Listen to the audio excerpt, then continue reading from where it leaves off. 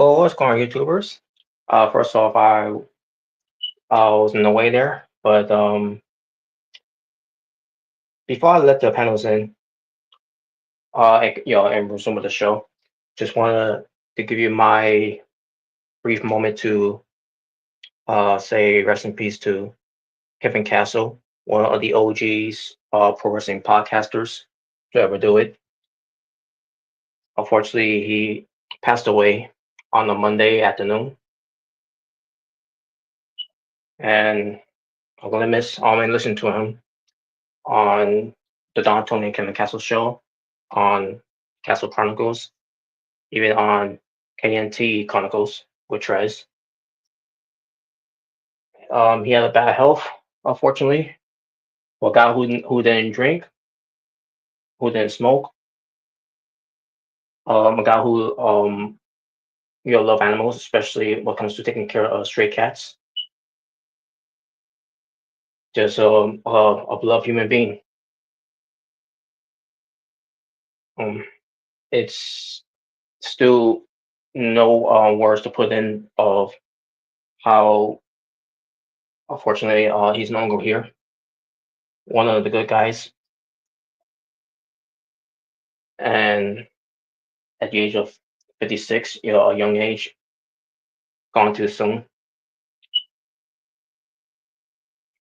And all I can say is, I'm sorry to the families and friends, and even to his fans, included, when it comes to this terrible loss that we just had of the community. And he was one of the real ones. May he rest in peace, and hopefully I'll see you down the road, my friend.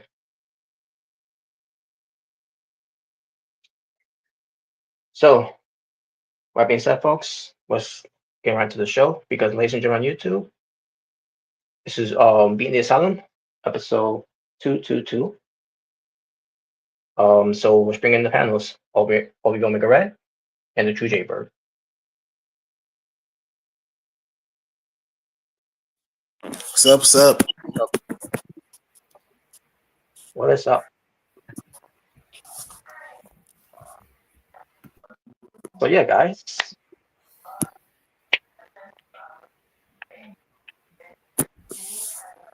Yeah, so what are we gonna talk about first? Well, before we talk about some things, when it comes to a certain show that happened, no, not about El Omega Red win, but he'll also talk about the events of it, of the experience of Raw on Netflix. Okay.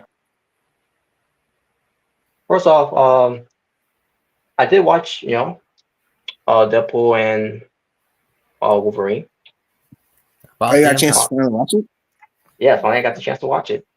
Because normally I never have sometimes to watch it.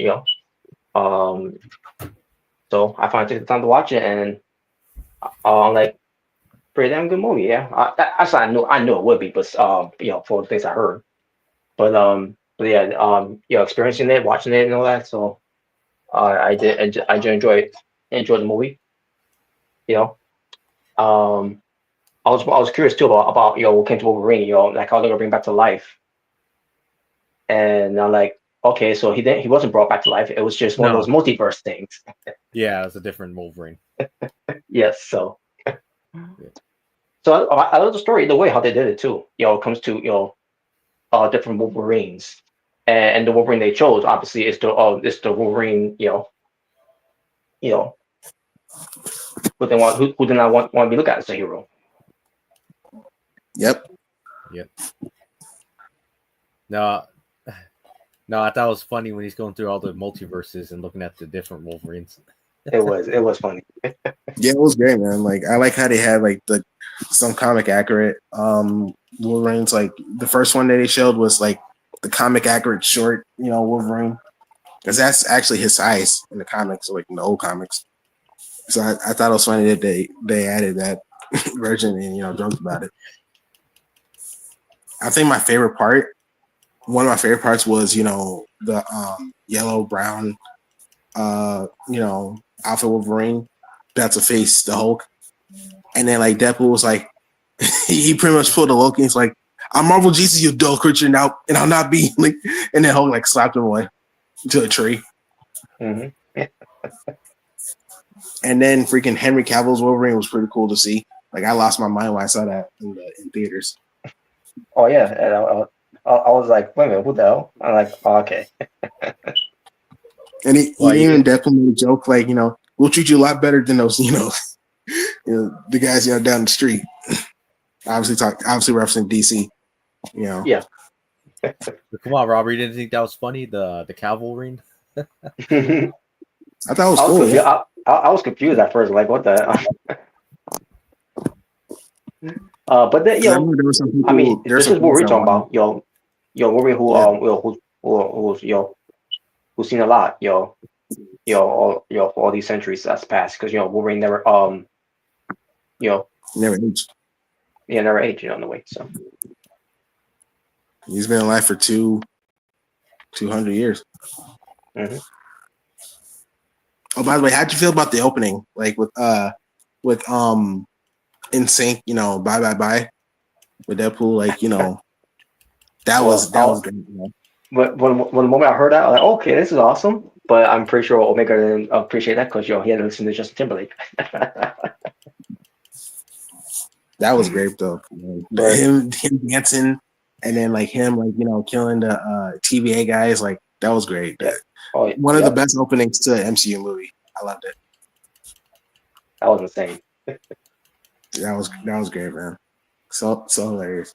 And it's funny because I think that's also a reference because I think they played In Sync Bye Bye Bye in X-Men 2 a little bit, and then like Wolverine's like, turn that off. I don't want to hear that. But obviously, like now for Deadpool, the opening was that song, which was great. I almost wanted to dance, but there's people there, so. Wow. Typical Smart wanted to dance. Wow. You're not Fandango, so shut up, Smart. Yeah, you're not Fandango. You're not R-Truth. You're not even Lance Storm. Just sit down. Wow. Oh boy. But yes, other than that, those stuff, Robert. What did you think of the other parts in the movie? Pretty much. The other parts, what came to Deadpool, basically, what unfortunately happened to Johnny Storm. Oh yeah. By the way, when I saw that Chris Evans was in it, when he was in the Void, I was like, oh boy, yeah, that ain't Captain America. I was like, I do that ain't Captain America, bro. I thought that was hilarious though, Oh, he's gonna say it. He's gonna say it. Yeah, he's gonna say it. Avengers Assemble, flame on. I'm sorry, what now? And it's like, yes. The thing with that was when he was saying that, he's gonna say it, and then the moment that Johnny Johnny Storm was saying flame on. Well, in this case, let's say Chris Evans comes to his character saying flame on. Because I figured he was talking about saying flame on. I didn't think he was gonna talk about you can't do Captain America saying Avengers Assemble. Yeah.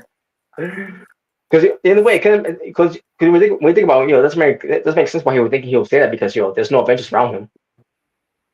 Yeah. Well, Deadpool breaks the fourth wall. So. But then again, then again, there's a lot of fourth walls that he broke too.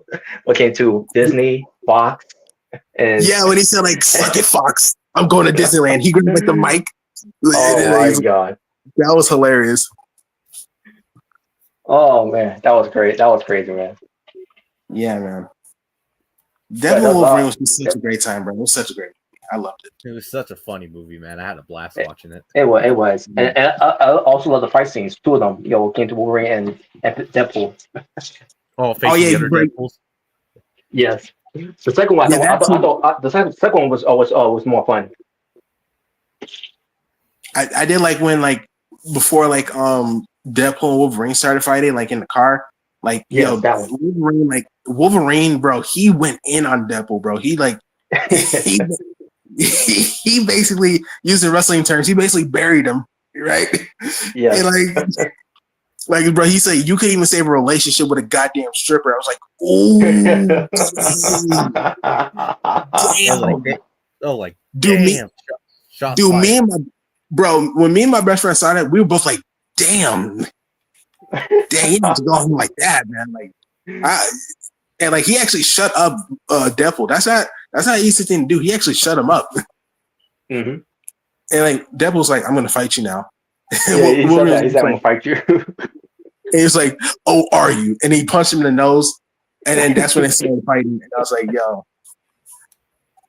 I forgot the song they played though. What song did they play? Well, I remember like when Wolverine was like bashing his head to the radio. I remember for a little bit they played The Greatest Show, because Wolverine's part of that movie. So like they played it a little bit. Yeah. But I forgot the song they played during the whole fight. But I remember that.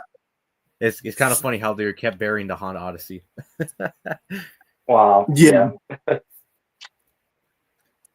I thought it was funny when the other Deadpool died. The other Deadpool, the one that actually has skin, has long hair. Yeah, like yeah. And he's like, you're not mortal. Yeah, like wow. Like wait, regenerate is like, oh no, oh he can't regenerate. That was sad. That was sad. Like wow. Come on, you didn't like the dog Deadpool? Well, at least he got the golden guns he wanted. So yeah, at least he got that. And when freaking Wolverine finally revealed the mask, I was like, yes, finally! Yes, I loved it. I've been waiting for this for years. It's like we finally got the full classic suit. Obviously, we had the yellow suit, and that was great. But once he pulled down the mask, I was like, it's complete. It's complete. And he had the white eyes too. We made it even better. This was so great. It made it so much better. So great, man. And the fact they played Madonna while they were killing taking out the other Deadpools was just great. Yes. And I remember there was a little like reference to like, a little cameo of like Stan Lee in the bus, which I thought was cool. Mm-hmm. Yeah, that movie, man, Deadpool and Wolverine was such a fun movie, bro. Hell yeah. Such a fun movie. And shame on Fox, trying to censor, this movie. Yeah. Oh yeah. Did you see like when he went to the void that you saw like the 20th Century Fox like Yes, I saw that. Yes, I saw that. It's like rest in pieces, Foxy. Which is funny because they actually did like a little tribute at the end. Like when the movie ended, they had like a little tribute of like showing all the like Fox Marvel movies, which I thought was pretty cool. Which I thought was surprisingly, they even show like the terrible Fantastic Four movie. They even show that, so they acknowledge almost. Well, that's the only one I was like, oh, that movie can rest in piss for all I care. But the other ones, yeah. Obviously, they show the other Fantastic Four movies, the X-Men movies. I thought it was cool that they did that. Showing love to 20th Century Fox. I thought it was pretty classy though. But yeah. Oh, bro, what was your reaction when you saw like the other heroes that was in the void? Oh, I couldn't believe it. I was like I basically Blade. I saw Electro Blade and then I saw Gambit, like, oh my god, this is awesome. Dude, I lost my mind when I saw Blade. Like, yes! I was like, oh my god. Yo, and like the fact that they actually got Channing Tatum to play Gambit, because I remember like I heard like rumors that they were supposed to he was supposed to have his own movie as Gambit, but it never came to pass. But then he finally gets it. Like that was so awesome that he did that. And he's like comic accurate too, like the accent, like the look, like that's classic Gambit right there. Mm-hmm. He did a good job. The accent made me laugh though. Yeah, I mean that's classic Gambit. Like that's. That's Gambit. Yeah, and he will be coming back. Which I can't wait. Yeah, that's awesome too. Yeah. Yeah, man, this was such a good movie, bro. So great. And the Wolverine's daughter, appeared too. Yeah, X 23, X-23. Yeah, X-23. man, she's all grown up. Mm-hmm. She is all grown up. I think she's like 19 or 20. Yeah, I think she's probably in her 20s right now, like early 20s. Yeah, Something like she's that. grown up, man. Bro, when I saw her, I was like, oh my gosh, she's all grown up, bro. Because Mm-hmm. obviously, you saw Logan, she was a kid. But yo, man, I was so happy to see her, bro. I want to see her. I want to see her again. Hell yeah, man. I want to see more of her. I hope she gives her classic suit, like that black costume that she has. Mm-hmm. Like, Yeah, I want to see that. I could definitely see that. But yeah, man. Dude, it was so good seeing Hugh Jackman back as Wolverine. He didn't miss a step. Mm-hmm. Like, he didn't miss a step, bro. He still got his Wolverine. And seeing him in the classic suits, the comic suits that they had him wear, especially the yellow one was just chef's kiss. It was great. Hell yeah. Yeah. And I think he will be in the Secret Wars. Hugh Jackman will be. I think he will be in there. So I can't wait to see that. That should be awesome. That'd be something to look forward to. I want to see Hugh Jackman, Wolverine and Tobey Maguire Spider-Man together, bro. Like, oh my god, 2000s. Like, Mm-hmm. that'd be great. What's the funniest? What's part of the movie that was funny? Like when they were in the void, when they were talking to the other heroes, and like he was asking for like Magneto, like, and like Blade was like, they're dead. It's like, are you kidding me? Now Disney wants to get cheap. I was like, wow. Yes. And I think they mentioned like Daredevil. It's funny because originally they were actually gonna have Ben Affleck's Daredevil in the movie, but I don't think they could. I don't think they got him. So you were spared. Well, thank God. Yeah, I think they did the right thing. J Trash. Wow. Yeah. They did the right. They did the right thing there. So. Yeah. So I remember they were gonna have Ghost Rider too. They may need Ben Affleck. That would have been hilarious if they actually had it. It's like, oh my God, Robert, he's back. He's back, Robert. It's like, oh no. I'm sure he would be like, I would have taken Rey Mysterio Daredevil from 2003. But yeah, such a fun movie, bro. I can't say anything bad about it. It was great. It was fun. It was a fun movie. So much fun. Like, holy shit. But Kento, that Deadpool put on his costume back on. Yeah.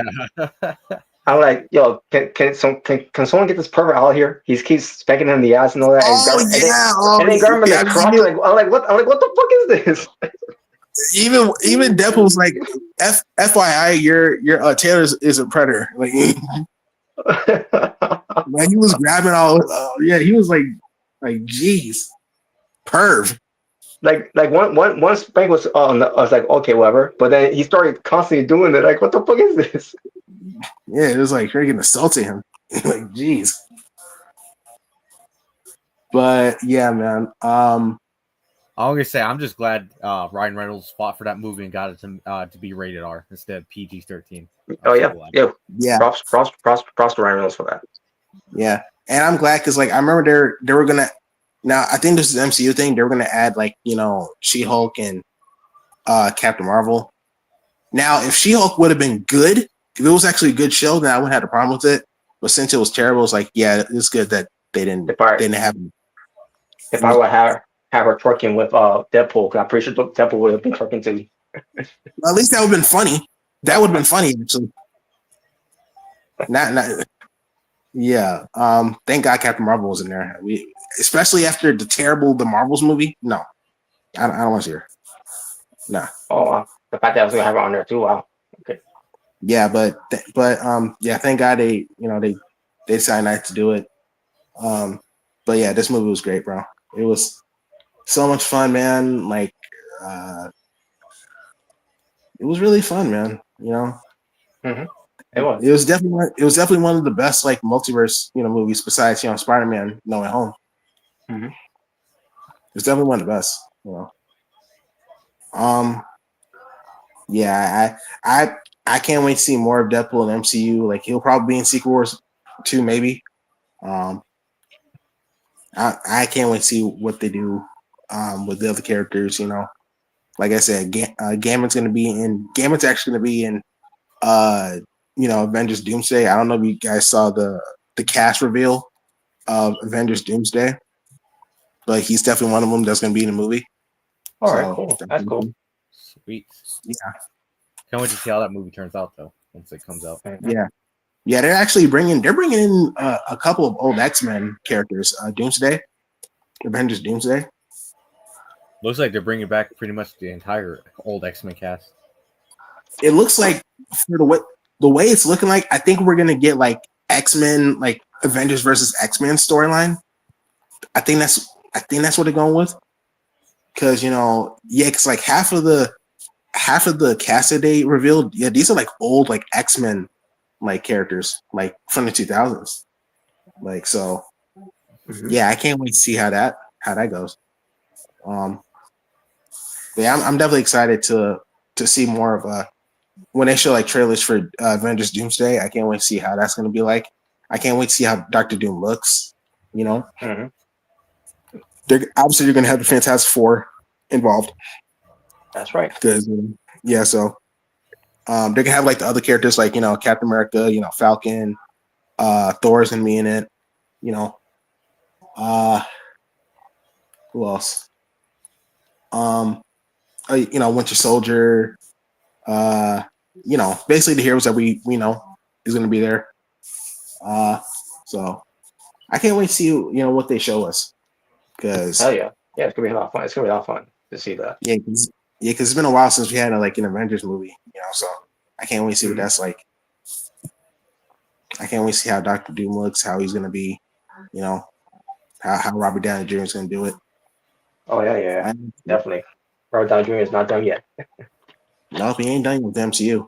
He's pretty much he's turned heel basically. So I can't wait to Yeah. see how his heel turn is. All So I right. can't wait to see it. But there you go, guys. Um. So yeah. We'll see what was in tech for MCU next. And yeah, it should be something. It's gonna Oh be yeah, by fail. the way, one more MCU thing. I think we talked about it in the Asylum 10th anniversary a little bit, but yeah, Yeah. obviously we got obviously the Spider-Man movie. Spider-Man 4 is coming out, and it's Yeah. called A Yeah. Brand New Day. It's a brand new day. It's a new It's a day. brand new day. Yes, it is. Oh boy. It's a new day. It's a new generation. It's a And new. I'm hearing the rumors that Mr. Negative is going to be the villain of the movie. Yeah. And I heard rumors again. This is just rumors that maybe Donnie Yen is going to play Mr. Negative. So I don't know if that's true or not. We'll just have to wait and see. But that'd be interesting. I'm definitely looking forward to the Spider-Man movie. So, It's gonna be a fail. So, Wow. So yeah. Wow. Oh, I hope not. Oh, it ain't I can't wait to see Homecoming, what they do with Spider-Man. Yeah, I'm interested to see what they do with Spider-Man since obviously if you saw No Way Home, he's gonna basically have a new life, basically. So we should have Hulk Hogan in the movie. Oh god. Oh no. What the hell? Who the hell who would he play? Well, let me tell you something, Spider. Oh god. They're perfect sign out. Yeah, we're gonna make him a Norman Osborn Green Goblin. Oh no. Let me tell you something, brother. I'm gonna bury you, brother. Oh god. Godspeed, brother. Oh boy. Misery, brother. Oh no. What the hell? Wow. I saw the highlights of NXT. I didn't really care much, but it was all right, I guess. Juliet's back, and she's a heel now. Yep, pretty much. I knew it. Now I'm assuming she turned heel on Stephanie McCure. Yep. Yes, you did. I knew it. I called it the moment that happened with her losing that belt. Aren't you glad she's back though, Robert? Aren't you glad? I am glad she's back because one thing, I'm glad it wasn't an injury because they I guess it means an injury as a cover bro because the real thing was part of her visa. And Right. even if she was and you're hurt, maybe again, the word menu was banged up, which then probably didn't sound that bad either way. Like what happened with Jacob Fatu when they say he was banged up from SummerSlam last year. Yeah. So yeah, so anyway, I'm glad that she's back and that makes Right, sure 'cause we'll be she won. seeing that program continue on. Now I don't know what we'll read the card later on though, but yeah, because we'll talk about stand and deliver just like we're talking about something so Because I know definitely Julie and Stephanie McCoy are one of your favorites on NXT right now. mm-hmm. Yep. So speaking of what comes to pro wrestling, now we get to hear Omega Red to share his experience when it comes to being at Raw on Netflix in Minneapolis, Minnesota. Yes, Minneapolis, Minnesota was Raw is Netflix. Yes. So I mean, yeah, it was a pretty good experience so far. I know I send you guys videos and stuff of all Yeah. certain stuff. Oh yeah. I know Robert hated some of the photos I did. I sent. Oh, boy. I Get over it. One. I think you know Well, one, Robert. Well, only one, obviously. No, you hate everything. You hate fun. Wow. Wow. But yeah, it was pretty good. I got some pretty good seats. When I went to that was a good seat too, by the way. You could see the on the ring, the stage and all. Yeah, that was pretty. Yeah, those pretty good seats. Yeah, for you were. Yeah. But yeah, it was pretty cool. Yeah, I was literally right across the arena from where they actually do the backstage interviews or the interviews with Kathy Kelly or Jackie Redmond. Yeah. You know those interviews they always do during commercial breaks? Yeah. Yeah, I was literally right across the arena from it, like in the exact same area. All right. Yeah, and when Jey Uso came out, he was actually right below me in that area. I figure. So. Yeah, I figure. Oh, really? Because the more I see where you're at, I like Jay Uso's part is somewhere Right like below me. below. Yeah. No wonder why those areas cost a lot more money than the ones I got. Right. Yeah. Bro, imagine if Jey Uso's right next to me. I'll be like, oh shit, I gotta take a picture. Oh yeah. Yeah. And yes, Robert, I did send a photo. I did send you the video of you're looking at the announce table. Yeah, Pat McAfee, eating all over the place. That doesn't cease to amaze me there. Yeah. Were you mad about that, Robert? You're like, really? When Jey Uso's trying to have a serious entrance, you're starting to eat.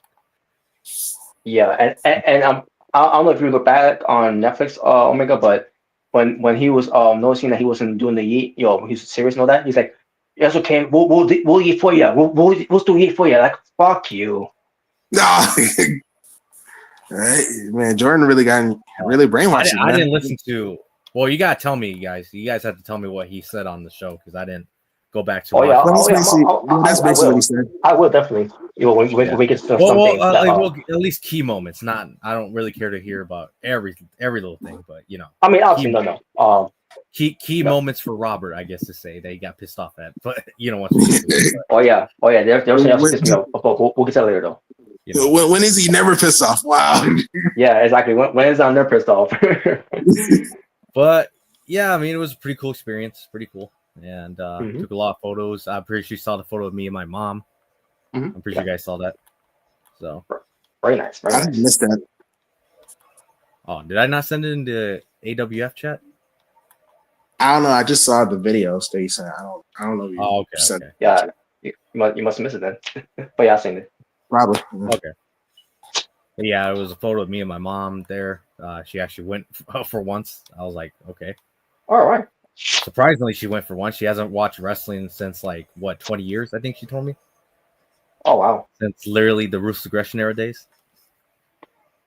Which was the best days.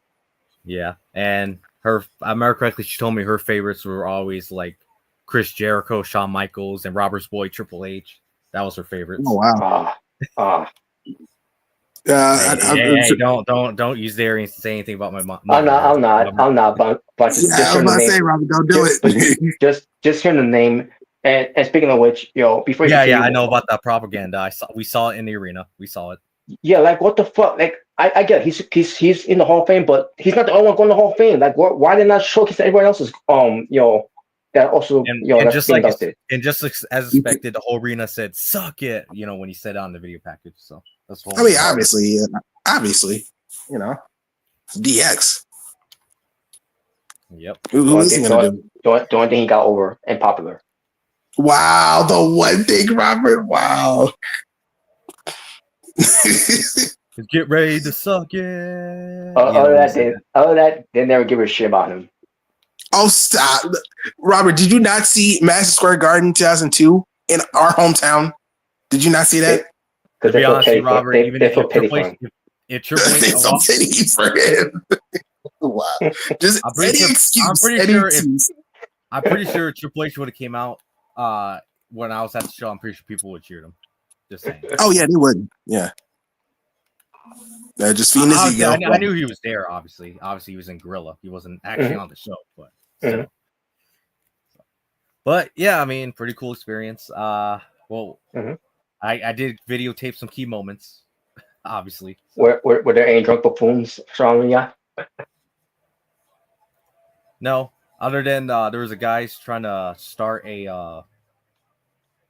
I think there was a guy trying to start a what chant when it came to Jey Uso, behind me. Oh God!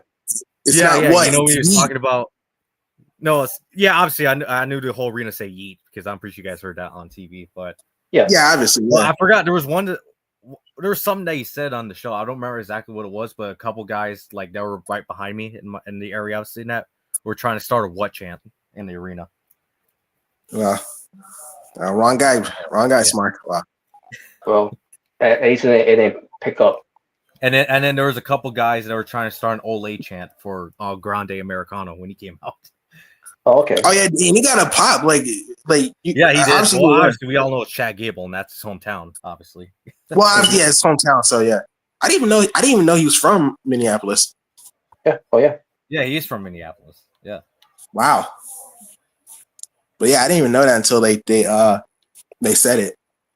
It's kind of crazy because apparently the area I live at, apparently Julia Hart and I think Tiffany Stratton are only 30 minutes away from me. That's where he grew up. I was like, wow. Wow. Oh wow. Dang, we got some Minneapolis representatives in wrestling. Yeah. Wow. But yeah, I mean, pretty much it. I mean, I know we're gonna go through the show, so that's pretty much all I gotta say. And I did send video clips of entrances as well. I think I did.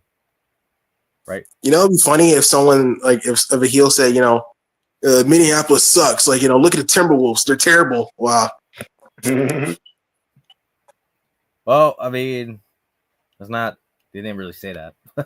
Well, I'm just saying. I'm just saying someone the heel did. And by the way, Robert, I'm pretty sure you already saw this. The whole what happened after the show ended with involving CM Punk. The video clip I sent. Watch, I gotta check that out. I haven't got a chance to check that part yet. You haven't seen that video clip yet? The one I sent out, or what happened after the show? No, I haven't got a chance to yet. Okay. What the fuck? Okay. I'll tell you about it, but then if you want to watch the voice, not the voice clip, the video clip, meant to say the voice clip, video clip. Yeah, you could pretty much check it out. Or I'll just play it. I'll play it later. But yeah. But yeah, I mean, that's pretty much it then. I mean, not much else to say.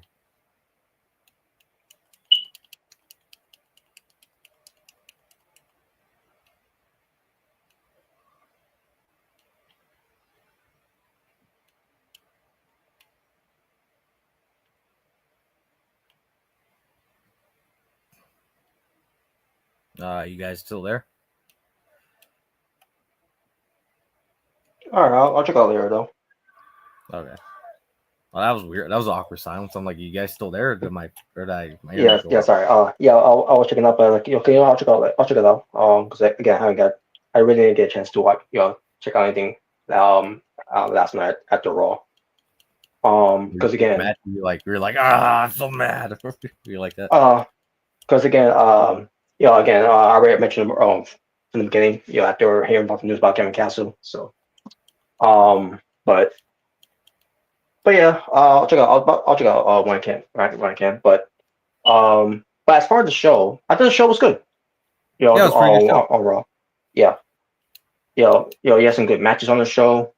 Lyra, The match, that was that was the highlight of the night, I thought. Yep. And for the moment there, oh boy, here we go.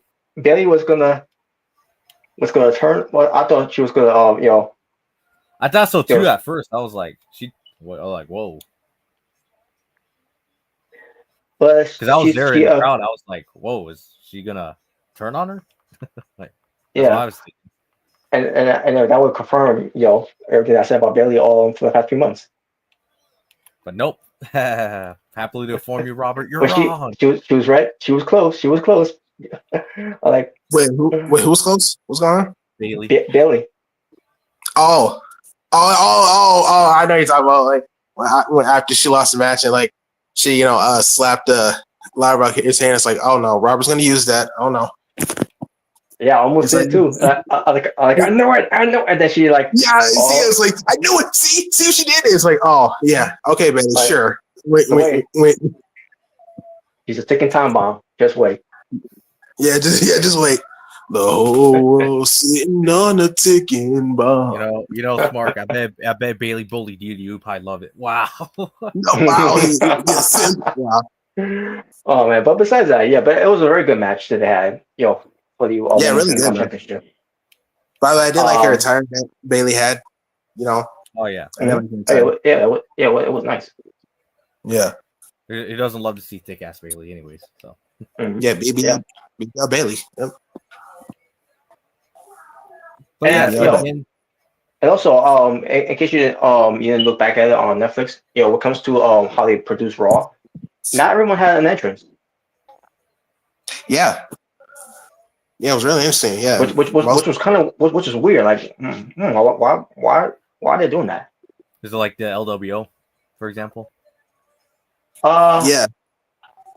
I remember they had an entrance for us in the live crowd, but I don't know about TV.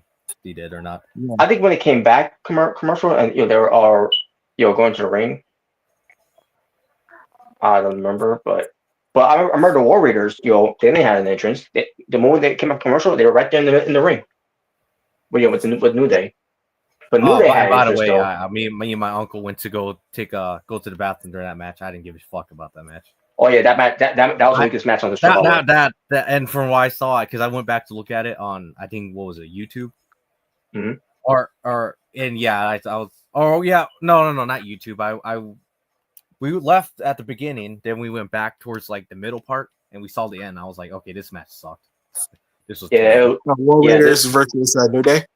Yeah, that was the weakest match. That was the weakest match on the show. Yeah, that was one of the weakest matches on the show. Yeah, and obviously, we had the attack from the New Day. By the way, freaking Kofi Kingston. Yeah, and I knew what they were doing. They were trying to do that so they can set up a match in Mania between the two teams. That's what they were doing. Yeah. Which, by the way, did you see how freaking Kofi like swung that chair on one of the War Raiders? Like, I was like, damn. Yeah, he did. Very stiff. Yeah, really stiff. I was like, yo, Kofi. Mm-hmm. Yeah, it's kind of funny. It's kind of funny when all the agents came out. It was funny. Yes, I heard someone by me say, "Well, it looks like they finally did their job for once." I'm like, "Wow." Yeah. Well, I think I say, Pete Williams, had his moment there when he was. Yeah, Pete Williams. Yeah. Oh yeah. Pete Williams, he fell. He took an ass. Yeah, he fell. And I'm sure Robert's like, "You're back, you're back." Well, I'll say this: he took an ass bump better than John Cena. I'll say that much. Oh boy. But yeah, but on contrary, you had this comedian. I didn't really care much of him. I And didn't then know who it was, and other people around me were saying, "Who the hell is this guy?" yeah, I had no idea who he was, but I didn't like on commentary.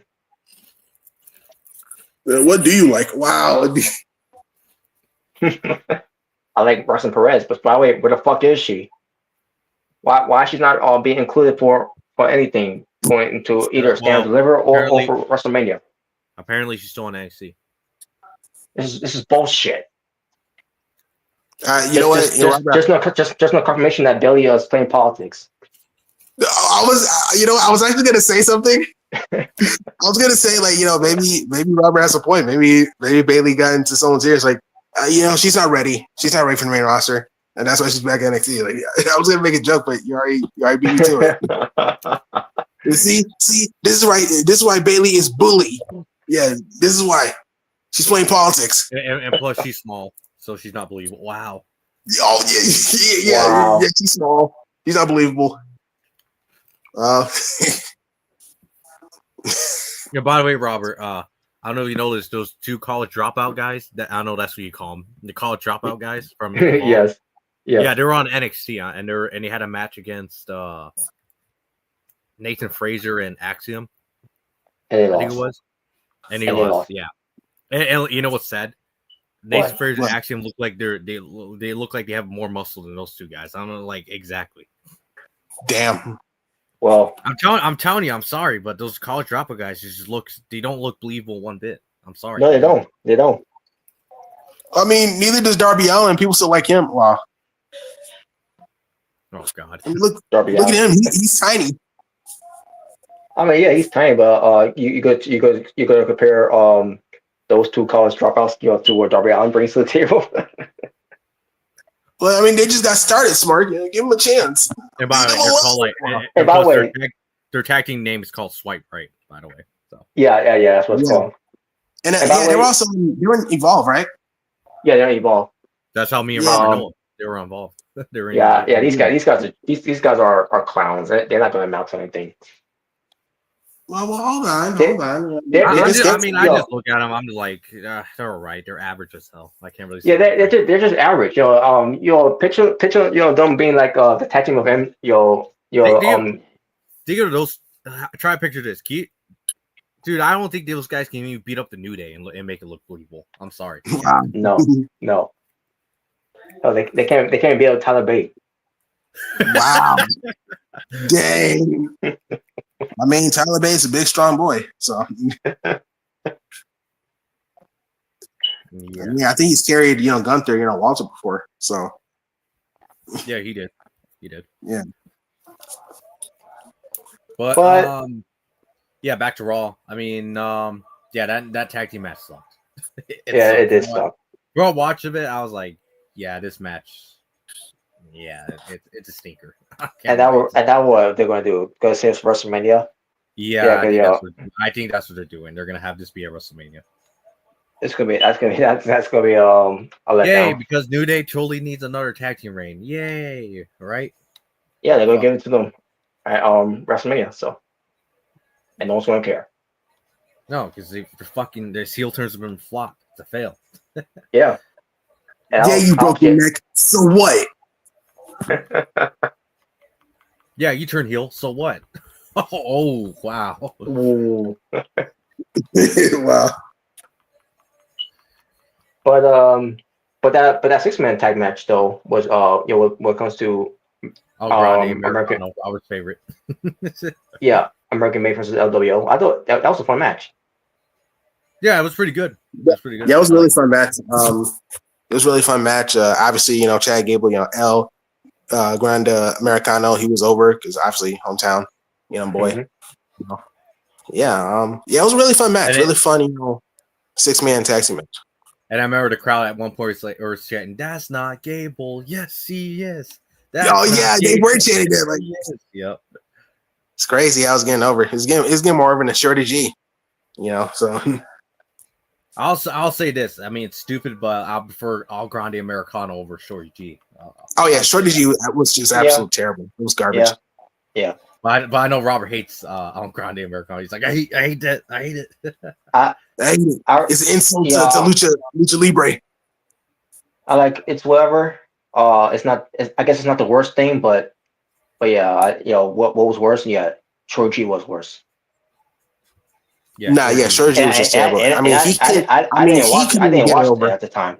I didn't watch that part at the time. Him being Shorty G. Robert, you didn't miss much. You didn't miss much. Yeah, exactly. And he didn't even really do much. He was just a jobber basically during that time. A jobber with a terrible name. Yeah. And it looked like he stole like freaking Street Profits clothes, like the attire he had on. Like yeah, I heard how yep. Basically, it's Space Jam of this generation. What comes to LeBron James.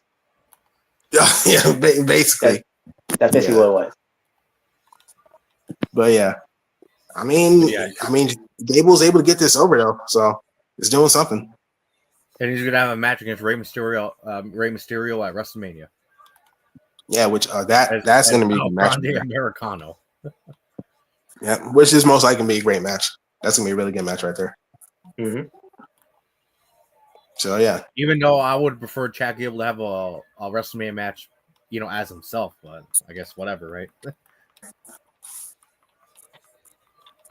Yeah. Damn. I mean, he really is like the new age. He really is the new age. Guys, draw money. We need El Generico versus El Grande Americano with Mr. America special guest referee. That'll make money.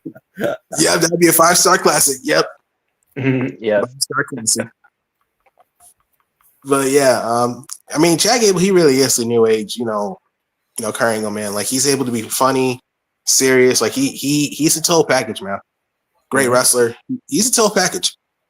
He really is the new like Kurt Angle. Like he could take anything, well, except for Shorty G, because that was never gonna work. Well, then again, you can give that gimmick to freaking Rey Mysterio, Shorty R, and you still couldn't get it. Shorty R, Shorty R, or Tiny R, Tiny Ray. But yeah, but other than that, whatever he was given, he made it work for the most part. So yeah, man, he's really great. I hope he does become a champion this year. Him and American Made. Honestly, since the U.S. titles are in SmackDown, I'll personally put him in SmackDown, have them win those titles. Chad Gable be the United States champion. I will have Ivy Nile be the women's U.S. champion, and I'll have the Creed brothers be the WWE Tag Team champions. Basically, have the American Made hold all the gold. Well, not all of it, but all of them having gold, basically. Mm-hmm. Yeah, and then we'll have Cody bury them all. Oh no! Oh, okay, I didn't say that, and no one said that, bro. Oh wow! Can you imagine though? It's like you call yourself American Made. Well, guess what? I am the American Nightmare, and I challenge you for United States Championship. I'd be like, oh, boring. Fuck you.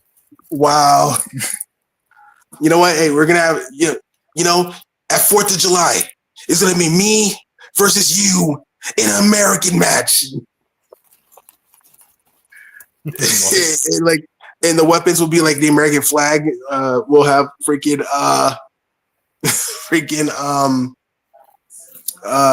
what'll be good for weapons?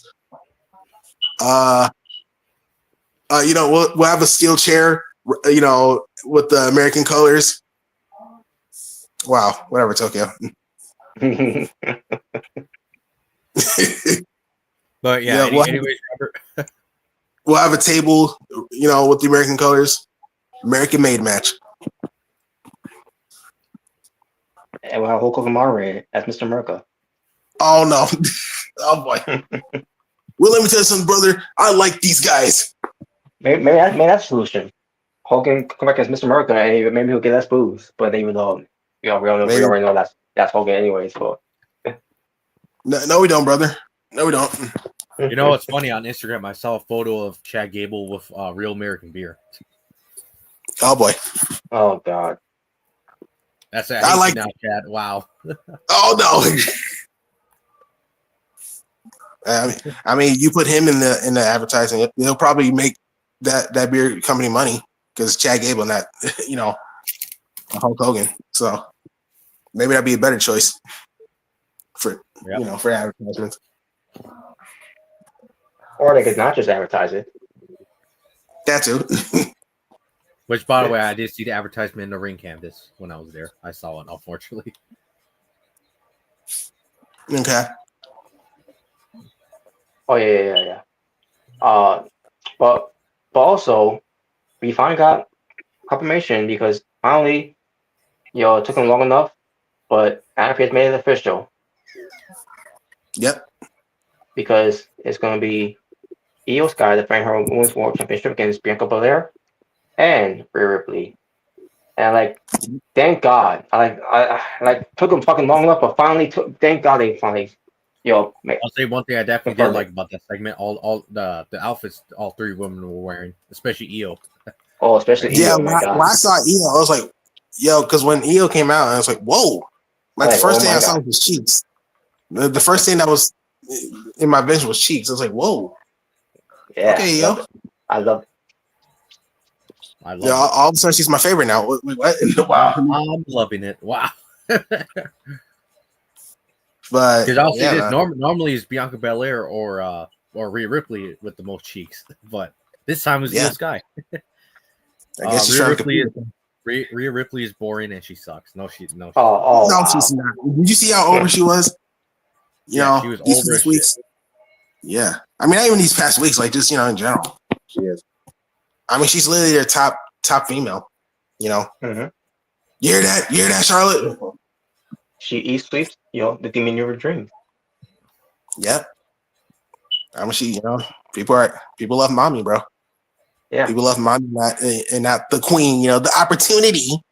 She overrated. No, she's not. Stop. Oh, come on. You're only saying that because she's over and she's she gets because obviously she's used in advertisements and stuff that's basically why you're saying that. Just like Jay Uso and LA Knight, they're in a bunch of advertisements for WWE. Yeah, bro. Imagine if Cora Jade got over, more over, and we see her in advertisements oh my God, I can't escape her. No. Just like Jey Uso and LA Knight were in the Slim Jim commercial. Yeah. Yeah. Mm-hmm. Yeah. Did you guys love that commercial? Wow. I liked it. Yeah. Hell, I mean, freaking Cody Rhodes and Rhea Ripley, they're part of the Clash of Clans game. Yeah, even Cody made that video game sound so uninteresting, just the way he talks. Wow, stop, bro, stop. Wow. But yeah, I saw that in Clash of Clans they have the Yeeters or whatever the hell now. Yeah. Oh yeah. And not just them, they have other skins like Undertaker, Kane. They have other wrestlers. Yeah. I used to play Clash of Clans back in high school and middle school, but I don't anymore, unfortunately. Mm-hmm. But Jey Uso, cause serious promo. It was really good. I liked it. Yeah, for those that say he couldn't, he can't cut a promo, well, he proved that was wrong. When it comes to that, because he can't be a serious promo, whatever he wants to, without doing the eating, so yeah. So yeah, it was a promo that needed to happen, needed to be done. I liked it. Also, see Cody, that's how you actually cut a serious promo without doing a brawl or anything like that. See, Cody, that's how you do it. Instead of going I want to face the real John Cena. I'm like, oh, shut up, fuck you. Wow, yeah. Sure. Yeah, but same thing with the women's. Took them long enough for this one too. For Jey Uso finally cut a serious promo. It's they dumb use. I'm a tag team guy who's yeet. I don't belong in the rules. I'm not supposed to be in your rules. Yeet. You're forgetting to eat, Robert. You're forgetting to eat. Yeah. Letters. One word. Yeet. Yes. But yeah, man, but nah, he wasn't saying that. He was saying, I'm gonna get you, Gunther. I'm gonna pray for you and for me for what I'm gonna do to you at WrestleMania. I'm doing it for Jimmy. I'm doing it for my family. I'm doing it for Muse. And I'm gonna take your world titles. I thought was great when he said, you better call your family, Oos, because you better pray for him. I'm gonna pray for him, Oos, after what I'm gonna do to you. Well, he didn't say Oos, but you get what I mean. Yeah. Obviously. Yeah, I thought that was really good. I was like, oh, that's the perfect line right there. I'm gonna pray for your family because what I'm gonna do to you, it's not gonna be good. Yeah. So he's gonna pray for forgiveness. Yep. Yeah.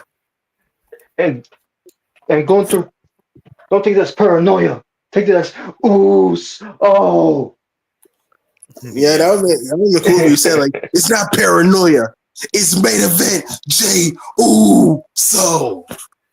Yeah. It would be cool if we got back to it's not paranoia. For I didn't like it because he said his real name. He said Joshua. Oh wow.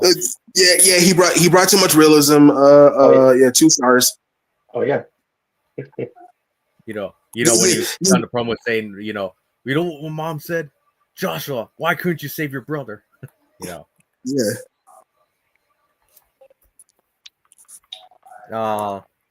Rhea don't even talk about her wrestling. It's all about her looks and horny men want to fuck her. That's like nobody taking woman wrestling seriously. What? No.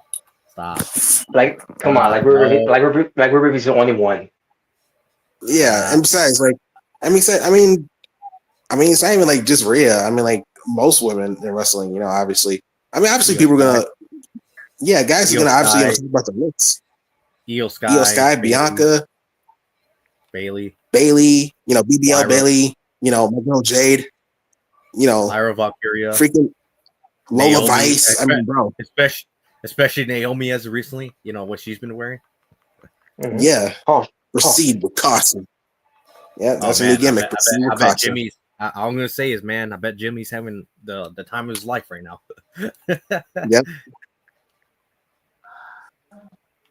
Mm-hmm. He may be injured or storyline injured, obviously, but he may be out. But man, oh man, he probably is having the time of his life with Naomi by his side. So, yep. Hey, nothing can go wrong with that, though. Yep. Another thing was Dominic Mysterio versus Penta. Mm-hmm. Oh yeah, and by the way, I send a clip at the entrance of that. You guys saw that. Mm-hmm. Mm-hmm. Yes. Which is official. It's going to be a fatal 4-way for the IC title, which I kind of figured. Yeah. I figured the way they were booking it. It kind of makes you wonder if Dominic's gonna take the win from Finn Balor in the match. That's what I'm thinking too. Like I think either Dominic or maybe Penta will win. I'm mostly thinking Dominic might win. Like win his first title because I think he's got to win it just like his uncle Ray and his daddy and his father Eddie. Yeah, yep. And also because I think Finn. I remember someone mentioning that you haven't won the WrestleMania match. Finn Balor. Yeah, I think Finn Balor mentioned that. Yeah. He's never won a WrestleMania match. Is that what he said? No, Dominic. No, Dominic hasn't won. Like. I was gonna say. Wait a minute. What? It's like no. He's won a WrestleMania match. Like what? No, I think Finn said that about Dominic. Like he's never won a WrestleMania match. Okay. Which is true because obviously he lost 30, 38, 39, 40. So I think that's probably teasing that Dominic might win since Finn said that. So that's right. That could happen. Yes, I could see Dominic winning. So I could see him winning. Yeah, obviously that's happy. Wow. I mean, I would be happy. I mean, he isn't the piece of crap heel he was a few years ago. He's starting to lighten up. I think so you think Dominic might actually be the babyface if he faces Finn Balor? Interesting. That's what's looked like the way even though from the video clip I send the Minneapolis crowd still booed him. I mean obviously they still booed him, but I don't know. I think it might change. Like I think he might actually become a babyface, because it's just the way that Finn's been treating, Judgment Day, like especially Dominic. Like, I think Dominic's gonna I be can a definitely see babyface. Liv Morgan betraying him just because it looked like Liv Morgan was trying to stir up the pot between those two. Mm-hmm. Probably that too. I can see that. But yeah, so like she would say, I have no use for you anymore since I already got rid of Rhea. So I can see you're saying that.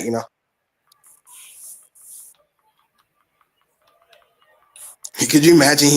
Could you imagine now that she goes for Finn? And now she's kissing up Finn and stuff. Like, oh boy. Now I got to talk about what comes to what was done in this match, because Dominic Mysterio, when he was having his match against Penta, which I thought was decent. Yeah. So at one point when Dominic went for that Mexican Destroyer, which looked pretty that looked pretty awesome. It was. Mm-hmm. And then you had Pat McAfee on commentary. Oh boy.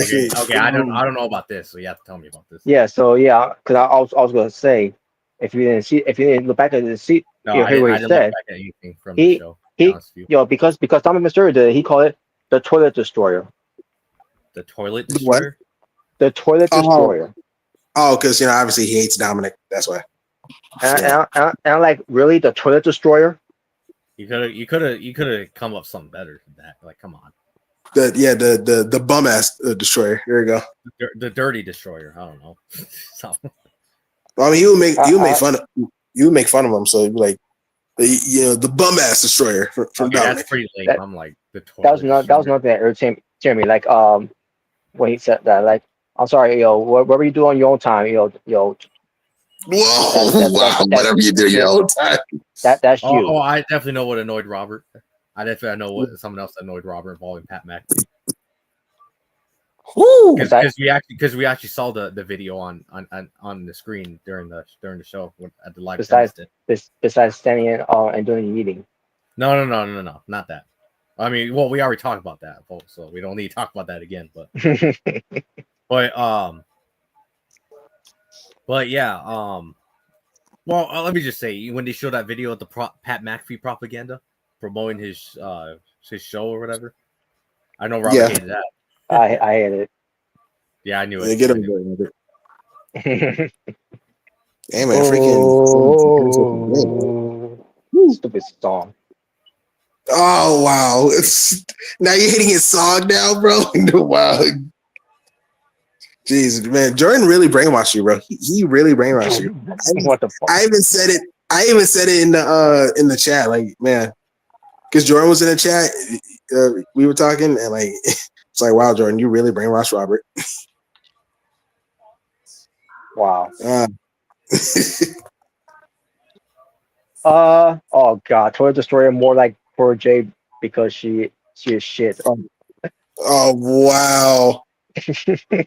Bro, his hate for Cora Jade is ridiculous, bro. My god. But then we got to talk about what happened over after the match was over, because Braun Breaker, the badass. Oh, bro, that spear, bro, that he did. Yeah. Dude, that was like Bobby Lashley. Bro, you should have seen how fast. You should have seen how fast he went in the arena. Like, holy shit. Yeah, holy shit, man. He is fast, bro. Like, he is fast. And like I said, like the spear he did to Carlito, it was like something like Bobby Lashley did. That was insane, man. Yeah, because like, you know how like Bobby Lashley and like Moose, like they would like roll over, like, they would like do like a little roll when they do the spear. It's kind of like, that kind of gave me that vibe with Braun Breaker spear that he did to Carlito. It's like, yo, he was like a missile, bro. Like, jeez. I was like, man, that was no spear. That was a torpedo. Holy shit, man. That was a torpedo, yeah. Wait, that's Ilya Dragun's move. Wow. Stephanie backward time over, you bum. Wait, what? Wow. Oh, because Julia's back? Oh, wow. I say nope. Anyways. Fuck, let's see. Fuck Swerve. Oh, wow. Oh, I think I know why you saying that. Okay. Oh, okay. I don't even know what's the issue between those two, anyways. Yeah, I know. I've been on here. I heard about the Vlad TV one, but then again, fuck that guy, anyways. Vlad TV, fuck him. So yeah, I think that's what really started the whole like Vlad TV thing, like what Swerve said. I heard Booker, he wanted to interview Booker T, and then Yeah, But and then Booker T I guess declined couldn't because do it. So then this Black TV guy, I guess he took it personally and started trying to dig up stuff on Booker T to, cancel him or whatever. I'm like, what the fuck's wrong with you, my guy? he didn't. Yeah, Booker T didn't want to do it. So yeah, I guess he, Yeah, because I remember he said something about, oh, look at this, Booker T got a sex offender to help train the students. I'm like, well, he didn't know he was a sex offender, you moron. First off. And I remember second off, coming from the guy who interviewed R. Kelly while he was in prison. So you're the last fucking guy that should be talking there, Vlad TV. Mm-hmm. And also, I think he mentioned the whole. And by the way, he has interviewed pedophile rappers before in the past. I'm pretty sure Robert probably has seen those videos too. So this fucking guy should not be talking about pedophile. This guy is, associates himself with pedophiles and all this other shit. Like, fuck you. I never paid any mind. But then again, Vlad TV's garbage anyways. Fuck him. He's boring as shit. The only reason why people watch him is just because they want to hear what the person he's interviewing is saying. Nobody wants to hear his boring ass. Fuck him. So. Yeah. And also, the dude's literally garbage anyway, so fuck him. Yeah, and also because I remember Swerve talked about he pretty much mentioned the whole thing with Vince, when he said keep it up, and then Booker T was there, Oh yeah. And I was like, well, I mean, he probably didn't have a choice. Like he's just doing his job. Obviously, I'm sure he didn't want to do it, but I mean, you gotta do what you gotta do. Well, I mean, isn't that what Maven and Devon said when they did that one video together? That Booker didn't even like that thing. Yeah, he didn't like it. Yeah, I mean, obviously he didn't like it, but he just, he did it because obviously that's his boss. The boss literally is telling him to do it. So. Yeah, that's his boss. But yeah, it's just I don't think that was really a good example for Swerve to use. No, that wasn't a good example. Like, yeah.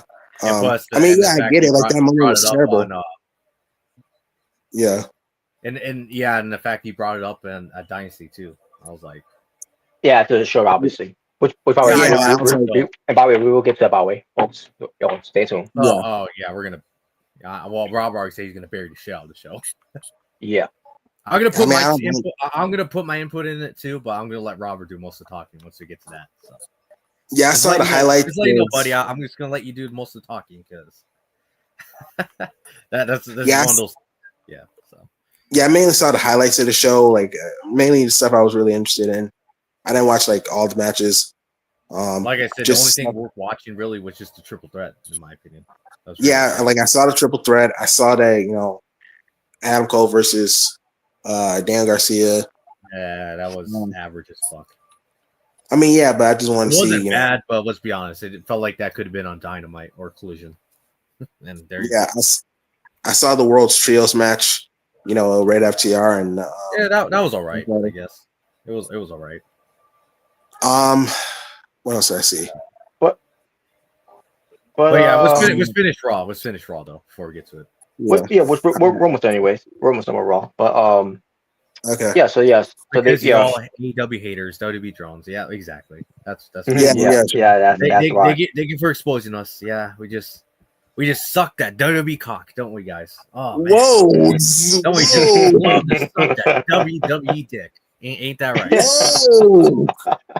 No, I'm just joking there. Jalen, I'm just joking there. I know, but it's just the way you said it. I'm not actually being serious about that. I know, but it's just the way you said it. It's like, whoa. Hey, but then again, even if we defend Dynasty, it would be the same thing. Oh yes, we love sucking on that AEW cock. We love sucking on. We want to suck 20 Khan's nipple or whatever the fuck these weirdos want to obsess over. Yeah. Then again, even if we said that, I mean, let's be honest, people would have said that we're this, that, we're elite drones, we're E drones, I mean, it's the same shit. It's the internet. What do you expect, right, guys? Yeah, what do you expect? Your impact drones, your New Japan drones, or NXT drones. Oh god. Your game changer drones? No, we're not. Oh no, nobody is. But anyways, nobody is. But then, I mean, I think that's pretty much all the matches there. And then you got to the segment, was the main event show. Segment. Yeah, Paul Heyman was there. Yep. Yeah. And yeah, he came out And during except for- American Made's little like promo they cut, during the commercial break. Yeah. Mm-hmm. Yeah. Oh, and briefly, Karen Cross, was talking to H Styles about Logan Paul. If Logan Paul wins, we all lose. Which I agree. Which I agree too. I agree with Karen Cross, and once again, I will keep saying this until we finally get the match. The match is over with. The match that no one asked for, pretty much. That's what I think of this match. And come on, guys! Match.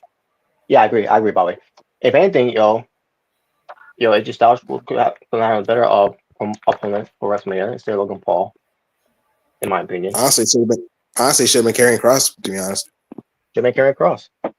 And Karrion Kross, I'm glad he's going to be wrestling. He's going to be wrestling next week against AJ Styles. Yeah, good. I feel like he hasn't wrestled in almost a whole year. Have him wrestle more. I want to see him more. I want to see him more often. Yeah, have him. I want him to have happy because I hate AJ Styles. What?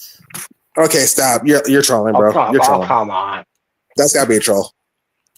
But Karrion Kross, he's got a book coming out this year. I think he's I don't know if it's gonna be this year too. What comes to movies gonna be in as well. Karrion Kross. Oh, is he? Mm-hmm. He's in the movie. He's got a movie coming out. He's got a book coming out. Oh, okay. Like capitalize on. I like capitalize on that. This is. I mean, I keep hearing people. Even the Karen Castle said this. AJ. This be his year. It should be his year.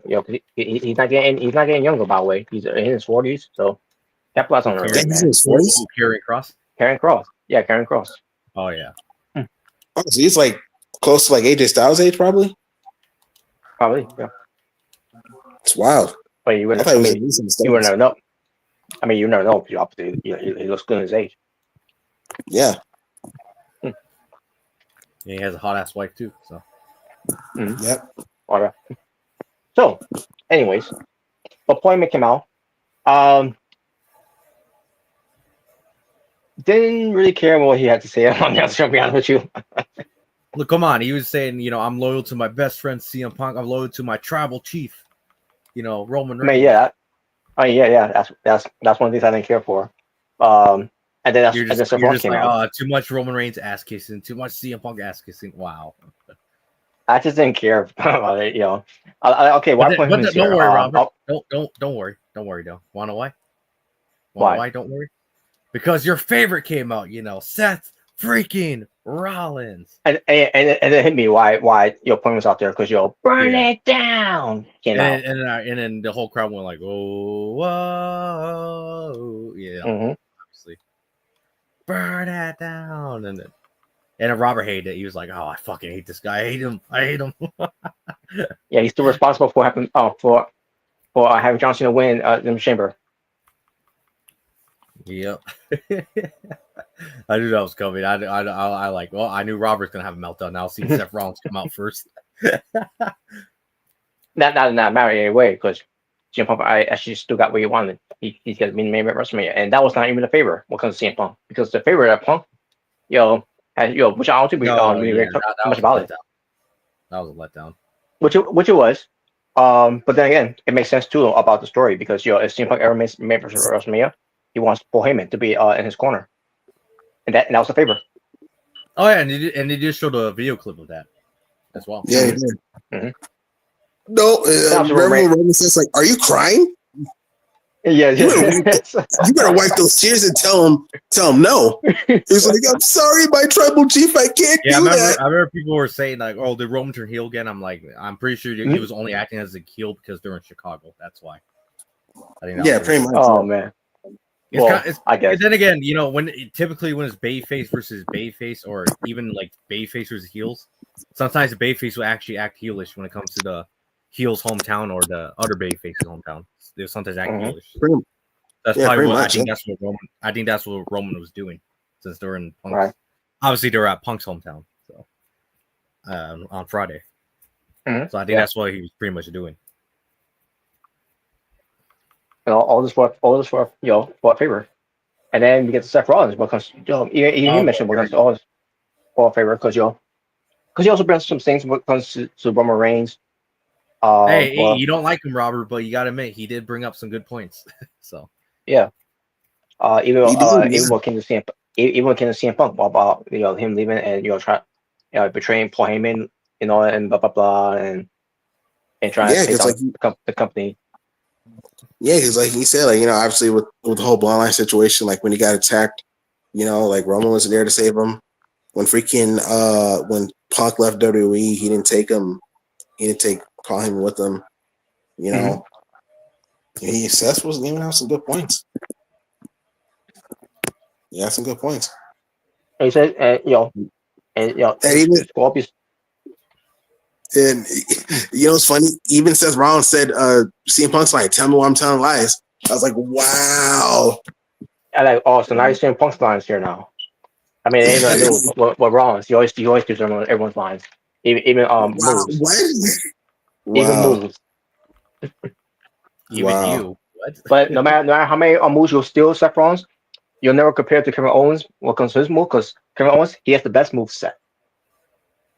I'm just saying. Nah, you're just hating on him. No, what's next? You're gonna say, oh, even Becky has a better moveset. Wow. Yeah, she does. Oh, 21, yeah, okay, now 21 that's lies. no, okay, now that's a lie. Yeah, that is a lie. Other than the manhandle slam. Then again, I wouldn't even call it manhandle slam. Wow, you Yeah, don't even like them. Oh yeah, you don't like that move, right? The manhandle slam. yeah, she just don't know how to deliver it. It just looks trash. I think you like it better in the video game because the video game makes it look great. But anyway, yeah, I mean, yeah. But yeah, but Seth Rollins, he basically he said he could put all just he could get all stop or something like that. All he needs is to pull him out of his misery, I guess. Oh And yeah, yeah, yeah. and this is where to go an out turn, touching his suit and then touching his hanky. Oh yeah, when he was taunting them, he was like, "Oh yeah, what you gonna do about it, huh? What you gonna do about it?" That's pretty much what it Pushed was him. like. Pretty much think of it like high school. When the bully comes up to you and he starts grabbing you, he's like, "Yeah, what you gonna do about it? What you gonna do?" That's pretty much what Seth was Yeah, doing. yeah. Seth Bully Rollins now came to full effect. Seth Bully Rollins. Wow, Seth Bully Rollins. Yeah, what you gonna do about it, huh? What you gonna do about it? First Bailey, now Seth. Wow. I mean, that's what we were doing. I like the I did like the segment. I mean, I'm not gonna hate on it. Yeah, the segment wasn't bad. Yeah. And then Foreman snapped, you're like, damn your hands off from me. Put your hands on me, and then the whole crowd popped. Obviously, the whole crowd popped. Oh yeah, and Saffron stole Kendrick Lamar's pants from the Super Bowl. Oh yeah, yeah. Wow. And the jacket, I guess you could say a matching jacket too with it. Oh man, but then Paul was being was being taken to the corner by the Rollins, and then that's when CM Punk came out. Yeah, like Mussolini. Yeah. So yeah, But yes, they came out, they brawled, they're battling out the arena throughout the ring. On ringside, on steel steps. But unfortunately, unfortunately for Robert, Rollins got the better hand on Punk. Gave him a curb stomp, and then he was about to give Paul Heyman or looked like he was going to give him a curb stomp. But then he intentionally didn't give him a curb stomp, and he's like, "Now you owe me a favor," and then that was it. And I'm like, fuck you. I don't owe you shit. I don't owe you shit. I would at that point I would said that like, fuck you, I don't owe you shit. Wow. But then you would have got curb stomped, and you would have had to beat up then as well. It's kind of crazy because you really think about it. Seth actually was kind of acting like a heel, during the whole segment. Yeah, he was. Yeah, he was. So yeah, so now it's all about favors going into main event of night one WrestleMania. Robert, you should you know what you should do, Robert? You ever see Paul Heyman down the street? Since I guess you're both from New York. You know what you should do? You should charge at him like you're gonna attack him, then he make him look like he's about to brace for impact. Then he stopped me. You're like, now you owe me a favor. Oh, oh my god. Favorite Mania.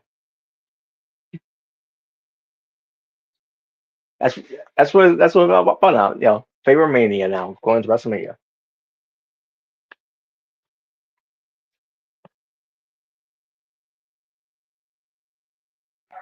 Yeah, man. Paul Heyman, everyone favors.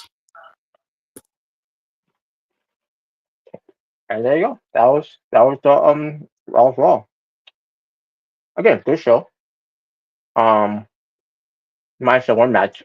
I thought was the one that we just went on part of the show. That tag team match, for the tag team titles. So,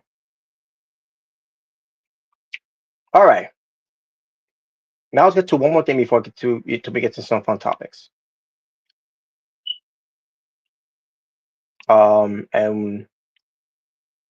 once Omega Ray comes back, I think we'll get ready to talk about the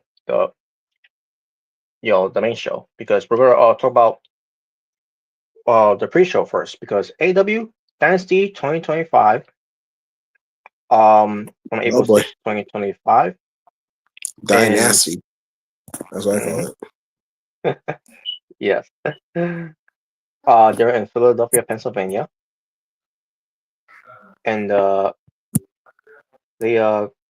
Corvair Center. I don't know what's called. But anyways, it was jam packed. The arena was. That's all I'll say from there. And the stage itself, when it comes to AEW Dynasty, what's a good stage? Okay, now we're talking about Dynasty. Yep, we are. Okay. I was trying to say something, but my fucking internet cut off. I was like, really? Yeah, I know. It's the Yeah. Okay, now it's back on. What the fuck? Hold on. Wow. Give me one moment, real quick. Mm-hmm, mm-hmm. There you go. There we go. All right. But before we get to that, let me show you what happened off air, since you didn't see it. Yeah, no problem. Yeah, we'll get. Yeah, before we get to this, hold on, let me see. This is a clip. Chucky says why people put up to K word to K. I mean to Tone comments say. What K word? I have no idea. But okay, here we go. I'd love to know. Okay, so this is just okay. Here we go. So yeah, here we go. This video clip is brought to you by me. So I own this video clip. So take that, WWE. You can't copyright me for this. Take that. Well, but here we go. This is what happened after the show, pretty much. All right, here we go. So Austin Theory and Grayson Waller in the ring attacking CM Punk. What?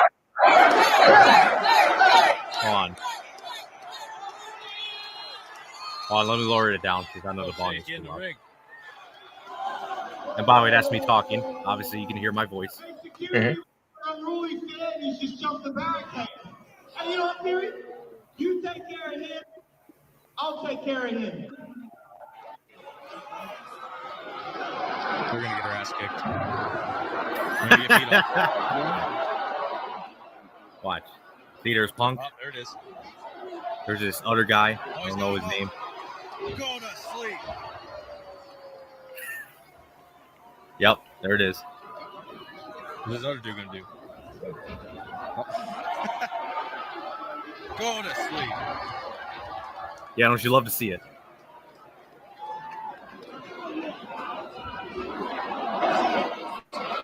That's Seth Rollins' jacket. Obviously, that's Seth Rollins' jacket, as you guys can tell. Oh,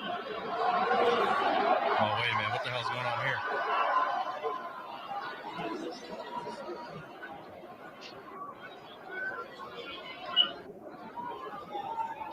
Or watch. Look at that. Once again. Chokeslam by Fat Guy at wrestling. These guys are buried. Boy, that's my uncle laughing after I said that. Oh yeah, that was he was with Otis during that segment on Raw. Yeah. Which I thought that was one of the awkward thing I ever saw. Yeah. Yeah, I know. You guys just heard my amazing singing voice. Didn't you?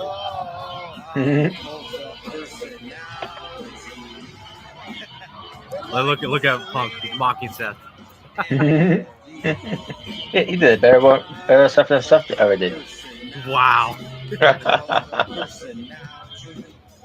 and Punk not know to have some some dance moves.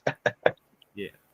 Oh, there I am. Look at that. Oh yeah, there you are. There you are. There I am. And that was pretty much it. We don't need a wash out again. But yeah, that was pretty much it. All right.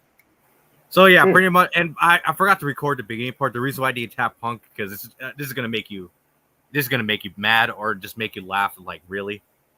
But Yeah, the why reason did it why come out?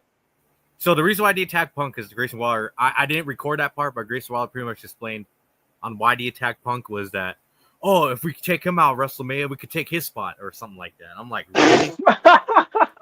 Yeah, exactly. I was like, really? He pretty much attacked Punk. He was like, oh, if I take him out, we could take a spot in the main event or something like that. I'm sorry, it doesn't work that way. It was so stupid, and obviously you saw it. He got beat up, then they got chokeslammed. Once again gets chokeslammed by a fat guy at a wrestling show. Yeah, that guy. He's buried. Like I said, that voice clip, he's buried. So they're done. They're buried. I think. Would you say, Robert, at this point they're Jay Lethal buried at this point?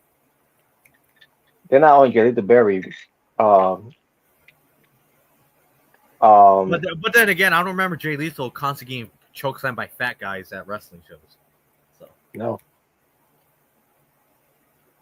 because at least Jay Lethal took care of that. Because this guy's supposed to be a celebrity. That I don't really know what he does. I don't know. I don't really even know who he is. I know he got a big pop, but I don't really know who he is though.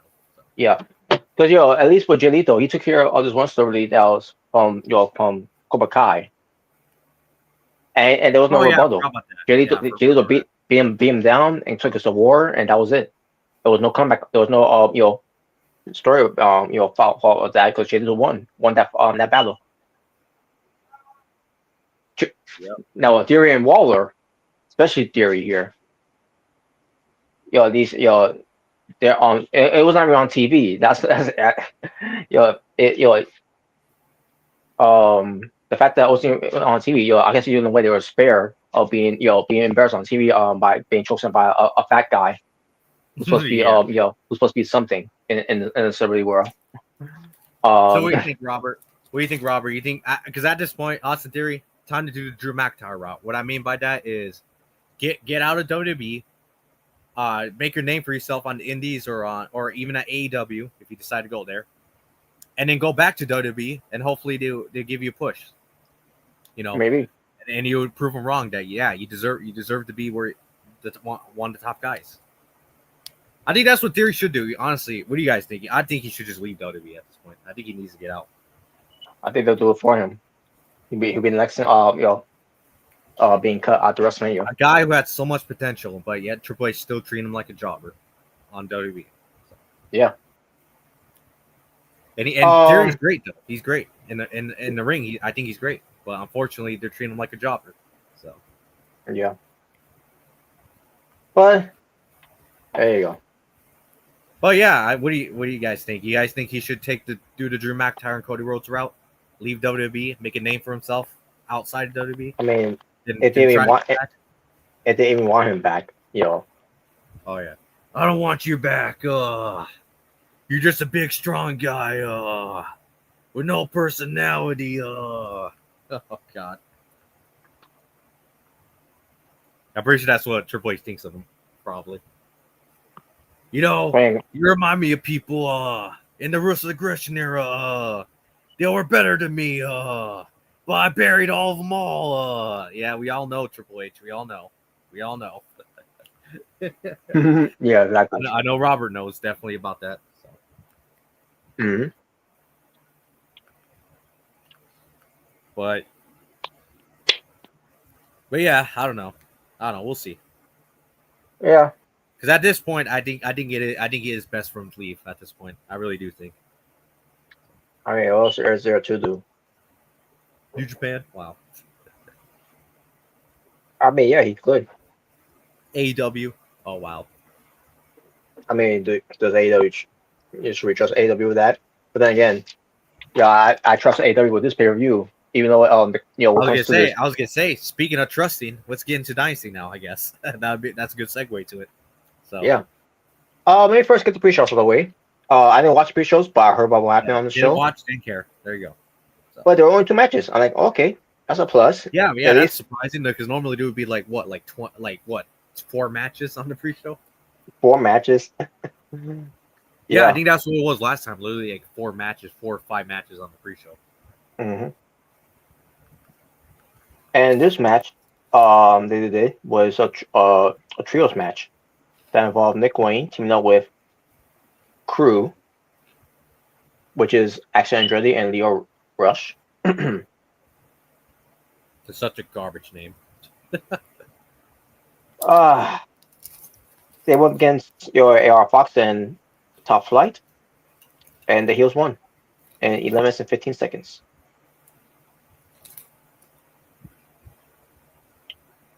And then, just moving on. And then, Max Caster, the best wrestler alive, open challenge. Yeah. It was the return of Anthony Bowens being, coming by. Daddy ass Billy Gunn. And he squashed him. And he squashed him in 40 seconds. Max Caster is done. Who the hell believes? You think he's done? Yeah. Like, who the hell believes that Max Caster has a chance in the AEW? Like as a singles competitor? Probably as not. a singles competitor, and he could have been, but then again, people don't like him,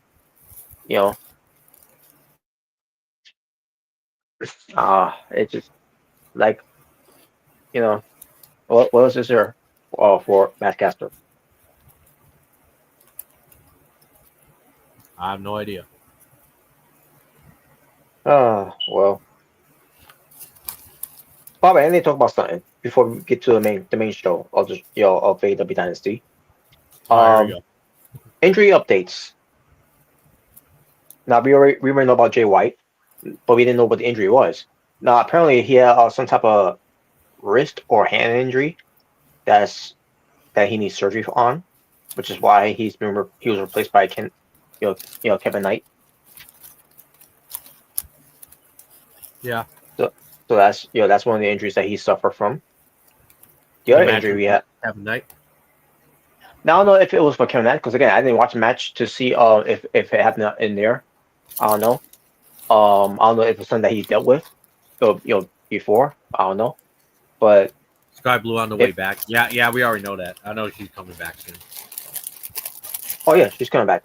I'm surprised it's taking this long off. Great, great, because I missed her. So, but then again, it was an ACL tear that she had. So, or was it an ankle injury? I can't remember what it was. But either way, it was a bad injury. That's I thought But I'm glad she's coming back. Where that happens. But another injury another injury update was Orange Cassidy. And apparently on this injury that he suffered from was during the match. I guess it was with Mark Davis, Mike Bailey, and Ricochet, where I guess he hurt his I think it was his can't remember what a part of the injury part of the body part that he was people thought he was selling, but it ended up being a severe injury. I don't know if he needs surgery, but yeah, he also has been injured in that match too. And then Mark Davis, not in the same match though, but the match that he had with Powerhouse Hobbs, apparently he had some foot injury in the match against Powerhouse Hobbs, I guess it was, which is why the match was awkward, and it was not. It was, and the match. I mean, let's be honest, the match wasn't good either way either. Yeah. So yeah, So yeah, fortunately AEW has been bitten with the injury bugs. Dang. So unfortunately, it is unfortunate when it comes to Jay White as well, because Jay White, was supposed to be in his own Hard Cup tournament that he declared to be in, and then an injury that happens, it's unfortunate.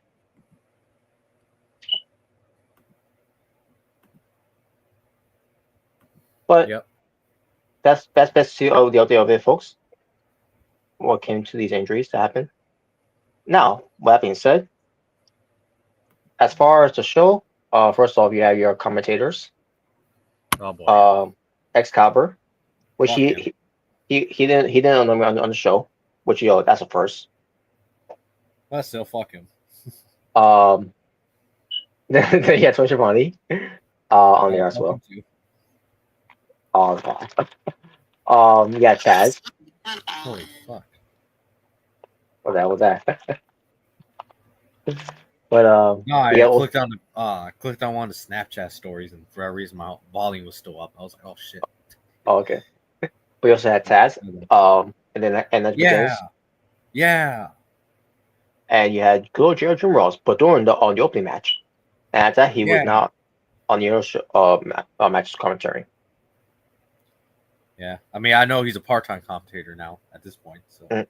And I'll get to the other two commentators, later. And they were guest commentators. okay. The sound of police. Whoop whoop. All right, continuing. Yes. All right, the opening match, which this match should have been on, either Dynamite or Collision.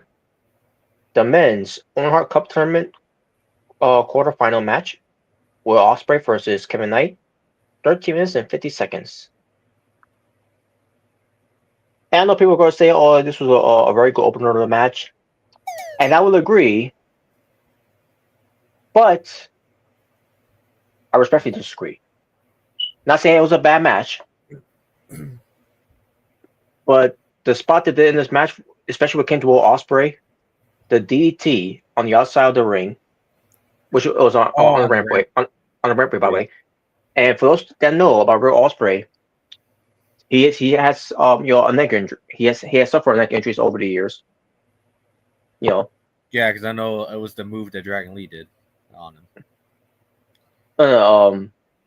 It was that was Haruno Takahashi. As that happened with that was with Dragon Lee. Now the one that I can't remember who it was with Ospreay. Can't remember it was with Kushida at the time, because that spot on his head on the apron was nasty at the time. I can't remember if it was against Kushida at the time, but yeah, that's where it happened. And then really bite him in the ass until he became the world champion. And during the time of him being world champion, he had to let go of the belt, because of that injury. So, but the point is, that should have been a story where Will Ospreay, is favoring the neck injury in the match. And he didn't do a good job, selling it later on. What came to it, and then not only they did the DDT spot in the ring. I mean, on the outside, I meant to say, but they did the DDT spot in the ring, and I knew he was gonna kick out of it, and I'm like, yeah, if he kicks out of it, I'm like, this match lost the plot for me. And then it continued on what comes to them having, and this is what I said in the group chat at the time, a video game match. That's basically what it was. AWF match. AEW went to their mode of AEW mode there.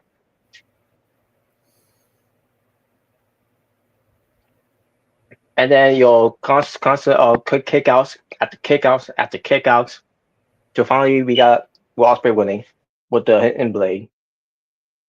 And like, please let this be over. and it was like good.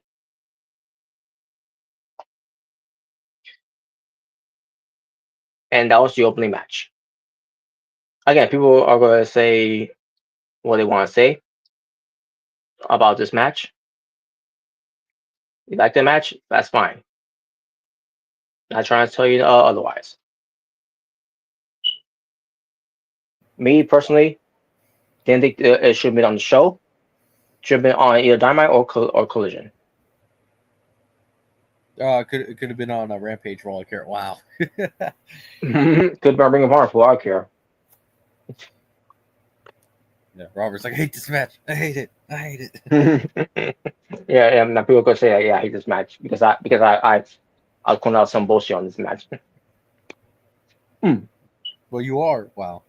I was annoyed at this match. So, does it really need to be on the card? No. Yeah. But then again, what do I know? Because some people will go at me and say, I thought this, is it's a pretty good card on the show. Oh boy. And with that being said, let's move on to the next one, which I thought also should not be on the card as well. Mercedes Moné versus Julia Hart, the women's One Heart Cup tournament quarterfinal. 30 minutes lasted. And they're basing on this because of their history. Who really cares at this point? And like, who even remembers the history that they had when Mercedes Moné came in and then Julia Hart was targeting her? To be honest with you, I don't. Just being honest, I really don't. Wasn't that when the lights went out during like Mercedes interview, and then she got attacked, and then that's when she started the moaning. Yes, the moan. Yeah, it literally sounded like she was literally moaning, like she got yeah, got a certain thing sticked up there. But anyways, but yeah, I'm just like, for one, I don't think anyone remembers. Second off, even if people did remember, who really cares about that? I'm just saying, who really cares about that at this point? And also, recapping the match that they had on Collision, that tag team match that no one watched anyways. Oh yeah, with her and Julia Hart. It was Julia Hart and Athena versus Mercedes Moné and Holly Cameron. That was the match that they did on Collision. That again no one That watched. shit made.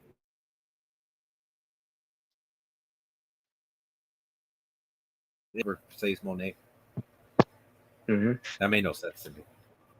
And basically, what this was, Mercedes Moné was creeped out about what Julia Hart was doing, because Julia Hart, is supposed to be the spooky character, in the AEW, because she's part of the House of Black, which is not a thing anymore. Now it's all about the House of now it's about the Hounds of Hell. I don't think she's part of that either. I think they want her to do her own thing. Oh. Oh yeah, it's all about the House of Heart. Now she's about the House of Heart. Good job, her last name. Yeah. By the way, didn't you love it when she does don't you love it that she does old school now? Wow. I actually didn't mind that. As long as she has permission, I can definitely tell she was also a fan of The Undertaker growing up, when it comes to watching wrestling. So I can definitely tell she definitely was a fan of The Undertaker. So now, as long as she has your permission, Undertaker, that should be no issue. Oh boy. real hat, Cry Me River. Wow. Yeah, if she wanted to use a two-some power driver as a finisher or something like that. Or the Hell's Gate or whatever. Or Last Ride. Or Last Ride, yeah. So, the match itself couldn't done without. Not saying it was bad, but the botch that Mercedes Moné there was bad. What was that? But the botch that Mercedes Moné did was bad. You know the whole thing with all the A girl always does to grabbing the opponent's arm and then going to the corner to climb up the ropes and do his thing, which he never Oh yeah, yeah. Yeah, I think I he know never about it. fails to do. Machine Monet, not only she botched from by slipping off the rope, but how does she capitalize on this? She just just drags Julia Hart either way to the other side, and then she does her Monet dance. What? I'm like, what the fuck was that? Where you're bad, you're like, I'm gonna crash out. I'm gonna crash out. Wow.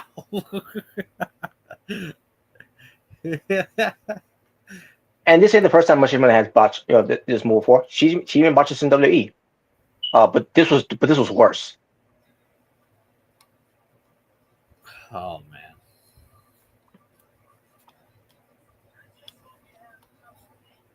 So the match continue on, and Machine Monet, by the way, she dominated the match. Yeah, Drew Hart may have some offense, but holy shit, like Machine Monet was dominating the match. I'm like, what the fuck is this? What? The whole thing of Drew Hart is that she's got this mystique of playing mind games with her opponents, and then get using that as her advantage to overcome her opponents. And they did the opposite of that because Machine Monet is the best in the world that she could overcome anything. Is that what they said? No. Oh boy. And I was watching this, and I'm like, it's like watching a video game where Machine Monet was countering everything, and she was no selling, and then she would start no selling Julia Hart at one point. What's wrong with that? Wow. I'm like, I don't know about this match, man. It's these two look like they have no chemistry. Yeah. So then Drew Hart goes for her moonsault, right? Which is not to do, by the way. And the thing that always picked up on when Drew Hart does her moonsault. And I don't know how long this started with Drew Hart doing this, but when she was doing it the first time, about maybe the first 3 times or whatever it was, or 4 times. But afterwards, she always have her opponents always close to the corner. And like, wait a minute, how you gonna have enough space to do your moonsault? And then when she does it, first of all, Brandon Jordan. What up? What up, Hey bro? Jordan. Hey Jordan, we're talking about Dynasty right now. Yep. This should be good. Yeah, the most. Unfortunately, this has to be AEW's worst pay-per-view of the year so far. Yep. Mm-hmm. Yeah. And no, I'm not saying that to be a WWE's fanboy or anything. No, I'm just calling it how it is. Just want to let people know that. Yep. We're not sucking that WWE dick. No, we're just calling it how it is. Unfortunately. I will never do that. But yeah, this pay-per-view was not good. Oh no, I'm not talking about you. I'm just talking about other people that might come across this. So. Mm-hmm. Yeah, this show was not good. No, it wasn't. So, But yeah, unfortunately, this was nowhere near a great pay-per-view. Not even a good one, unfortunately. I can't even call it even a good one. No, but anyways, Robert, continue on with the Julia Hart Mercedes. So yeah, Julia Hart's gonna go for a moonsault. But the issue with this is that she's got Machine Monet close to the corner. I'm like, that's not where that's not gonna be I'm gonna say there's a lot of stuff that can go wrong with that. Yeah, I'm like, what? Like, why are you like? And again, this ain't the first time. She's done this multiple times. Like, why all of a sudden she's trying to make her moonsault look terrible, like Charlotte Flair level moonsault. And that's what it became. That's what it was. And like what the hell's going on here? Like, I've been putting her moonsault over where it's better than Charlotte, and now she's digressed where it's right there being like Charlotte Flair's moonsault. Just looks awful. because she's got too close to the corner. Now here's the thing with that, at least with Charlotte Flair, she has, she'll have her opponents away from, far from the corner. But it doesn't make it any better because Charlotte Flair's moonsault still sucks. Yeah. Nah, it's the best moonsault ever. Yeah, it's the best moonsault ever. Better than Sean's, better than Ricochet's, better than Will Ospreay's, Literally better than Kenny Omega's. Better than Christopher Daniels, best moonsault ever. Yep. Better than that too. Better than Eel Skies. Yeah, you're just a hater, Robert. You're just a hater. Oh wow. I guess it's better than Vader's too. Better than Bam Bam Bigelow's as well. Wow. Oh, wow. Wow. But then in the end, Michelle Monet she ends up winning by doing something to get her shoulders down, whatever. I don't remember what it was. This match didn't do it for me, obviously. And Michelle Monet wins and advances to the tournament. What a surprise! What a shock! I think nobody's surprised at that. Yeah. Anyone thought that Drew Hart was gonna beat Michelle Monet?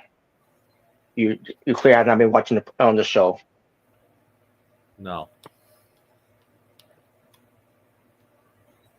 So there's that match. A match with a collision. It's safe to say that Mercedes Monet matches just become very predictable at this point. Mm-hmm. They're just very predictable. It sure is. Should have been a collision. This match. Instead of this tag team match that they did, just for build momentum, whatever. I don't even know who won that that tag team match. When it came to it. It was Julia Hart and Athena. Ah, I see. And I guess they were trying to make it a big deal that Mercedes lost the match or something like that. I'm pretty sure Cameron took the loss. Holly Cameron. Did she take the pinfall loss? Because I don't think I even saw the clip. And then I don't know. Did she take the pinfall loss, Gordon? Because I didn't actually see the match. I heard about it, but I didn't actually watch it. So it wouldn't surprise me that Holly Cameron took the loss. But yeah, I know they were trying to make it a big deal, like, oh my God, Mercedes lost her first match, and I was like, well, here's the thing, it wasn't a one-on-one match, so I wouldn't even really consider that really that big of a deal. So yeah, whatever. All right, then we get to the next match here, which I thought because at least when Roman Reigns took that loss, in that tag team match, he was the one who took the fall. That's why it was such a big deal. Yeah. Exactly. Well, with Mercedes, if she didn't take the loss and she just happened to lose because of the, she lost because of Harley Cameron, then yeah, I don't really see that being that big of a deal. If I had to be honest with you. Yeah. Oh, by the way, I forgot to mention. I had to completely skip this one. The second match actually was the Hurt Syndicate, Bobby Lashley and Shelton Benjamin with MVP defeating the Learning Tree, Big Bill and Brian Keith for the AEW World Championship in the 11 minutes. Should have been a Dynamite, first of all. This match should have been a Dynamite. It was a waste of time. Yeah. MJF got involved, by the way. I didn't even think it was. I already knew that was happening, but yeah. So yeah, I just want to bring that out too. So that this match did not be on the pay-per-view either. This should have been on Dynamite. It was mid as fuck. There you go, mid as hell. Yeah. Like even if it was on Dynamite, I still would have thought it was mid. Yeah, it was good. It would have been mid. Yeah, so I completely forgot about this match though. And I know Jordan in the group chat pretty much said he did not give a shit about that match at all. So.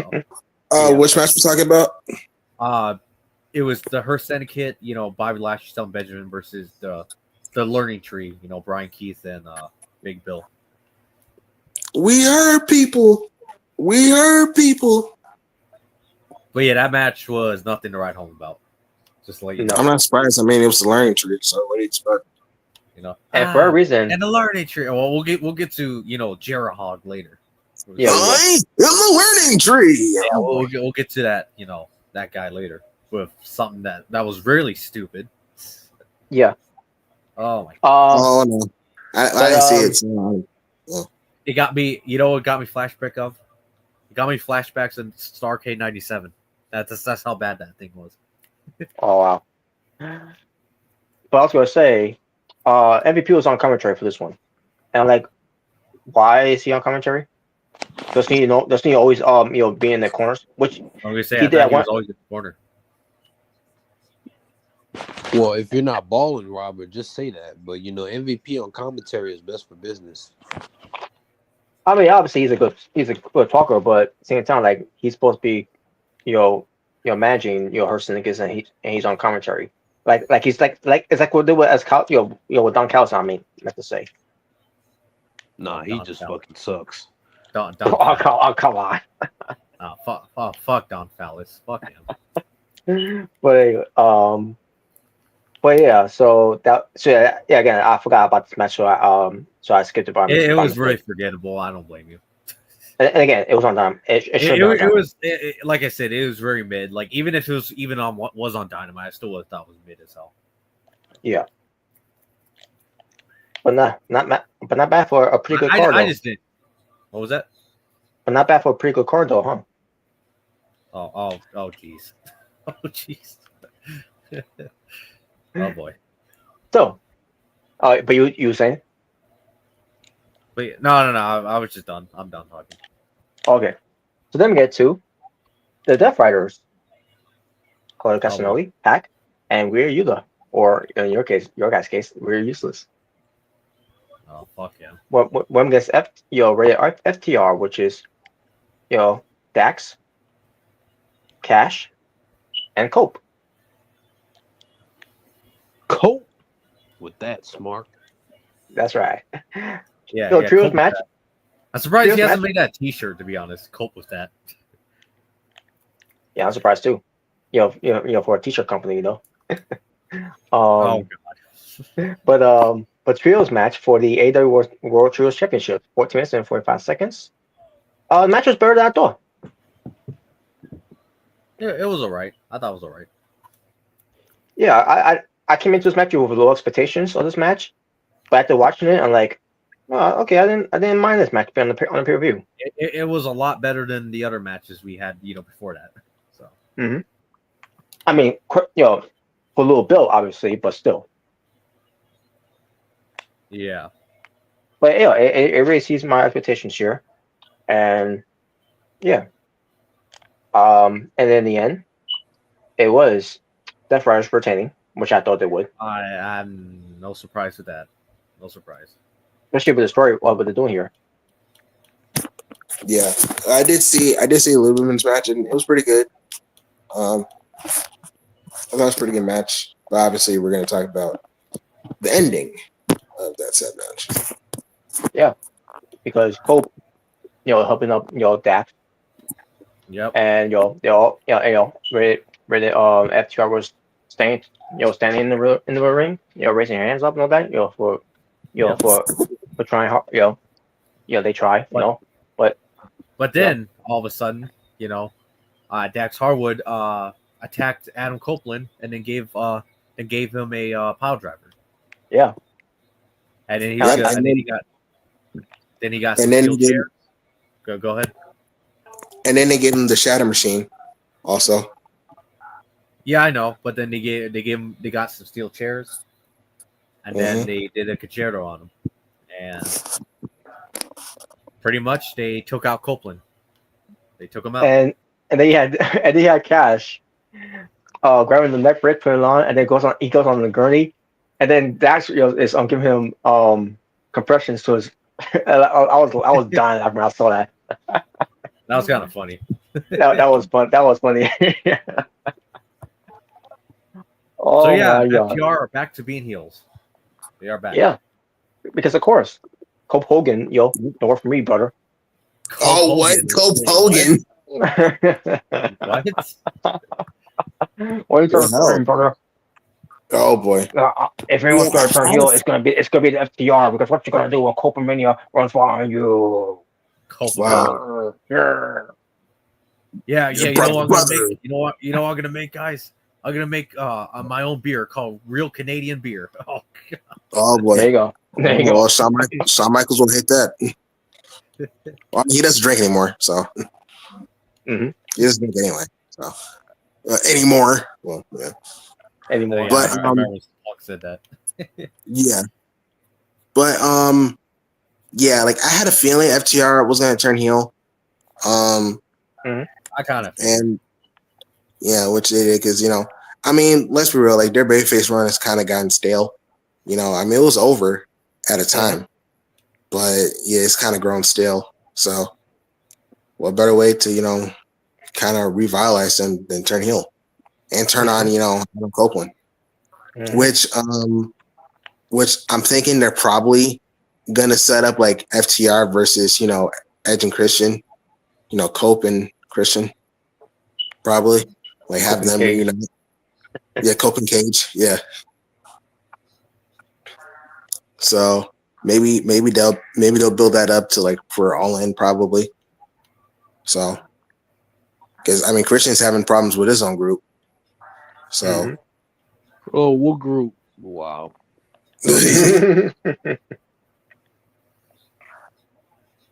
So yeah, so we'll just have to wait and see. But yeah, Rated FTR it's done, man. That's right. I'll say this: it lasted longer than Y2AJ. So It's a shame too. Cause I thought they would at least have them, have a trios run for the titles. I kind of wish they did won it. I kind of wish they did won it, but unfortunately, they didn't. And then once I saw once they were still like showing them, like showing Edge, helping out the revival. Well, I mean Cope and FTR. I had a feeling, yeah, someone's turning heel, and it happened. So yeah. So Cope is gonna get his revenge. He's gonna get some revenge. That's right. Question is, will it be with Christian? We shall see. Will we see the return of ENC, Edge and Christian, Cope and Cage? We shall see about that. All right. Guys, so what's the next match? So then we get to for the AEW Women's World Championship, Timeless Tony Storm with Luther, and they were and channeling Lex Luthor? Rocky Balboa. Lex Luthor, Luther Range. Which Luther are you talking about? The Butler Luther. Oh, well, he doesn't watch AEW. Come on, you should know this. He doesn't. Wow. I mean, yeah, that was really. I mean, yeah, wow. I mean, yeah, you don't watch Collision, you don't watch Ring of Honor. Well, I mean, who really watch Ring of Honor nowadays? You don't watch Dynamite. You don't watch. I watch Dynamite.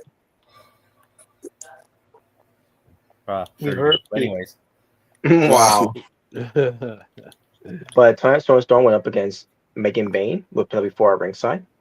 15 minutes and 25 seconds. Even this match was good. Yeah, that was pretty good. Wait, you said Megan? Yeah, Megan Bain, not Megan from we're talking about Megan Thee Stallion. Wow. Oh, I don't want that. No. God. Wow. Yada. No, I don't want that. Oh, I mean, she does have a thick booty. I mean, that's what you think of Megan Bain. That's the only thing. That's the only good thing about her. Mm-hmm. What, Megan Bain? No. I thought you meant Megan Thee Stallion. I thought no. I was just saying. Well, Megan Bain doesn't have a nice booty, just like her. So. Oh, okay. But all right. So yeah, they're having a good match.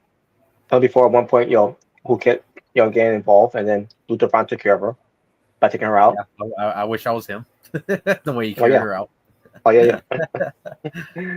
So, this the whole David and Goliath story, here, which that's what ended up being. Tony Storm, or hip attack, like she did before to Megan Bain, for a week, like a few weeks ago. She no sells it, and then Tony Storm, headbutts her, to put more damage into her, and then she kept doing more all these hip attacks. and then Storm 0, Storm 2. and at one count, Megan Bain kicked out. So anyway, they took it, they kept her strong, and all that. So assuming her like an unstoppable force until she was going for her finisher, which I forgot what they call it. I just call it diverticulitis. But come on. but she went. Obviously, it's the F5. Obviously, But yeah, the F I know. But she went for it, and Tony Storm, counter it, and then she rolls her up into a inside cradle, and got the win. I do think it was too soon for Megan Bain to be in this match. Oh, it was way too early. That's the problem with Tony. He debuts someone, then he immediately wants them in the top picture. It's like, why would you do that? Mm-hmm. That's one thing. Well, then again, I think that's one thing that I always didn't like about Tony, even from day one. Like, he would debut somebody, but then he would have them immediately go for the world title picture right off the bat. And it's like, why would you do that? Like, I would have built up to it. Honestly. Yeah, exactly. But I can't really name any person who actually built up for a world title picture, title shot, instead of just immediately giving it to him when they debut. Like, I don't know the last person he actually didn't do that with, to be honest.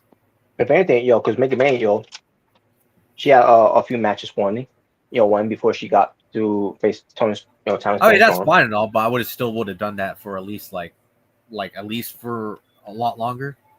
Yeah. Or at least have her feud with somebody, in between that. And I get you want her to be in the tournament because you obviously don't want her to lose, but still, you still have her lose either way by having her in this match. I would have had her in the tournament so she could dominate the tournament and win. Well, yeah, I could have seen her winning. Yeah, I mean, does Mercedes Moné really need a world title? No. There you go. No. I mean, look, she's got 4 belts there for crying out loud. Yeah, I think she does. Oh God. Oh jeez.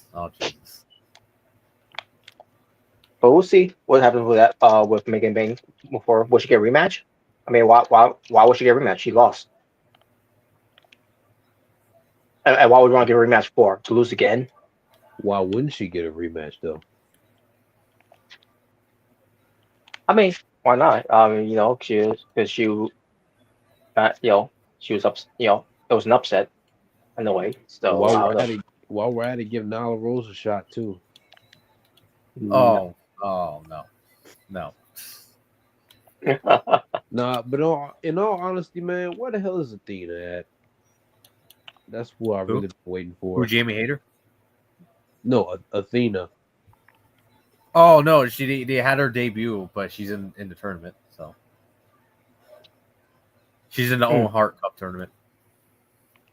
Which by the way, when it comes to that, let's see what was that gonna happen for Athena here. All right, so it's gonna happen. Okay, to be announced. So we all know when we're gonna see her wrestle either on Dynamite or Collision. I know Robert hosts Dynamite, so. Well, not that matters. I'm not watching Dynamite later on tonight. We're gonna do the WrestleMania night 2 for WrestleMania 38. Boo. Oh, come on. By the way, Jordan, we unfortunately last time we had to see Cody Rhodes debut again. So. Oh, what do you mean, unfortunately? Wait. What do you mean, unfortunately? What are you talking about? What do you mean, unfortunately? Yeah, unfortunately, we had to see him join the Sith again. Oh, Sith. God. You're supposed to destroy the Sith, not join them. Wow. Wow. Someone should make a meme of that, of Tony Khan being Obi-Wan, and then Cody being Anakin, and they're like, "You're supposed to destroy the Sith, not join them." Yeah, that'd be hilarious. The Fed, not join them. Nah, they'll probably do that with Kevin Knight since WWE wanted him. Oh God. Oh yeah, because he did sign a contract AEW, right? Yeah. Okay. Mm-hmm. Yeah, because I remember WWE wanted him, but he decided to go AEW. Mm-hmm. And I bet you have a problem with that, don't you, Jalen? No, I don't. I'm just saying. I'm sure some e-drones, like actual e-drones out there, be like, you supposed to join the Sith, not join them. You're supposed to destroy the Sith, not join them. No, I wanted to see him have a flippity match with Javon Evans. Wow. Oh boy. Yep. That's probably what some Yeah, people are thinking. Oh, I want to see him go against Javon Evans. Have a video game match. Oh, I'm pretty sure it would have been a video game match. Yeah, that's what they would be really bouncy. Yeah, have a backyard trampoline match, pretty much. backyard trampoline match.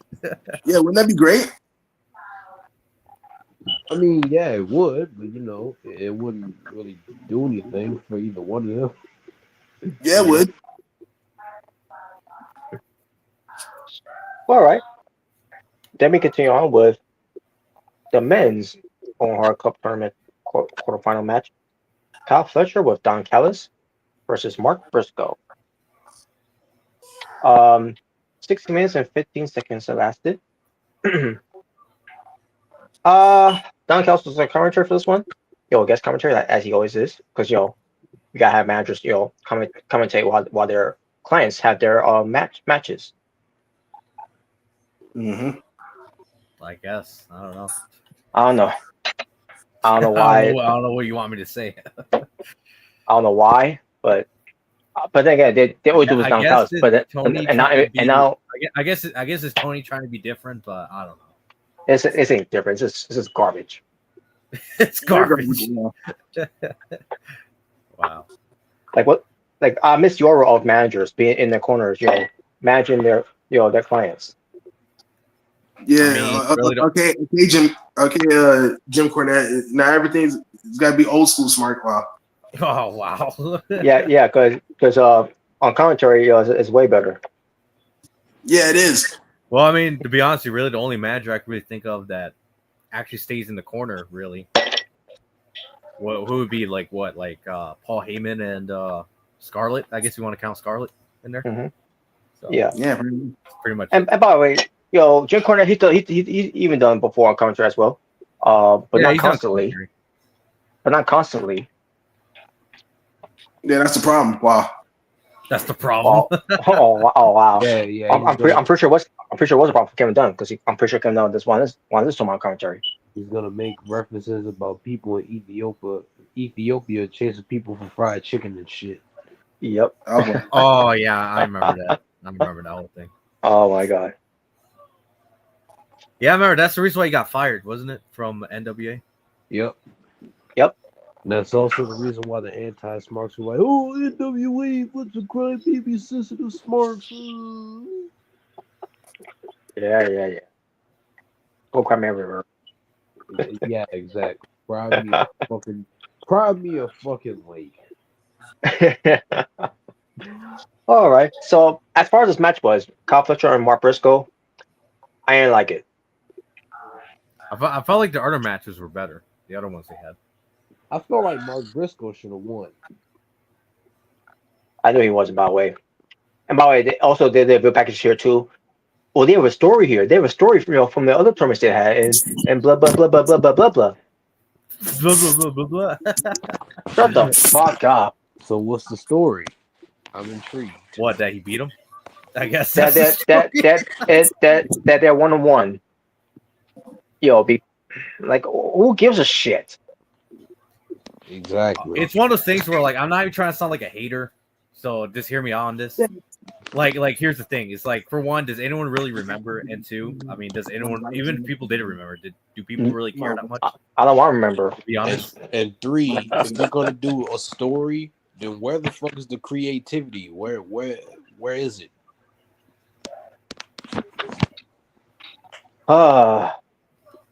Is in the pocket of Tony Khan, because he doesn't have the music. I mean, I'm just saying though. I mean, let's be honest here. I mean, even if people didn't remember, does anyone really care all that much?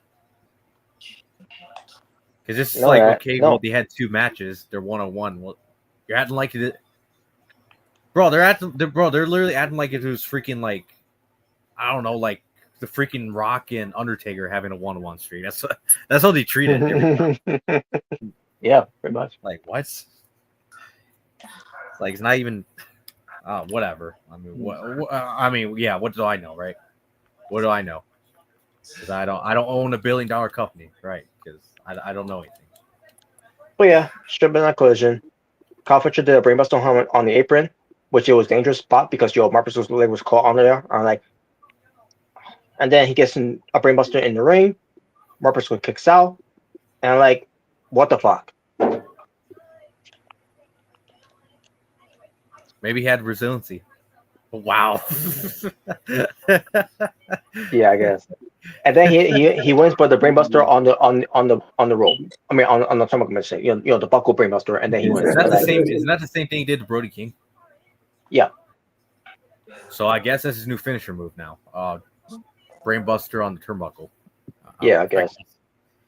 And by the way, speaking of, not to mention, Brody King was watching the match, and I can't remember who else was watching the match as well. Who's in the tournament? But who else is in the tournament? Well, it wasn't Hangman. Oh, yeah, Konosuke Tedesco. They're both watching the match. Oh yeah, it's the testicles. Yeah.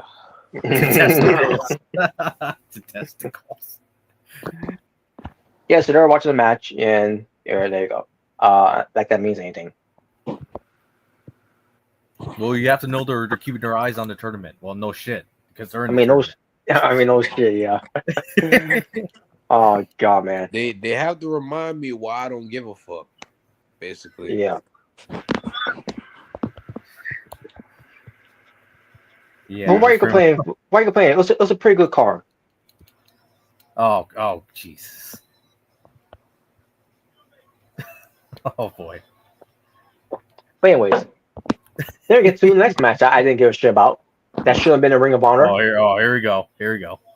The title versus mask match for the Ring of Honor World Championship. Oh no! I didn't watch the match. You know what I did? I fast forwarded, and then I saw the bullshit. I was gonna say, I was about to ask. Did you see the end that terrible ending they gave? Yeah, and by the way, Bandito versus Chris Jericho. Bandito with his mask and Jericho with his title. So, Brian Keith, he got involved, by the way, and then that's when Gravity came out. Oh my god! Oh my gosh! Yeah, okay, it's bad when you talk about someone coming out and people are just laughing. Like that's how you know. Oh my god! So my god, guys, it's the Great Gravity. You guys better run. Oh, fuck off. Yeah. So this had Jericho get his bat, Floyd, and he hits Bandito, and gets the win. Because obviously the referee didn't see. I don't know who. Oh yeah, wasn't Bryce Remsburg referee? I have no idea. I don't remember. If it was, then it won't surprise me if he was, because he always do this whole thing where what just happened? What happened? When he turns around, or whatever, like it's terrible. He does it all the time, but whatever. So, and I actually mentioned this too. Bandito's mother and sister was there, and they're shouting and everything, and all that. Also, our Rivers comes out. Why? Well, she's trying to figure out what's going on because she was in the gorilla. Why all this was going down? Who came out? Aubrey Edwards. Aubrey Edwards. Okay. So she came. She's trying to figure out what's going on with these with Bandito's family here. So she decided to have them leave the front row seats, whatever, and that show me what are you talking about? What are you talking about? Because I guess she'll speak Spanish, I guess. So they went to the where the steels where the ringside at, where Joe had the evidence, and there it was. So you're telling me Aubrey Edwards came out there just to listen to them? What's the commotion? She was there watching everything that's going on, like all referees does. to see something that's some shenanigans going on. This was Like, stupid. yes, it's stupid. Like, how can you make sense out of this? This is just something that makes you lose brain cells. Like, Yeah, what? you gotta be high, drunk, or doped up, with cocaine, whatever, for your brain cells to, to leave in your head, or be Or operated you could on, be, or you can be sober and enjoy it like a normal person and not a smart. So, because of this, the match was restarted, and then Gerald Hall goes after the sister, trying to get heat. Oh Jesus! Yeah, this match. To be honest, this match is not even Rampage worthy. It's like a fucking dark. It's like a fucking AEW dark match. You know what? You know what this whole ending reminded me of? And I said it earlier. Just Yeah. remind me of literally the whole Sting and Hogan thing for Starrcade. Oh God.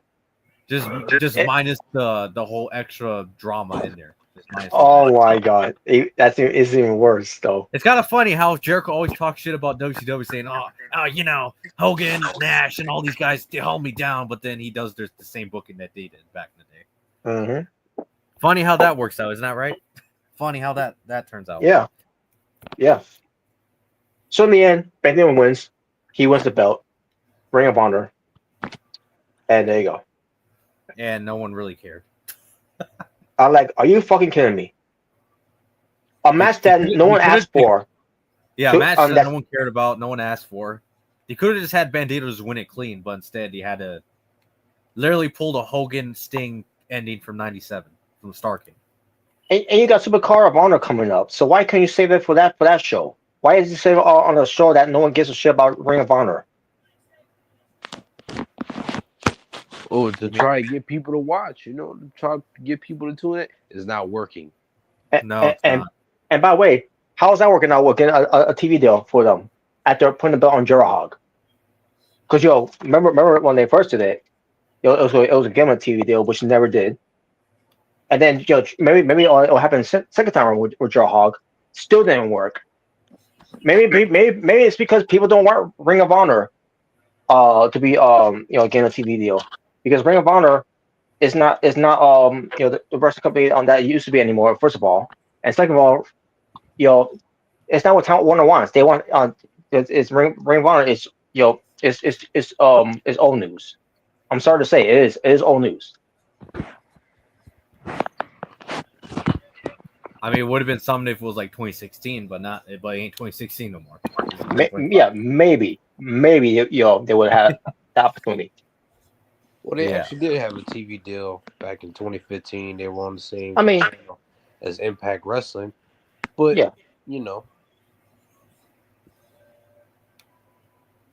this outreach right here, this Ring of Honor sucks, man. I mean, this version of Ring of Honor just boring. There's nothing about it. A World Championship match that no one asked for, and a World Championship title change that no one asked for. It's one of those things where I'm pretty sure nobody really gave a fuck, to be honest with you. What a waste of a match on this show for a pretty good card. Oh boy.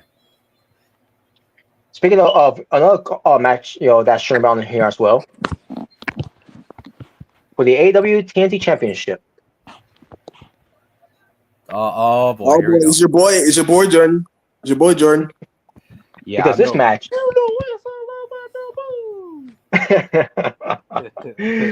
Adam Cole, baby. Yeah, so it's all about the boom. Boom. Yep. Yes. So we had Adam Cole versus the champion Dan Garcia, where the match had no. Fuck him. Yes, the match had no time limit, and outside the versus was strictly prohibited. That game will give a shit.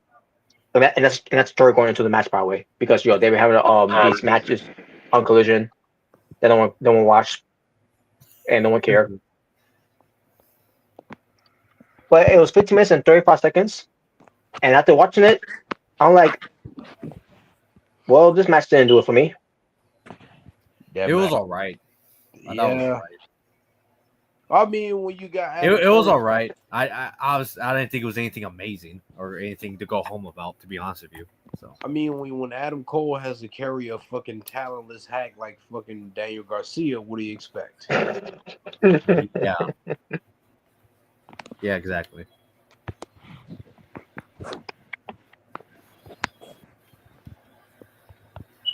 And I do want to say what comes to this, that Dan Garcia being TNT champion. I'll tell you one thing. Yeah, one hell of a run as TNT champion. That's a nice joke there, Robert. That's What I great think. one. Hey, I'm just quoting what somebody else saying it on YouTube. Wait, who the hell said that? I'm like, who the fuck said that?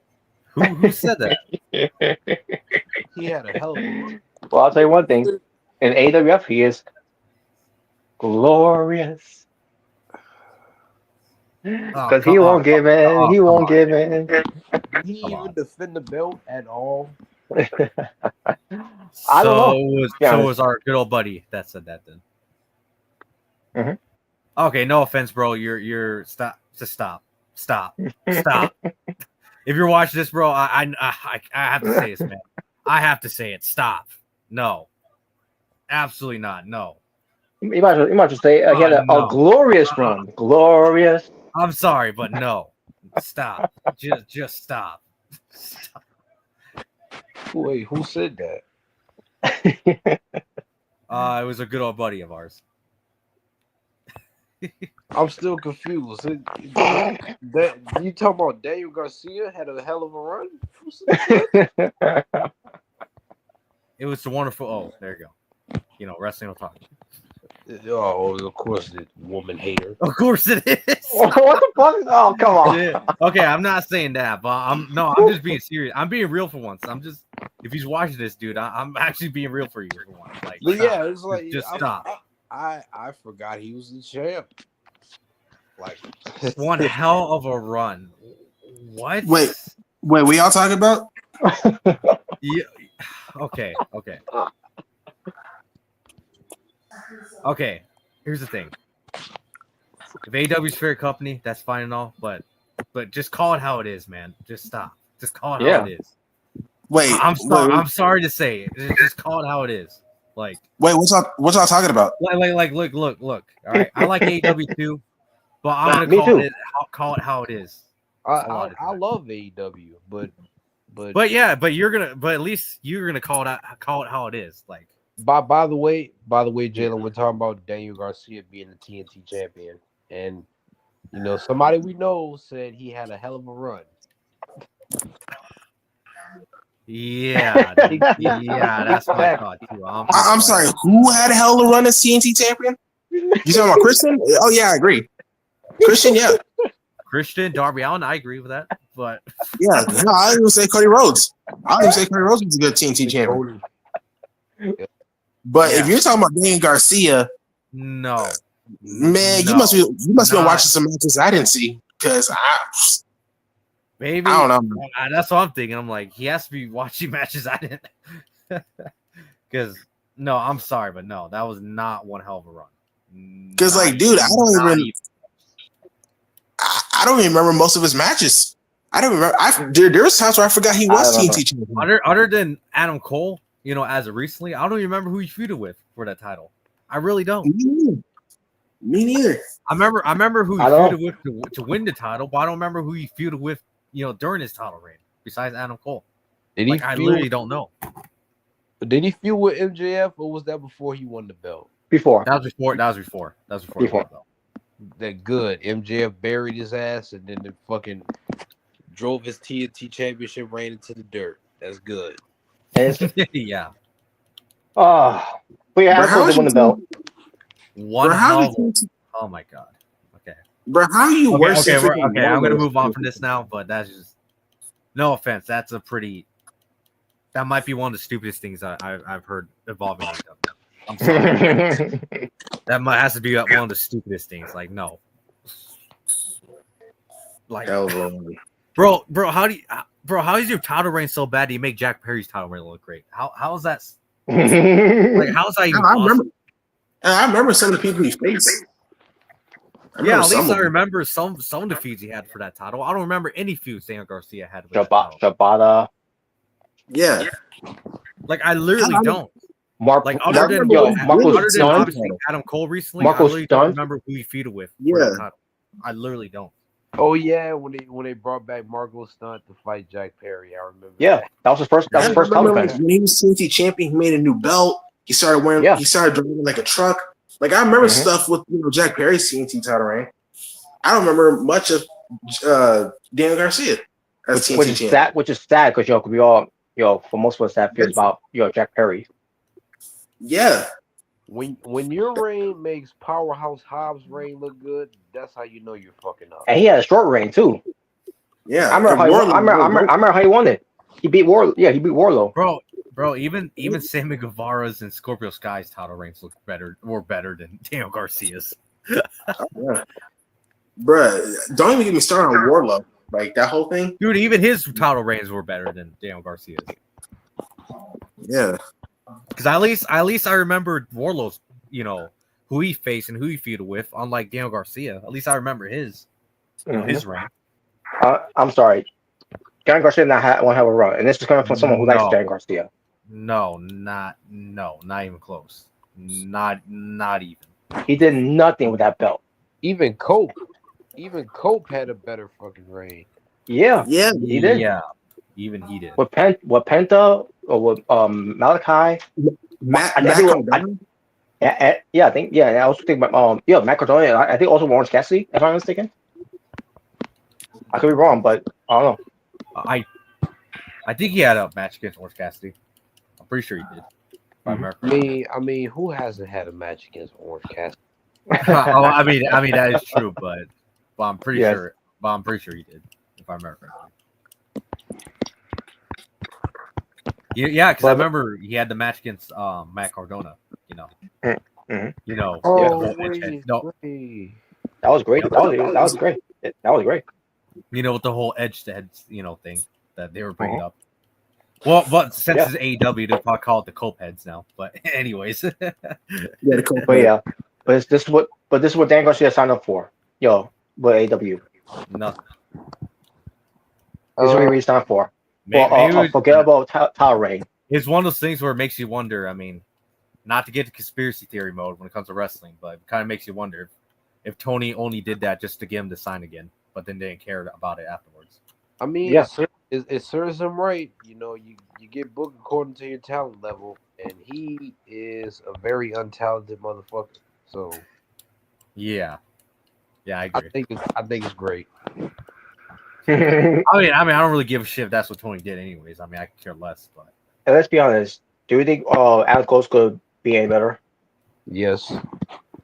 I actually believe Robert. He'd probably be somehow better than Daniel Garcia. Well, at least we will remember that he has the belt. Mm-hmm. Yeah. Well, I hope. I mean, I guess it just depends who he feuds with and how his matches are as champion. I guess it just depends. Yeah, I guess so. Yeah. I mean, as long as you give him like a memorable, like opponent or feud with that title. Mm-hmm. Oh yeah. Because at least every other TNT champion at least had that one memorable feud or that one memorable match with somebody involving the title. Yeah. Daniel Garcia, on the other hand, he has none. He literally had none. Yeah. But congrats to Alco with his first AEW championship gold. About time. Yeah. What took Tony 4 years to finally give him a title in AEW? Oh, pretty much, yeah. Because he debuted in 2021 or at the end of 2021? Yeah, 2022. Was it 2022? Yeah, it was 2022. Okay. Talking about Adam Cole? Yeah, Adam Cole. Yeah. No, it was 2021. He debuted at All Out. Okay. Oh, yeah. That's right. I forgot. Yeah, it was 2021. Who was 2022? I have no idea, but okay, never mind. Yeah, Yeah, I was had gonna my say, year I'm wrong. pretty, Yeah, I I'm had my pretty year sure it wrong. was. My fault. Yeah, I had my year So wrong. yeah, it did take Tony 4 years to finally put a belt on Adam Cole and AEW. Yep, 4 that's true. fucking years. 4 years. That's insane. Anyway, Yeah, let's continue on. yeah, and then we get to what we all thought was highlight match of the night. Okay, here we go.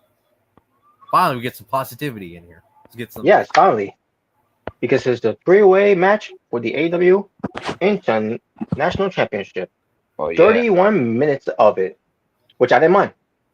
And, what they gave me here was from beginning to finish was good, and I didn't. And be Typical honest with you, process. Wow. I didn't want it to end. Kenny Omega, Yeah. the champion, facing Ricochet Boo. and B-Ball Mike Bailey. Yeah. Speedball. Speedball. But yes, Speedball yeah. and Mike. This match was great. Oh yes, this was a great match. You see, just like I was telling you guys Sunday night, I told you this, guys. I told you that this match was a match of the year candidate. They went out there and they laid it all on the line. Hell yeah, did they? No, Meltzer's gonna rate a New Japan match being better than this. Wow. Yeah. No, just a spot monkey match. Yeah, it's gonna be Evil versus a fucking Gabe Kidd. Like, what the fuck? What? The Well, I'll say this: if that match was great, it would probably be definitely because of Gabe Kidd, not because of Evil. I'll say that. Yeah, it's because Gabe Kidd. No, it'll be like Evil versus Dave Finlay, huh? I'd rather just fall asleep at that point. Well, I heard they had a match recently, but I didn't watch it. I'm just like, I don't care to watch that shit. Yeah. You wanna know why? You wanna know why? This is literally what I think of freaking Evil matches. They're literally like bloodline matches, shenanigan fest. That's literally what I think of them. And it's not good. It's not even good. And it's worse. It's even worse than bloodline matches. Except with the bloodline matches, there's a level of storytelling involved. That at least there's storytelling. It's actually entertaining in a way. With Evil, before you do that, it's just pointless running bullshit. Yeah, it's just you see get what I mean now with the House of Torture. It's literally just pointless run-ins, a bunch of shenanigans. Like and AEW, doing the same thing except it's with the Death Riders. Oh yeah, that was just we'll get okay. We don't want to ruin the positivity yet, but we'll get to that later. Yeah, we'll get to that later though. Yeah. All right. Well, yeah, but this match it worked out very well, with these three guys, man. I was amazed. Yeah, this match was great, and at the end, Kenny Omega retained just like I thought he would. Yeah, I thought he was gonna. I knew he was gonna retain, and there you go. Yeah, he did. He did. Yeah, guys. Ricochet should have won. What? Oh hell no! Fuck that. I wouldn't have been mad, but No. did you guys see how Kenny Omega won the match though? That one wing angel that he hit. Mm-hmm. Oh yeah! Holy shit! That shit was vicious. Yes, it was. Holy shit! I'm surprised that Ricochet made our life after that. Also, those V triggers that Kenny was hitting too. I was like, God damn. Mm-hmm. Well, speaking of V triggers, we'll get to that. And I had to highlight another funny moment of the match when Kenny and Speedball was slapping Ricochet on the head. That was great. Mm-hmm. That was great. Mm-hmm. But yeah, obviously Kenny wins, and there you go. And then Kazuchika, old Cody comes out. Oh, Cody. Oh, I'm so sorry. Hey. Oh, Cody. Hey. Shut up, beaches. No, yeah. I pressed the wrong button. I'm so sorry. Yeah, bitch. Come on. Oh, come on, what? Who you, Jim Cornette now? Who, me? Come on. No, Tokyo. Why? What do you say? Oh, Okada sucks. And you saying Kim Omega sucks? Oh, what? Okay, now you're trolling. Now you're definitely trolling. Oh, Yeah, I guess that is Jim Carrey. Jim Carrey, Jim Cornette. Jim Carrey? You mean Jim Cornette? Yeah, I said I almost say Jim Carrey. I meant to say Oh Jim. wow. Oh yeah. Wrong Jim. Oh, was Yeah. actually going to say Jimmy Uso? Wow. Yes. Jimmy Neutron? Wow. Yes. Oh, Jim Ross? What? No, Jim Yeah. Ross. Good old Jim Ross. Jimmy Jacobs. Oh, boy. Oh, Jim Hurd. Actually, fuck him. But anyways. Oh, yeah. but yeah. So they had to stir down, and then Kenny Omega leaves, and like, huh? Well, I mean, obviously, I think they're building it up, you know. But, Yeah, they're building up, their match. But that was awkward. That was so awkward. Like, well, I'm not it's- trying it's- to. I'm not trying to defend it. I'm just saying. I'm pretty sure that's what they're trying to do. because remember, I should mention too, by the way. Because obviously, from what we heard, earlier in the year, they plan on what was it? A unification match between the international and continental championship. Which it's gonna happen. All in. Either Yeah, that, I was gonna say, or the project got away and do it. I don't know nothing. I don't know. That would be stupid. I feel like All In would be a better. I think that. Yeah, I agree. That would be stupid. Yeah. But I would love to see at least Okada in the ring again. Like, come on, Mhm. like Mhm. he needs to at least defend that title at least one more time before we get to All In. Mm-hmm. But yeah, I just thought it was awkward there that Omega just left, and then Okada. It's like Okada came out there for nothing, because he is leaving the ring too. Like that was okay. That was strange. Yeah. You guys could have had a backstage segment or something where you two, bumped into each other, made some eye contact, and then went on about your separate ways. You didn't have to make whole ass entrances just to come out there and stare at each other for like 5 seconds. That shit was awkward. What if they're trying to have a staring contest? Wow. Then have that shit backstage. The fuck don't come out to the ring. And also even after the match, I'm sure you guys noticed it. Can Omega went get a bottle of water. So he must have been really dehydrated after that match.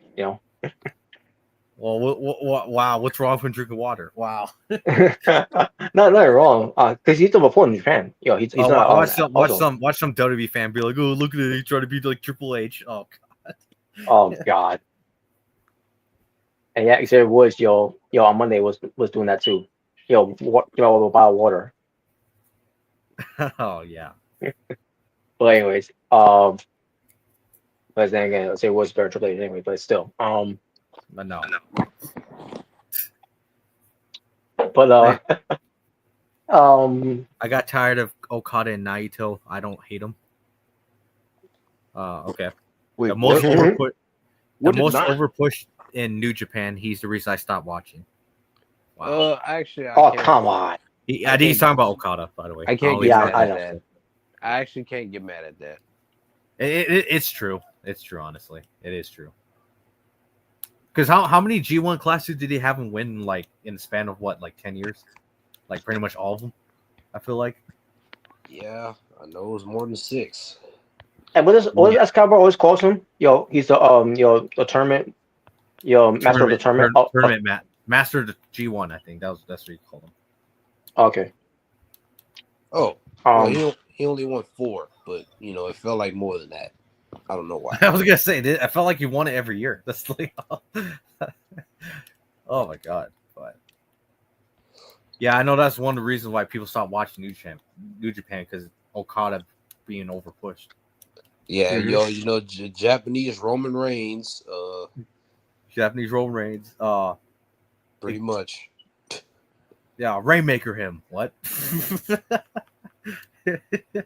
Well, guys, I'm stalling on purpose because main event time. Yeah. Oh no! Oh, here we go. Well, But it looks like there's been enough talk. It's time for the main event. Yeah, the best part of the show, right? Oh boy. I'll tell you some positives about the main event. It had nothing to do with the match. We need to do Double or Nothing to top that trash ass WrestleMania 41. I'm sorry, WrestleMania 41 about to be garbage. I don't care for none of the matches this year. Damn. No one actually. Anyway. Well, the match is not the problem. No one asked you either. But anyways, continue on, Robert. It's not the matches. It's that it's the way they're building up the matches. It's done poorly. I mean, I don't think the matches themselves will be bad, but I think the build-ups are just not the greatest. Yeah. But with the AEW World Championship, Jon Moxley with Maria Shafir defending it against Swerve Strickland with Prince Nana. Now, I said before, when I drive. I was going to say one thing positive, and it has something to do with the match.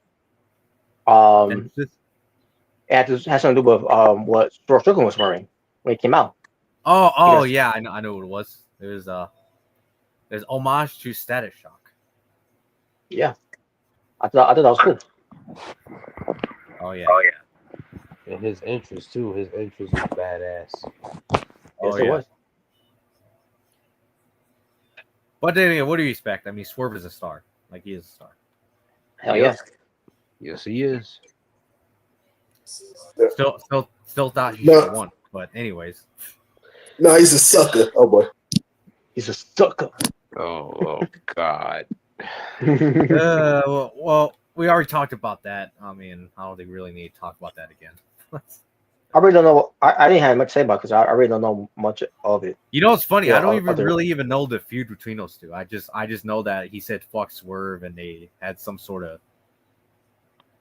I don't know the whole thing. Maybe you guys can explain it better to me, but I really don't know why they're even feuding to begin with. I think this was some people, on the the reasonings of what's going on with that whole thing. Well, Swerve did an interview with Vlad TV. You know that. Which by the way, fuck that guy. Yeah, that cocksucker always grifting. Yeah, fuck him. He's always even he's garbage. That's funny. Yeah, he's always stirring shit up, and he basically asked Swerve a question about black wrestlers, and I don't know why, but he brought up Booker T, and the time where Vince said the N-word in front of Booker T, and Swerve said how he basically just let him do that without reprimanding him. And then Booker T says that he did reprimand him, just didn't see it, and it's a whole lot of stuff. Yeah, that's just stupid to even feud over. To be honest, that is pretty stupid. But plus, I mean, I always heard stories that Booker T didn't even like that whole thing. So, yeah, I highly doubt he would just win. I don't think I'm pretty sure he hated it too. From what I heard. But I don't know. Yeah, fuck that guy. Anyways, Vlad TV. Yeah, fuck him. Just garbage. Yeah. And by the way, and like I said, it's kind of funny how he's trying to dig up stuff on Booker T about him, being involved with, predators and shit. But then this guy literally interviewed R. Kelly from prison. Exactly. Talk about the pot calling the kettle black. Yeah, he interviewed R. Kelly, and then he interviewed a guy who was who supports South Park Mexican. If you guys don't know about that guy's story, the reason why that guy's in prison. So I don't know. Kind of funny how ironic he wants to bring up other people's dirty history, but he doesn't want to bring up his own. How funny is that? But oh well. But anyways, yeah. So then, 31 minutes and 35 seconds the match lasted. The match. First of all, the match was boring. And none against Swerve. Swerve was trying. But Moxley, unfortunately, I know you love him, Jordan, but unfortunately, I have to say it. Moxley is not the same anymore. He is not. He is not the same anymore. Yeah, he's not. He's not. No. And I tried so hard to get into the match. I tried so hard to be intrigued, but I just found myself getting distracted and basically being like, is this match still going on? I mean, I was like, first off, this match is way too long. I thought it was way too long. Yeah, it Mhm. was longer than it needed to be. Yeah. And it was just boring, sloppy. I mean, it was not good. I thought it was garbage, to be honest with you. I literally thought it was garbage. So then we get to, basically I'm just gonna just run through it. I was say, yeah, we don't need to get through every little detail because there's really none. But Yeah. Yeah. Because now we're gonna get to the the end game booking they did here. Here we go. Here we go. So Marisha Oh, Beer boy. and Chris Nana get in the ring, and I'm watching. So like, why referees allowing this? I mean, last I checked, this is not a no rules match. I'm gonna say, wasn't it just a regular 1-on-1? It was regular 1-on-1. And by the way, speaking of that too, they did some stuff outside the ring involving ladders and everything, like what. How's that even allowed? So pretty much just felt like a 2K match, pretty much.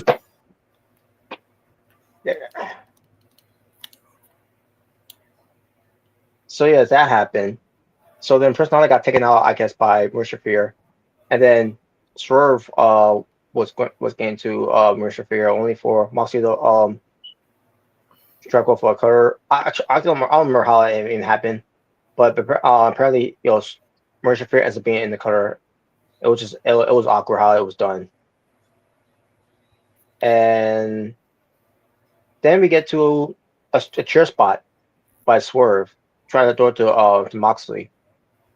At least I think that's what happened. Or if it was Moxley who did it. Doesn't matter who did it. Because a chair shot to the head to referee Paul Turner. And I'm like, what the fuck? And he does get disqualified for that.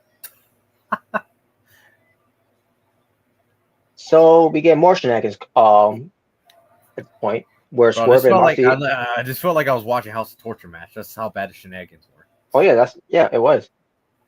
Because we see Swerve and Moxley getting back up. Also, Hangman comes out. He's going to get ready to do a buckshot to Swerve, but then also he looks at Moxley like, because he wants to give him a buckshot. Not only they have history, but also recently, Hangman could have beat Moxley at the time, become world champion, with Jay White and Orange Cassidy at that time. Even that match was not good either. But I digress.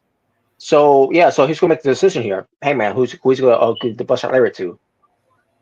And then he got stopped by the Death Riders. Like, well, there goes that decision. Because man, that I'm bummed that I was gonna miss an opportunity to see who's gonna target.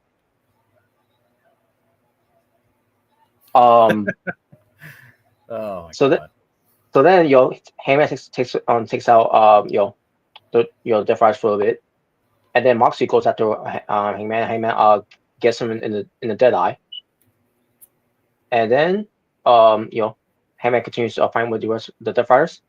Obviously he was outnumbered, and then the Ops comes out. Remember, the Ops said they was going to be there, but we didn't know what we didn't know why they was going to be there. In fact, I don't think they even showed them on the main show, unless they showed them on the pre-show, hanging out or whatever. But I don't know. I didn't watch the pre-show. No, I'm talking about the Ops. The Ops. Yeah, which probably Samoa Joe, Hook, and I was confused. Shibuki. I'm like, what was that? Which probably Samoa Joe, Hook, and Shibata. Oh yeah, Shibuki. Yeah. Yeah. But yeah, no, I saw that and I was confused. I'm like, what did he have to do with this? I guess they're the next in line for the Trios Championships. I guess because they've been winning trio matches. Yeah, so like. I guess so, but at the same time, it's just like. Yeah. And by the way, unfortunately, someone defended this ending. Unfortunately. I know. I didn't listen to it yet, but based on the title I saw. I'm just like, come on. Bro. And also of what I saw on Messenger. How was that? And also of what I saw on Messenger too. That's all. Yeah, and I'm just like, I see what you're getting at, but at the same time, bro, just call it out how it is. This is not a good way to do it, though. So then Swerve goes to the top. He's milking it. he delivers the swerve stomp, Yep. and there's no referee. All of a sudden he starts crawling, and Moxley, is looking at Swerve, going towards him. And like I'm not, I don't think you're supposed to be doing that, Mox. It doesn't matter it doesn't matter. If the camera, if you think the camera's not looking at you, whatever, the camera is always looking at you. So all of a sudden, it's kind of like when you bladed on live TV in front of the camera once. oh yeah, the turbo drop high in it too. Yeah, I remember that whole thing. That was a couple years ago, but I remember that. Yeah, it was. So then Swerve is calling again. There's no referee. Unless there's going to be a second. Where's our Redworth? Where is she? Where's she coming out? I mean, she had no problem coming out. Looking into the world title match for Ring of Honor. So why not she couldn't come out for this one? It's beyond me. Then the lights goes out. And people were wondering, okay, what's this? And we all know this is Tony Khan's what he loves to do, because this is the thing that he's seen on growing up in the ECW. ECW does this constantly, and he's like, hey, you know what? Since that point work, in ECW, we can do this too. No. Well, the lights went out and then it came back on, and unfortunately, and there they were. The cucks of youth. My nightmare came true. The Which I wish it didn't. Yeah. The cucks of And youth. the moment I saw them there, and then they did the The trigger. BTE trigger, whatever, BTE trigger, or whatever. They did it, cost Swerve the match, and rewarded Moxie, the same Moxie, what comes to the Death Riders, that they ran away after they lost the tag titles to Private Party, because they were shredding papers and everything, and trying to avoid the Death Riders, the same Death Riders that are trying to ruin their companies, taking over their companies. Now help them win to keep the the world title away. Because I heard a lot of people think, well, so that means the Young Bucks are this higher power type of guys that Moxie was talking about months ago. Yeah, because it's way better than Sharon Man being a higher power. Oh my god! Which, by the way, didn't Tony kind of like ghost like Shane? Yeah. Yeah, he ghosted him because apparently Shane wanted some creative control in the story. I think that's what it was. Honestly, you probably should have gave it to him. You probably should have just given him some creative control, because I don't know what this is, man. Like, it's already bad. This was just stupid. And Moxie pins Swerve, referee, magically, in the right time recovers, and Moxie wins, continuing the death of the storyline. Yep.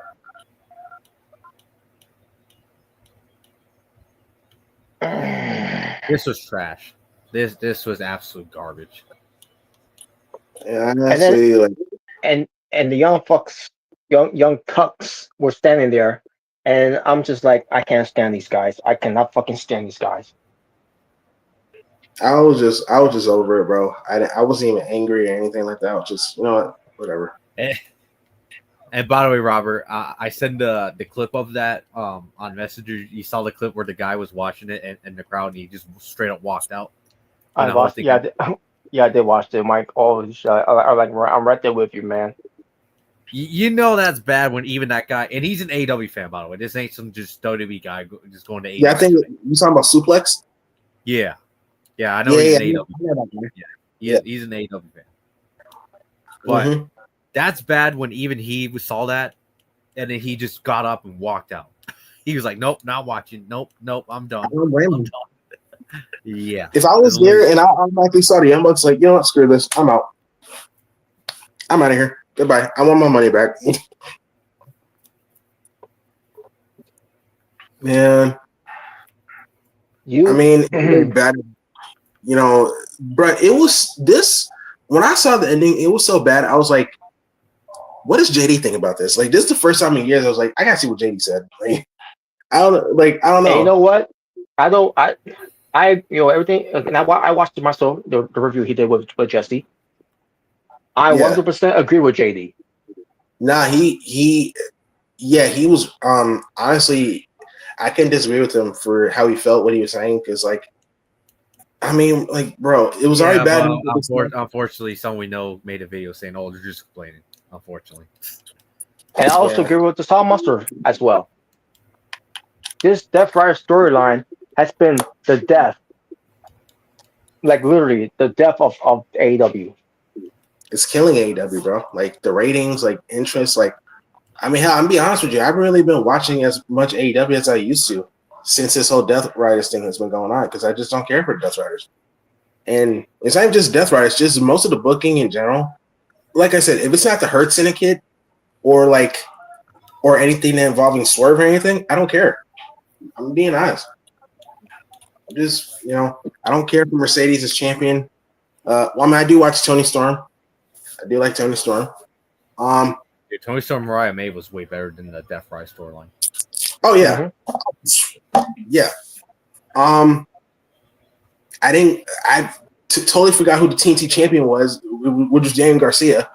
I kept forgetting. That was not one hell of the reign. That was not a one hell of a reign. I'm sorry, that was not. No. I mean,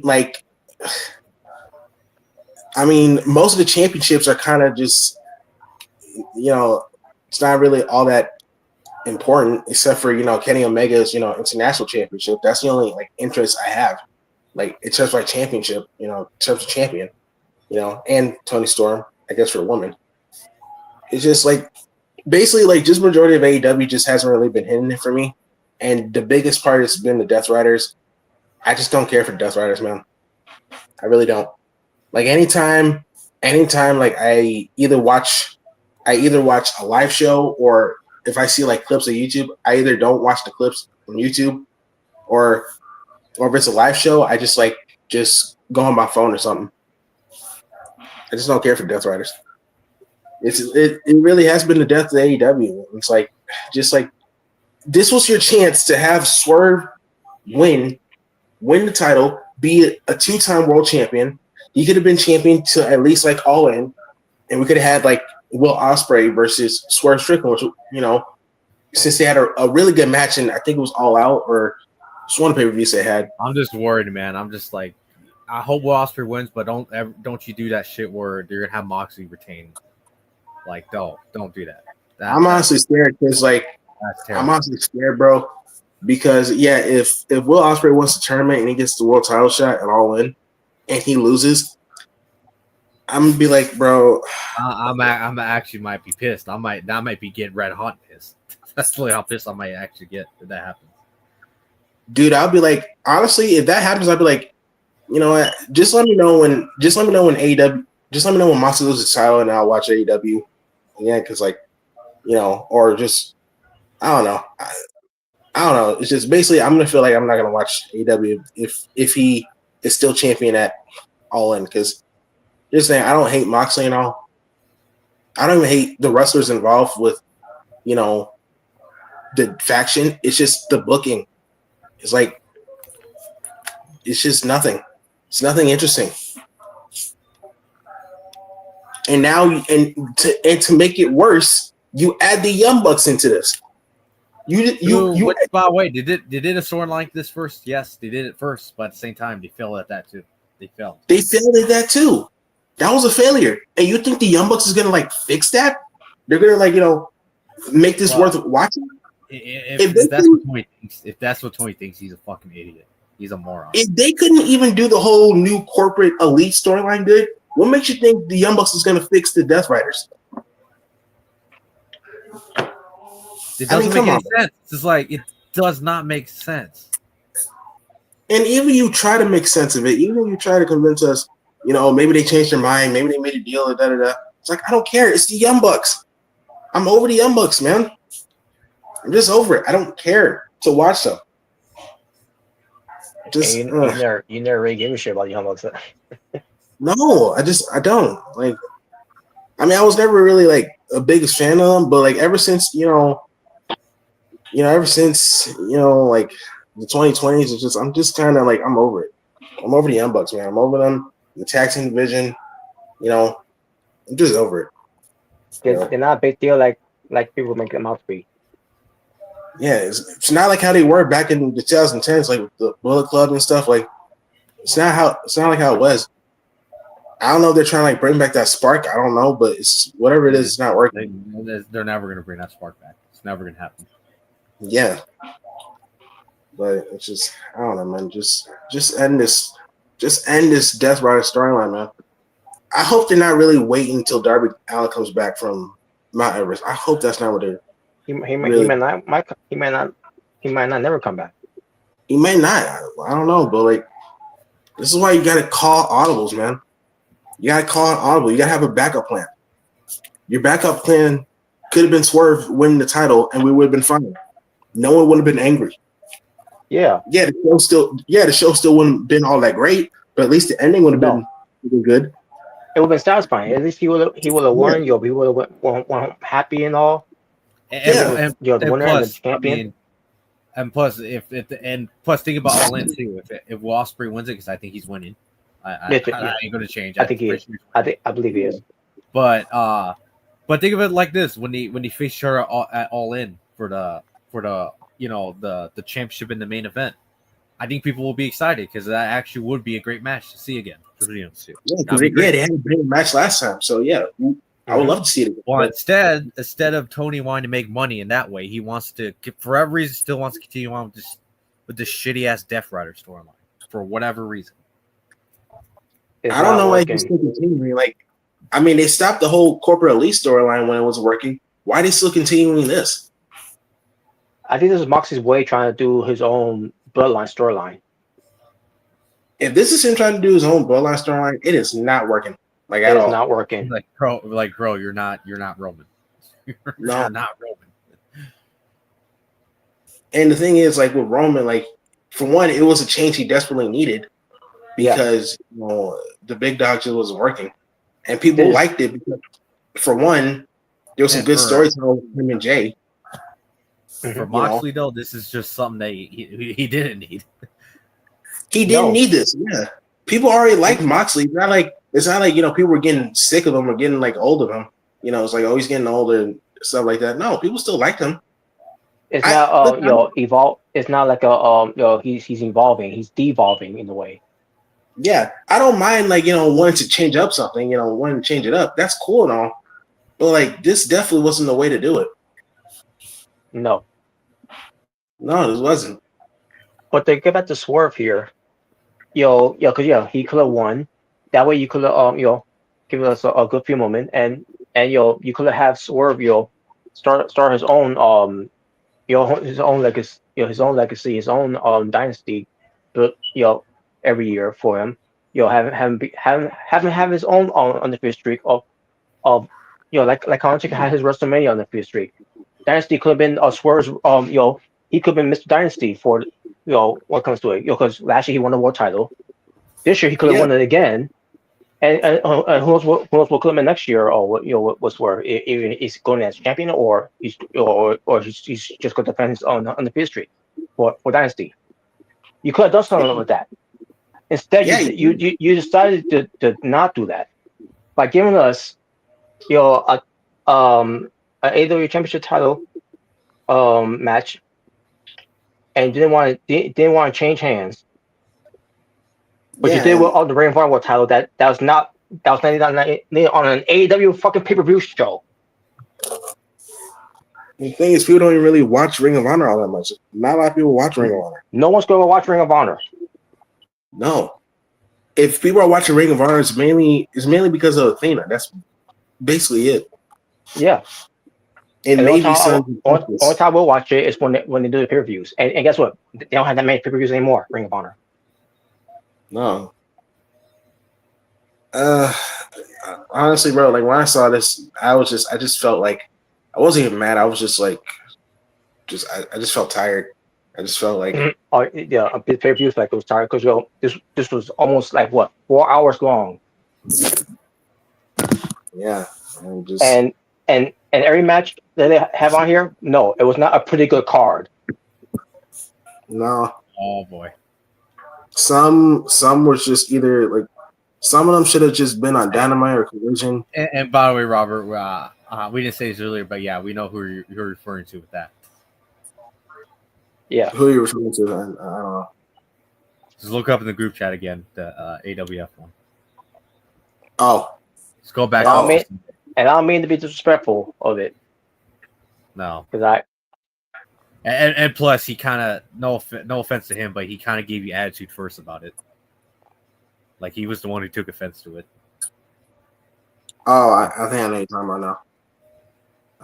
Obviously, we didn't see behind the screen, but you could just tell just the words he's typing. He took offense to Robert pretty much saying that he's gonna do the WrestleMania live reaction instead of the Dynasty one. I think you felt that way too, didn't you, Robert? a little. Or he kind of gave you attitude with you a little bit. I guess I should say. A little. That. So I decided to state my displeasure on here. Yeah, it's just like, look, you don't have to agree with everything, but at the same time, like if you just keep it to yourself next time, pretty much to say that. Just keep it to yourself. Like, not everyone's gonna like the same things. And I'm doing it again later on tonight because I'm not watching AEW Dynamite tonight. We're gonna be doing part 2. And I'm gonna say this too, because this has to be said. Just don't be preaching about WWE ass kissers, but then you want us to be AEW ass kissers. I'm just saying. I don't kiss ass to any companies. You know, I don't kiss ass to nobody. I don't kiss Tony Khan's ass. I don't kiss Paul Levesque's ass. I know for a while. I have been doing it before, but this time around, not anymore. AEW, and I thought AEW was gonna be different, but AEW over for time, even when CM Punk left, and some people, it's like even when Cody Rhodes left, AEW felt like it was changing. Yeah, I definitely think that 2023 was kind of like the beginning of, things like changing for the worst. Like it's like we were saying, like we don't kiss ass to no company. Yeah, I'm not here to bend. I'm not here to be kissing Paul Levesque's ass or Tony Khan's ass. Well, you guys already do. But yeah, I mean, speaking of JD, because we're not going to be kissing any TNA ass either if they do something pretty bad. Just saying. Oh, yeah, exactly. Yeah, but yeah, I mean, bro, even it's just one of those things. It's like if you have different opinion, just either keep it to yourself or just say, okay, I respectfully disagree. Pretty much, that's it. Yeah, go on a whole tirade about it. Or kind of go like in a little mini tirade, because that's kind of how I felt about that when I saw that response. So, because here's the thing I just want to say, because that's how I felt, Robert. I mean, I just have to be honest. That's literally how I felt. Yeah, and it's just like, just keep it to yourself, man. Just there's no need to be fighting over stupid shit like this. Yeah, because at the end of the day, this happens once in a life. Move on. Mm-hmm. Yeah, like trust me, we're talking about this now, but we're talking about Dynasty now. But let's be honest here. After like a week, I'm just gonna forget about all this and move on to my life. There you go. Yeah, most likely. Because this shit ain't worth fighting over about. I'm just being honest. No, it's not. Yeah, I just want to even if it was like WrestleMania, if WrestleMania ends up being bad and like even that I would say this is just shit ain't worth fighting over about either. Like even if we have a disagreement about WrestleMania, for example. Mm-hmm. Yeah. Yeah. Yeah, I just want to say something real quick. I mean, like, just Dynasty, like AEW, like, this was terrible. It was terrible, man. Like, I mean, bro, even it was terrible. Like, even hardcore AEW fans, the sickos, they're getting sick of this. The whole Death Riders thing, like, it's just not working. Oh yeah, didn't you say you was gonna say something about what JD said?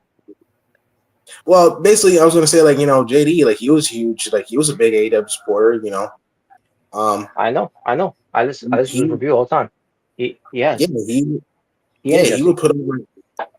Yeah, he would put over AEW. Him and Jesse. Yeah, so it's not like they're just becoming AEW haters out of nowhere. It's like no, it's just the product has been it's just been getting bad, and with this whole Death Rider storyline, it just got a lot worse.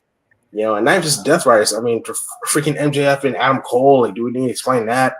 That was just terrible. Yeah, just some of the decisions they make, some of the storylines, just some either didn't make sense or were just boring. I mean, people are going to criticize it. We're not going to nobody's just going to just defend it just because it's AEW. Like no. I mean, unfortunately, that's how I felt like someone that we know did.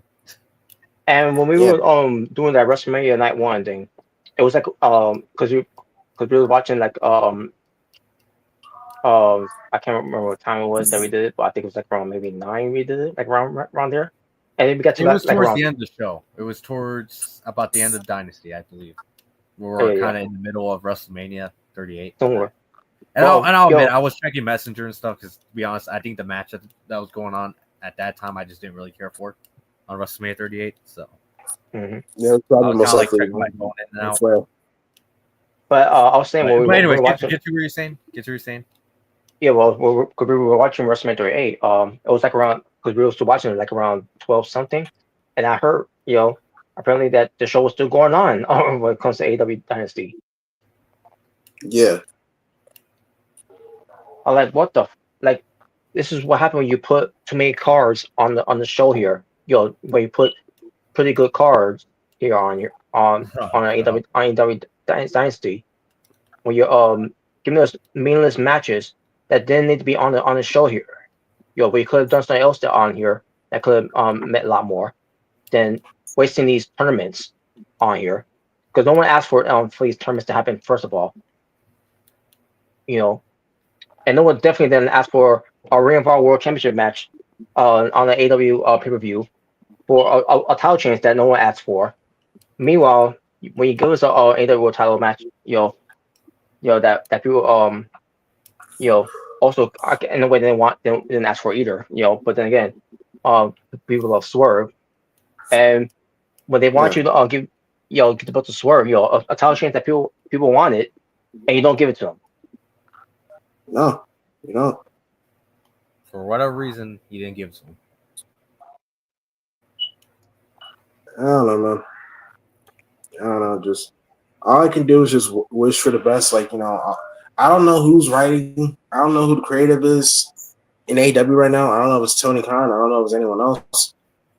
I don't know what's going on backstage, but something needs to change. Mm-hmm. Something needs to change if they want to, get back the fans, or at least fix their representation. I don't know. Just something needs to change, because whatever this is, this ain't working. I like 3 out of the 10 matches that they had on the show here, and and the 3 was the Women's Championship, the Trios Championship, and the International Championship. The other matches did not give a shit about, and it's unfortunate because of the main event, because because at least even if the match was boring, which it was, at least it would have been a great payoff for Swerve to win, and then didn't pull the trigger on that. No. I mean, like I said, I skipped some matches. Like once the show was over and I check out the highlights, I was just skipping over some stuff that I didn't care about, like Jericho versus Bandito. I didn't care about that. Skipped it. Hell, with freaking with Adam Cole and Dan Garcia, I just skipped to the ending to see who won, and obviously Adam Cole won, which thank God. There's just some stuff I didn't really care about, Other than those matches you just said, the trios match, the international championship and the women's championship. Yeah, other than those matches, I didn't care for anything else. Just didn't. I would have watched the Hurt Syndicate match if it wasn't for Learning Tree. If it was any other tag team, I probably would have watched it, but it's Learning Tree. I don't care for Learning Tree. So. But yeah. All right. So AEW gotta do better, bro. They gotta do better. yeah. Now let's get some fun topics. And that'll be the last thing we'll do. Oh, Yeah, but We need some fun after this freaking yeah. need And after something. that, all I'm gonna yeah. say is that, like, what I'm saying is true. Like, I am disappointed in some people that we know that are for whatever reason want to defend this whole ending and defend the pay per view in general. It's just like I'm a little disappointed, man. Like Yeah. it is disappointing. It's like, come on.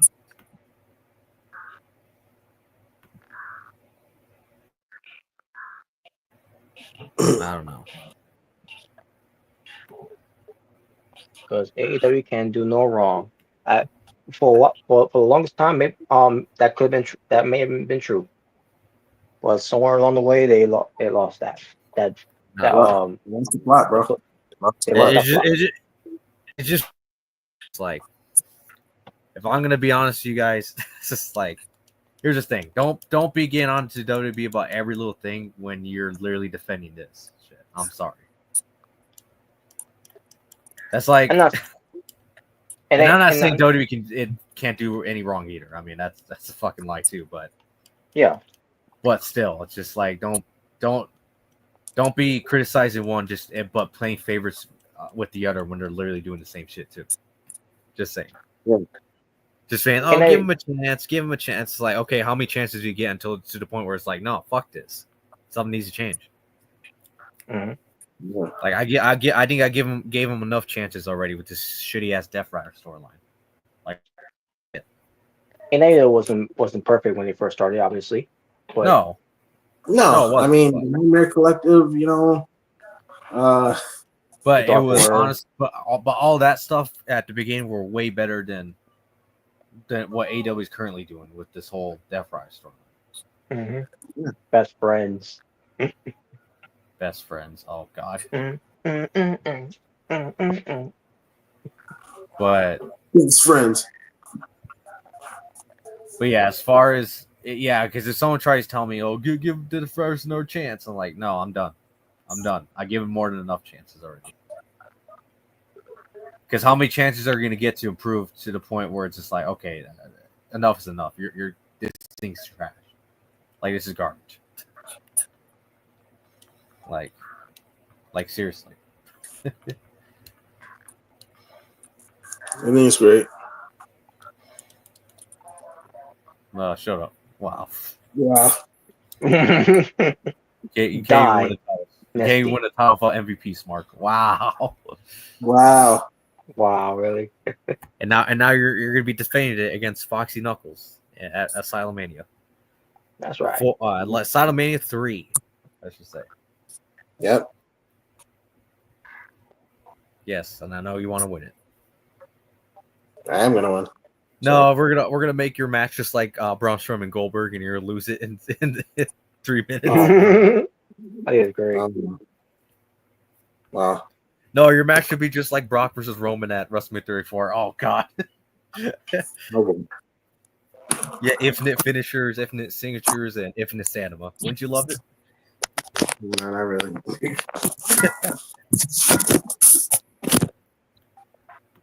Oh my God. All right.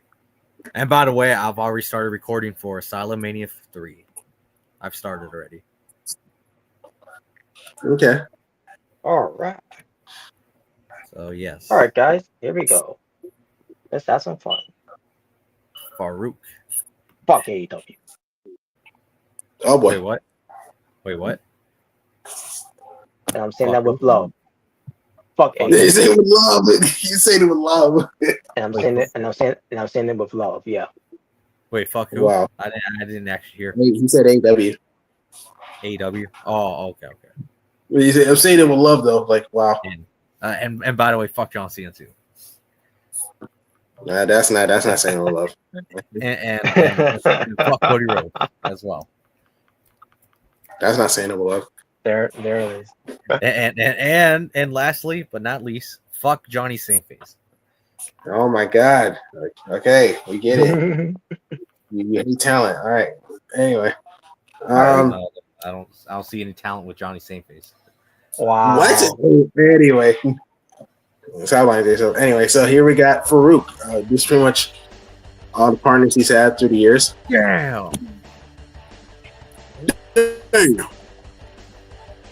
Yeah, so I think this tag team was called Doom in WCW. Yeah. You know, with Ron Simmons. Yeah. Yeah. You know, Paku. Yeah.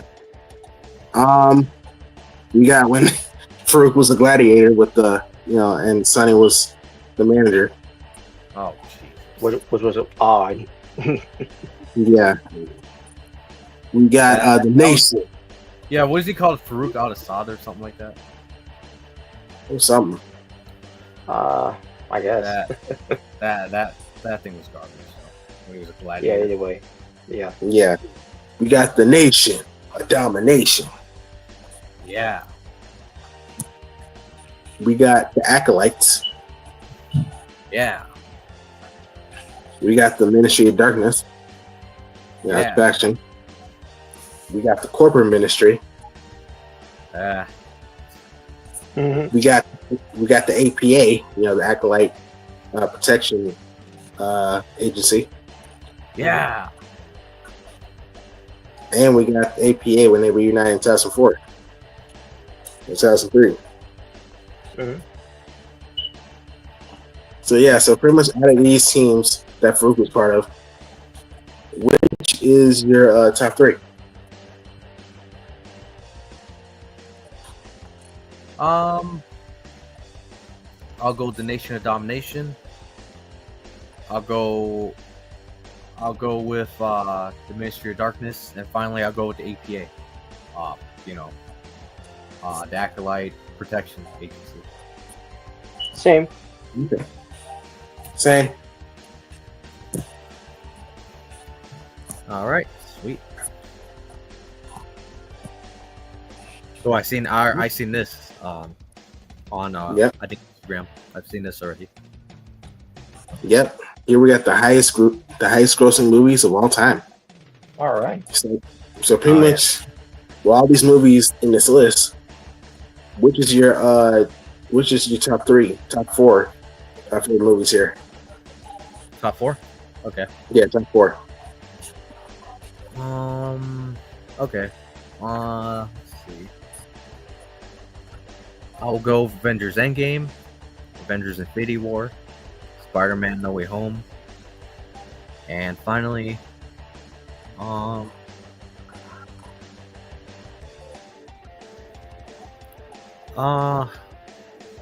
go with the first Avengers movie. All right. Yeah, For me- I know. Oh, they're all DC. They're all Marvel. What a smart kid. Yeah, whatever. Wow. For me, I'll go with Avatar. You know, the first movie. Mhm. Did you guys ever watch the second one? No. I've seen bits and pieces of it. I haven't seen the full movie. It's pretty good. I like it. The second one's pretty good. I'll go with the first Avengers. I'll go with No Way Home. And I'll go with the Mario Bros. Movie. I'm gonna go Barbie, Lion King remake, Fast 7. Oh god. That is great. All right, Robert. Okay. It's your turn. Your turn. I'll go with Titanic. I'll go with Endgames. I'll go with the first Avenger. And I'll go with Super Mario Bros. Peaches. Mario Bros. Avatar. The last Airbender, Ong. Oh boy. What the hell is Zilla 2? I never watched that. I think that's the newest movie that came out. I don't even know what the fuck that is. Why is it in the highest grossing movies of all time? I had no idea what that is. I think because it made a lot of money. So What a weird movie to make a lot of money. I'm just saying. it must have been that good. Because funny enough, I've seen like most of these on here. I've literally seen most of these. Yeah. Except for really this one, Kneezilla 2. I've never seen that in my life.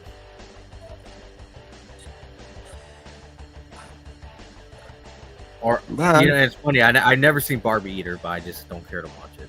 To be honest. Yeah, I haven't seen it either. I've only seen bits and pieces, but not like the whole thing. Yeah, it's just one of those things where I'm like, I don't care to see it. I'm sorry, I really don't. No, he's lying. You watch it. You talking to us? Well, no. All I've right. seen the Harry Potter movie. That was really good. I watched Jurassic World. That's a pretty good movie. I remember when that one came out like 10 years ago, somewhere around there. Yeah, it was like 2015. Yeah, that's when Jurassic. Jurassic World. Yeah, the first Jurassic World movie was good, but the other two, not so much. And I have no hopes for the next one coming out. I gotta be honest. Yeah, you're not excited for Black Widow being part of it? Well, I mean, I bet she would be the best part of the movie, just to see her, her hot ass again. But that's pretty much it. Yeah. All right, so here we have every wrestler that's been both WWE champion and ECW World Champion. So obviously we got Rob Van Dam. One of a kind. Yeah. We got hold on. we got we got Peter Griffin right here. we got the Big Show. It's the Big Show. We got CM Punk. Like a Mussolini. Oh wait, he wasn't at that point. This fire burns. Yep. Always. We got Bobby Lashley. Yeah. We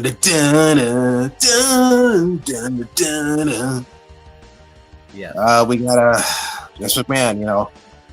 No chance. Do-rag Vince. How? You got no chance. Yeah, I think you mean you got no chance, not us. Yeah. I don't know. I have a do-rag Vince is the funniest thing I've ever seen. Bro, like, what up, G? Well, I was saying that do-rag Vince actually was pretty entertaining. It was funny, bro. Like it was just so. Entertaining. What's up, Holmes?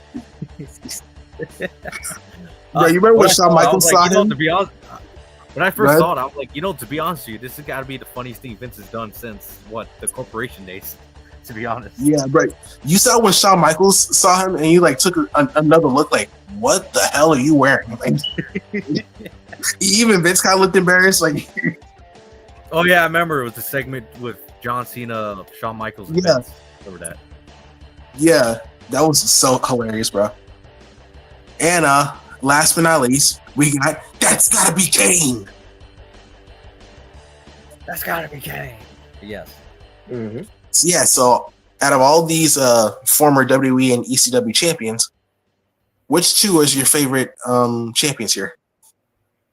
I'll go with Rob Van Dam and CM Punk. I'll go with Bobby Lashley and CM Punk. Robert?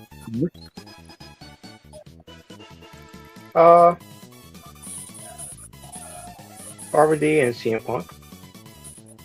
Oh yeah. For me, I'm gonna go with Do-Rag Vince and Peter Griffin. Wow. My arm ball with Bobby Lashley, and my this arm ball is Vince. What's up, Holmes? Vincent Kennedy McMahon. Yep. All right, here we got the evolution of William Regal in WWE. Right, sweet. So we got Lord Steven Regal. We made his debut in WF. We got Steven Regal. He's a man, such a man. The original man's man. Yeah, such a man. But the real man. That theme song is hilarious. It is, bro. We got the commissioner, William Regal. Yeah. We got the Alliance commissioner when he was part of the Alliance. We got the Un-Americans, William Regal. For a brief time. Yeah, it was pretty brief. We got when William Regal was teaming up with Tajiri. William Regal being Eugene's friend. Yeah. We got William Regal when he was part of the King's Court with King Booker. We got King William Regal when he won King in the Ring. And I'm adding both when he was the Raw general manager and especially when he was the NXT general manager. All right. So yeah, Addie's versus William Regal. Which four are your favorite? Man, they need to put him in the Hall of Fame. Oh yeah, I agree. Imagine for imagine his Hall of Fame speech, a Survivor Series. There's only one way to sell this: War Games. He's got to say War Games in his speech, bro. He's got to. Kind of like when Teddy Long said, "You're going one-on-one with the Undertaker." Yep. Yeah, you gotta do it, bro. All right. You go or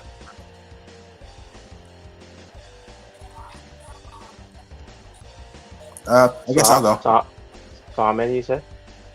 I said 4. Okay. Yeah. I'll start. I'll go with the commissioner, William Regal, because that was my introduction to him. I'll go with him in King's Court. When he was teaming up with Booker T. King Booker. King Booker. I'll go when he was King in the Ring, because I remember that. And I'll go when he was NXT General Manager. War Games! So, yeah. There you go.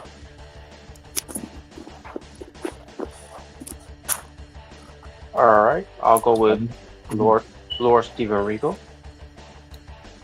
I will go with Will Regal being the commissioner for WWF. I'll go with Will Regal and Eugene. And I'll go with Will Regal as NXT General Manager. My honorable mention will be Will Regal, or should I say Steve Regal, being the real man's man. He's a man. Such a man. Such a man. He's a real man's man. Oh, that's your theme song, Mark. Man up. Wow. Wow. Oh, boy. I was going to say, that's not Tony Khan's not. Yeah. No, actually, that should have been Seth and Becky's tag team theme song. Wow. Wow. All right. I'll go with Commissioner William Regal. I'll go with William Regal and Eugene. William Regal in King's Court, and finally, I'll go with the General Manager, William Regal. From NXT? Yeah, from NXT. War Games. Yep. War Games. Remember when he was the Raw General Manager and how he would say Umaga? Umanga. Umanga. It's Umaga. It was funny how he said it, though. I also remember when he was King in the Ring and Mr. Kenny came back. He's like, "How dare you interrupt me? Apologize." And Mr. Kenny was like, "I am Mr. Kennedy."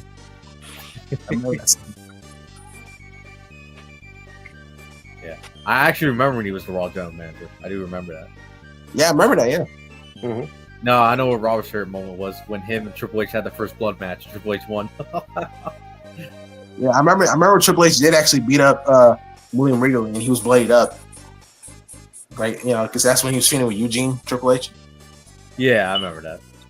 Yeah. I know Robert loved that.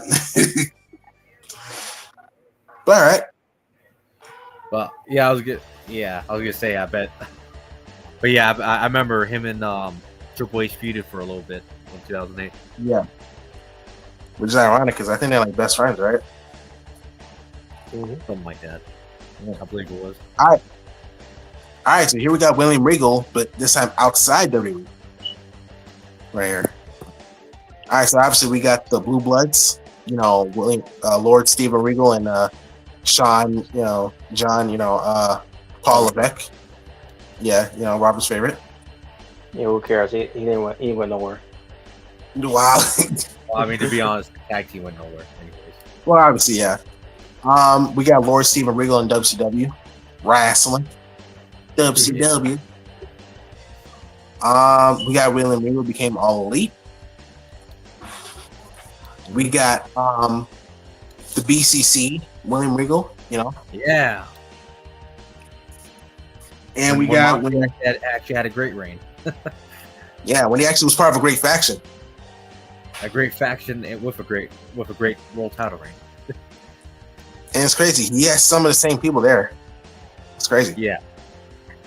But yeah, and last but not least, we got him with MJF. When he basically went to heel in AEW, his last run. Yeah, for like a week. I remember Moxley was trying to kill him, after, Yeah. Yeah, I Yeah. remember that. Yeah, so for this one, you pick two of your favorite versions of William Regal here outside WWE. I'll go with Lord Steven Regal in WCW. And finally, I'll go with William Regal in the Blackpool Comic Club. Same. Yeah, I remember when I saw that William Regal. now thinking about it. Now thinking about it. Remember when the Blackpool Comic Club were heels at the first time around? Dude, even that was way better than Death Riders. Yeah, they're actually heels. I sometimes forget they were actually originally heels, but obviously they were over, so they became baby faces. Yep. I remember when William Regal came to AEW, I thought he was going to go back as Steven Regal, but obviously he kept his name. I thought so too. Yeah, he kept his name. Mm-hmm. All right, so here we got Ring of Honor, first, champions. Basically, the wrestlers that, held these championships first, So we got Low-Key, Cabal. We got Tyler freaking Black, aka Seth freaking Rollins. Robert's favorite. Yeah, Robert's favorite. We got Kevin Steen, aka Kevin Owens. We got Omega's boy, my boy, whoa, Cody Rhodes. Yeah, when he actually was great. Oh wow! I mean, he was great during the time. He was. And he had to be reduced by just having the name Cody. Yeah, he was just Cody at the time. Yeah, he was just Cody. Yeah, he actually was his own person. That wasn't trying to be just like his dad. Mm-hmm. Yeah. And we got Claudio Castagnoli, formerly known as Cesaro.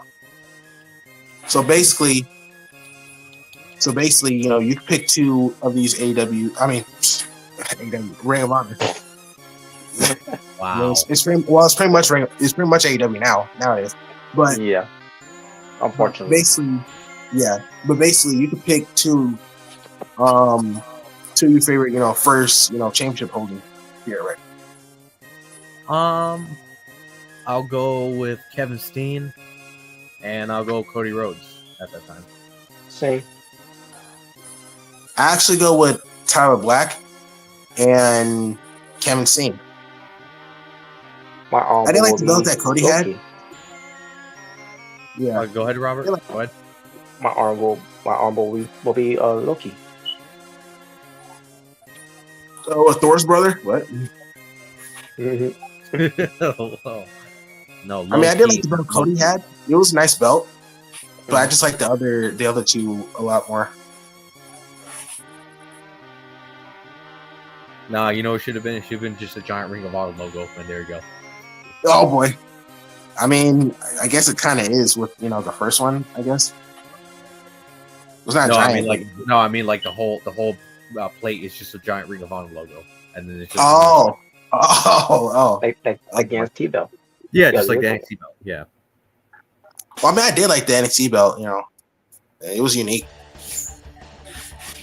I didn't mind it. You know, it's funny. I heard a lot of people did not like that belt at the time. I know some people didn't like it. I like it. I didn't mind it. Like, it was unique. I had the big strap. Watch some dumbass be in the comments like, "Oh, you guys hate on the Big W. Why do you love that one?" Oh God. Well, it's kind of different. That's kind of different. Well, I don't remember the main roster. I was gonna say I don't remember the NXT Women's belt looking the exact same as the men's. Yeah, and besides, the Big W's been like copy and paste like ever since. So that's kind of why. Hell, yo, come on! You don't want to see the NXT belt, but on like a blue strap? Oh hell no! The blue strap that wouldn't even fit like the aesthetic. And NXT is not the main roster, so who cares? Who cares? Yeah, you're right. Who cares about NXT? Wow. Well, come on! You don't want to see that NXT Championship belt on a gold strap or anything? Well, God. All right, here we got Bianca Belair. Yeah. Death Evolution. So we got. Yep. So we got Bianca in the Mae Young Classic. Yay. We got Bianca, in NXT when she was undefeated. Yeah. Yay. We got Bianca when she joined the main roster. Yay. We got her SmackDown Women's title reign. Yeah. Yay. Her Raw Women's title reign. Yeah. Yay. Her not so undisputed Women's title reign. Wasn't that like 1 day? Wasn't that pretty much like? Wasn't that only like a couple minutes? A couple of minutes. Or did she actually have a title reign back? Because I don't remember. No, it was a couple of minutes. It was? Yeah, I was gonna say, wasn't it just a couple minutes? I'm like, I don't remember her having the actual title reign. Remember, she won it that triple threat. She won at SummerSlam, but then Io Sky cashed it on her. Yeah. Oh wow. I don't know why. I could have sworn she had it at least for longer. No. I must be thinking. It was only like I must have been tripping that. But anyway, I guess we can skip that. It was just like a couple minutes or whatever it was. I don't remember. All right, well, we'll skip that. Well, yeah, she technically did win it, but it wasn't that long. Yeah. Mm-hmm. And we got her women's tag team title right. Yay. Yay. So out of these versions of Bianca, which three are your favorite? I'll go with when she was in NXT as undefeated. I'll go when she I'll go for SmackDown Women's title reign, and finally I'll go for Raw Women's title reign. Same as yours. Same. My own will be tag team title. Undefeated. All right, here we got Robert's favorite right here. R-Truth. So on the left we got theme songs of R-Truth, Mm-hmm. Right. And on the right we got all the names that R-Truth has had. Ron Killings has had. All right. So for each film, you can pick three of your favorites. Favorite, names and favorite theme song. You said 3? Yeah, 3 of each. R-Truth, I'll go with his original version of What's Up, the one he had in TNA in his early days of WWE. Okay. I think it was called What's Up, right? Yeah, What's Up, yeah. Okay. I'll go with Awesome Truth, you suck. You suck. You suck. And finally, R-Truth, I'll go with his current theme song, the instrumental version of What's Up. Okay. And for names, I'll go. You said 3 names as well? Yeah, 3. I guess I'll go K Quaid, Ron the Truth Killings, and finally R-Truth. Okay. For me, I'll go with this K Crush theme song TNA because I actually listened to it and it's actually pretty good. It's really catchy. I'll go with the original What's Up that he had in TNA and WWE. And I'll go with the What's Up instrumental. You know, that he's used for years now. You know, currently he's still used. So yeah. Mamba will be Awesome Truth, you know. I had enough. The conspiracy made me change it up. And for names, I'll go with K Crush, Ron of True Killings, and R-Truth. So yeah. All right. I will go for theme songs. Get Rowdy. All right. I'll go with. I know you like Road Dogg well. I mean, yeah, he was good on the mic, but didn't care much about his wrestling. Well, I mean, yeah, obviously. Not saying it was bad, but that's not what he's known for. Well, better in the ring than Triple H. I'll say that much. Oh, come on! No, that's he wasn't. Triple H wasn't that bad. Like, come on, bro. No, that's reaching. That's reaching. Yeah, that's reaching, bro. Come on. You just said it because you hate him. That's why. I'm sorry, but I hate you. I'm sorry, but Road Dogg cannot have a great Hell in a Cell match like Triple H did. I mean, not expecting it. You know, to be fair, if Road Dogg Undertaker went 1-on-1, I feel like that would be more of a squash than actual like. Yeah, pretty much.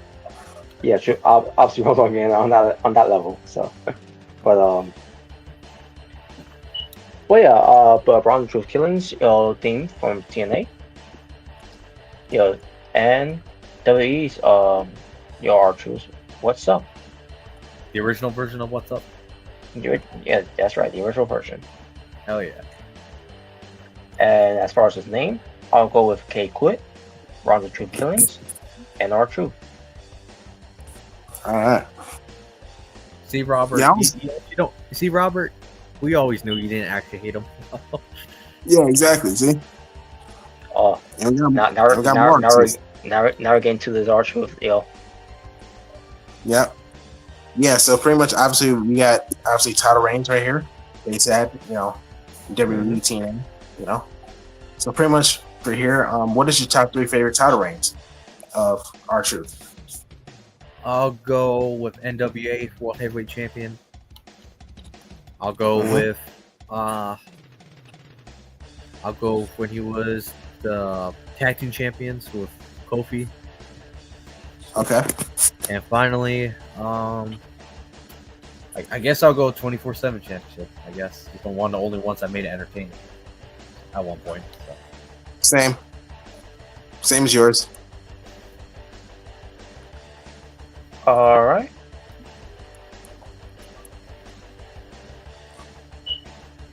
I'll go with R-Truth's. Well, Ron Killings, NWA title reign. Okay. I'll go with R-Truth's, tag team title reign with Kofi Kingston. Okay.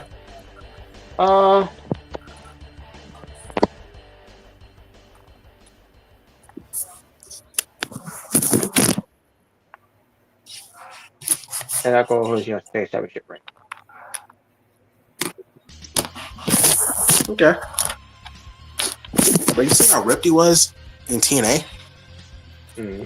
Yeah. Bro, he was ripped. I still find it funny that the fact that about him winning the U.S. title was just a botch. It wasn't even supposed to happen. It's crazy. That's crazy. I forgot who he beat for the title. Shinsuke. Oh wow. Man, your boy, bro. Ooh, consoles. So yeah, for this one, what do you think had the best startup sound? So we got the GameCube, PlayStation 2, Yay, Xbox 360, yeah, the original Xbox, yeah, the original PlayStation, yeah, Dreamcast, yay, Nintendo Yay. Switch, and finally the Wii. What do you think had the best game startup sound? You could pick 3 of them. Okay. Oh, that's easy. The first 3: GameCube, PS2, and Xbox 360. Okay. Easy. Same thing. All right. Same. Yeah. Same. I've always wanted to get the Dreamcast. You know, because there are some games I want to play in it. Well, too bad you can't get one now. Wow. I mean, you probably have some like an eBay or some other type of video game store. Oh yeah, You you know? can probably find Dreamcast somewhere. So Yeah. All right. We got Roman Reigns main events right here at WrestleMania. so for this one, this is Tribal Chief Roman Reigns. You know, his main events. So Yep. you know, 37, 38, 39, 40, and 41. Well, we haven't got to there yet, but pretty much I all remember four. well. And we never. What? So pretty much all these WrestleMania main events that Roman's been a part of. Which two are your favorite ones? I'll go with Roman versus Edge versus Daniel Bryan, 37, and Roman versus Cody at night 2 of WrestleMania 40. You know, Endgame, basically. Avengers Endgame. Yep. Same here. Robert. Same. My honorable Okay. mention would be night 1 of WrestleMania 40, the tag team match, because that was a pretty good tag team match. You know what I WrestleMania thought about the whole too. Cody Rhodes WrestleMania saga, or the whole Cody Rhodes career so far in WWE? Tell me if you Yeah. agree with this, Robert. Tell me if you agree with this. Think of Cody versus Seth when he returned as Avengers, the first Avengers movie. Think of Cody versus Seth Rollins in Hell in a Cell as Avengers Age of Ultron. Think of Cody versus Roman at 39 as Avengers Infinity War, and then finally think of Cody versus Roman at 40 as Avengers Endgame. Do you agree with that? That's, In a way, yeah. Yeah, I can see it. it's kind of funny how both guys' face are, Shield members. I guess this year's WrestleMania for Cody is going to be Avengers Secret Wars or whatever the hell the next one. Or Doomsday. Doomsday. Yeah, it's going to be Avengers Doomsday for Cody this year. Yep. Yes. I don't know. And it's funny because that's not out yet. So it's Cena versus Cody. It ain't out yet. Maybe maybe Cody watched all the Avengers movies and that's why he decided to do that. Maybe. I mean, I think they actually hired like a former Marvel writer. So maybe. And now we got AJ Styles matches. So we have 32, 33, 35. That's weird. I don't know why they didn't include 34. But anyways, yeah, I can see why. 32, 33, 34, 35, 36, 37, 38. He didn't have a match 39. 40. And finally 41, the match no one asked for. But anyways. Yeah. So of all these AJ Styles WrestleMania matches that I named, which three are your favorite ones? Okay. I'll go with AJ versus Chris, even though I didn't like the ending. I thought it was a pretty good match. I'll go with AJ versus Shane, which is a great opener match. And I'll go with AJ versus Undertaker, the Boneyard match. What the hell is a Boneyard match? What? Same with you. All right. Robert? Oh, what match again you chose? 3. Like what's your favorite AJ Styles WrestleMania match that he's had so far in his career? Okay, so I'll go with Sharon Man, Chris Jericho, and Undertaker. Oh wow, okay. All right, so so same yours. Same with us. All right, sweet. No, I'm gonna go with AJ versus Randy, AJ versus Shinsuke, and AJ versus Logan Paul. Oh god, It hasn't happened yet. doesn't matter. I'm still picking it smart. Wow. Yeah. I don't remember much of AJ versus Randy. Oh, shit. I remember the build up. I remember the match. It's been a while since I've seen it. My bad. Didn't mean to do that. All right. Yeah, Shinsuke. I don't even see Shinsuke on here. Well, it wasn't on there for whatever reason, but I still included it because it's still. And yet they got Logan Paul on there that no one asked for. Yeah. Yeah, you did. What? All right. So for this one, what do you think is the most iconic item in anime? So we got Luffy's straw hat. You got the Dragon Ball. We got Naruto. Yeah. Yay. And finally, we have Pokeball. Yay. So Dragon what Balls. do you think is the iconic anime item? Dragon Balls. Dragon Balls. Robert. Dragon Balls. Yeah, same here. Dragon Balls. My honorable mention would be Pokeball. Same here. What's your guys' obsession with balls? Oh wow! I was just about to say that. Beat me to it. It should be Yu-Gi-Oh cards. Yeah, I've seen this. So all right, for this one, obviously this is the Bloodline members knocked out. So we got Jey Uso being knocked out from I think Kevin Owens. I don't remember exactly who did that to him. I don't remember. We have Jimmy Uso being knocked out from I think it was the new Bloodline. I think it was. I don't remember. He's face down. And finally, we have Roman Reigns doing his Yamcha death pose after CM Punk gave him a GTS. or Peter Griffin from Family Guy, because he yeah. So out of all these knocked out, getting knocked out poses, which one's your favorite from the Bloodline? Roman's funny, but I think I'm gonna go with Jimmy because like his face is actually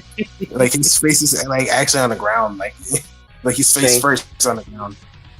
Same. I'll go Jimmy. Yeah, I'll go Jimmy. Yeah. All of them.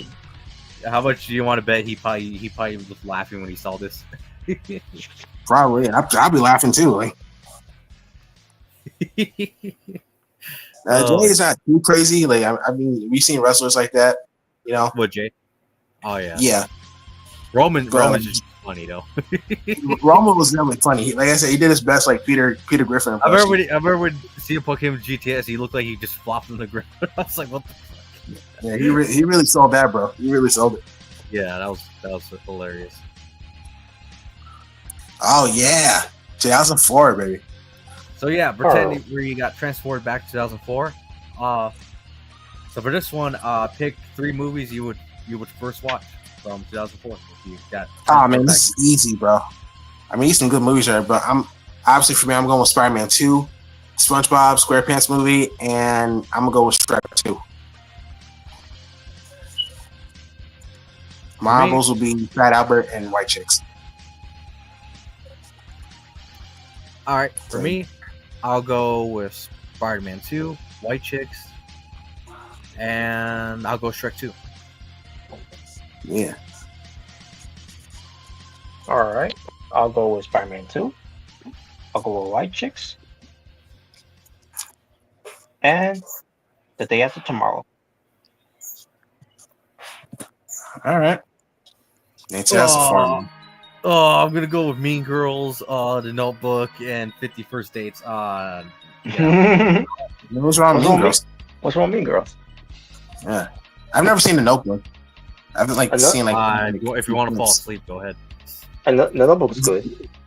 It's like a romance movie. I thought the movie sucked. I thought it was cringy. Wow. Ooh, another nostalgia. All right. Is this mine? I think this is mine, right? I don't know, Smart. Or is it? Or wait a minute. I don't think this. It's Jordan. Oh, it's Jordan's. You can only keep you 3. can only keep 3. Okay. I'll keep Rugrats. Okay. I'll keep SpongeBob. Obviously, that's obviously staying.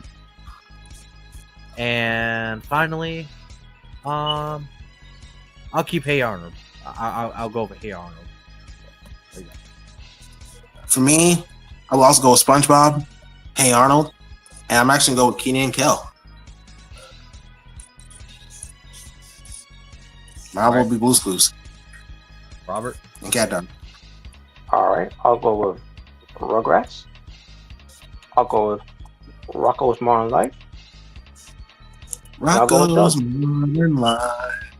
Rocco's Modern Life. Yeah. Do do do do do do do do. We got pills. Oh boy, too many pills. Too many. Oh boy. Too many pills. Too many pills.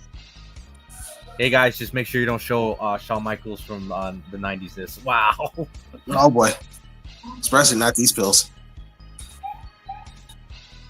All right, so how many are we picking? I have no idea. Let's do 3. How about that? Let's say 3. All right. I'll go. That's not overdose. Oh boy. Yeah, I thought you didn't do drugs, David. I thought you did drugs. Look at that. You got exposed. What? Wow. Yeah, this folks. Yo, I've been exposed. Wow.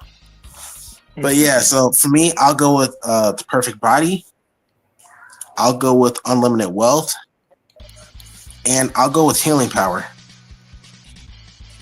So yeah. Perfect body. So I guess you want to look like Braun Breaker. Wow. Yeah, Braun Breaker, freaking Bobby Lashley, John Cena back in 2000s.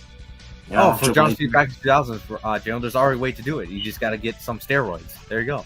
Oh boy. The same for Triple H too. Yeah, Triple All H right. definitely was on the roids as well. I mean, that's pretty obvious. He definitely was on the roids. Hulk Hogan was, no, brother, I was just taking my vitamins, brother. Oh, yeah, sure. Ultimate Warrior definitely was. No, it was the power of the sky.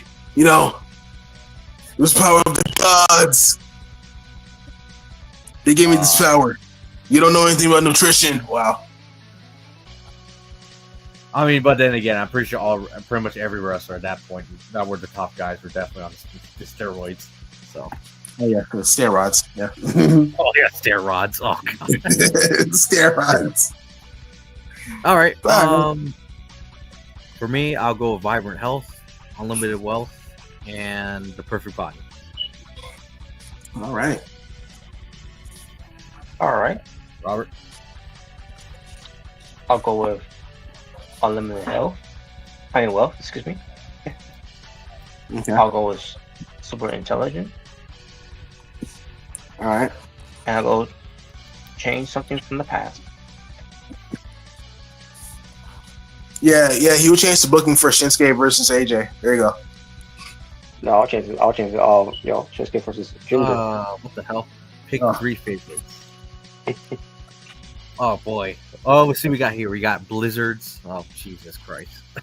Oh, well, you know about that. Wow. Oh wow. You know about that. I know firsthand about that. I mean, I think Robert kind of does, but I don't think he's as bad for him as it is for me. But yeah. Tornadoes. I definitely know firsthand account how that is. Oh boy. Hail. I think we all experienced hail at least at one point. So. Yeah, I experienced once. Hurricanes. Well, that's definitely. Robert definitely experienced that. Stand back! There's a hurricane coming through. Not that hurricane. Heat waves. Well, I think we all experienced that one. So NXT heat waves. Especially at my job. My God. Rainstorms. Yeah, we definitely experienced that. Yeah, I mean, bro, it was raining all day, like a few days ago. Damn. Cold snaps. I definitely experienced that. Lightning. I think we all definitely experienced that. So yeah. Droughts. I never experienced that. Now, hopefully, we never do. Yeah, me neither. Floods. Definitely last year. It flooded really bad over here last year. For me, I've never experienced that. Lucky you. Lucky you. Anyways. Wow. Icicles. Icicles. I definitely experienced. I definitely seen those before. Every year. Mm-hmm. I've probably seen it a few times, but not as much.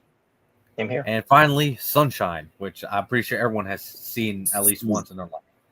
I'm walking on the sunshine. Wow. It's not raining sunshine, so. All right, so pretty much pick 3 favorites, I guess. Sunny days, my friend. Oh boy. I guess I'll go with rainstorm, lightning, and sunshine. I guess. I mean, they're not crazy, so. For me, I'll go with tornadoes, rainstorms, and sunshine. I'm walking on the sunshine. All right. I'll go with sunshine, lightning, and rainstorm. It's rain, sunshine.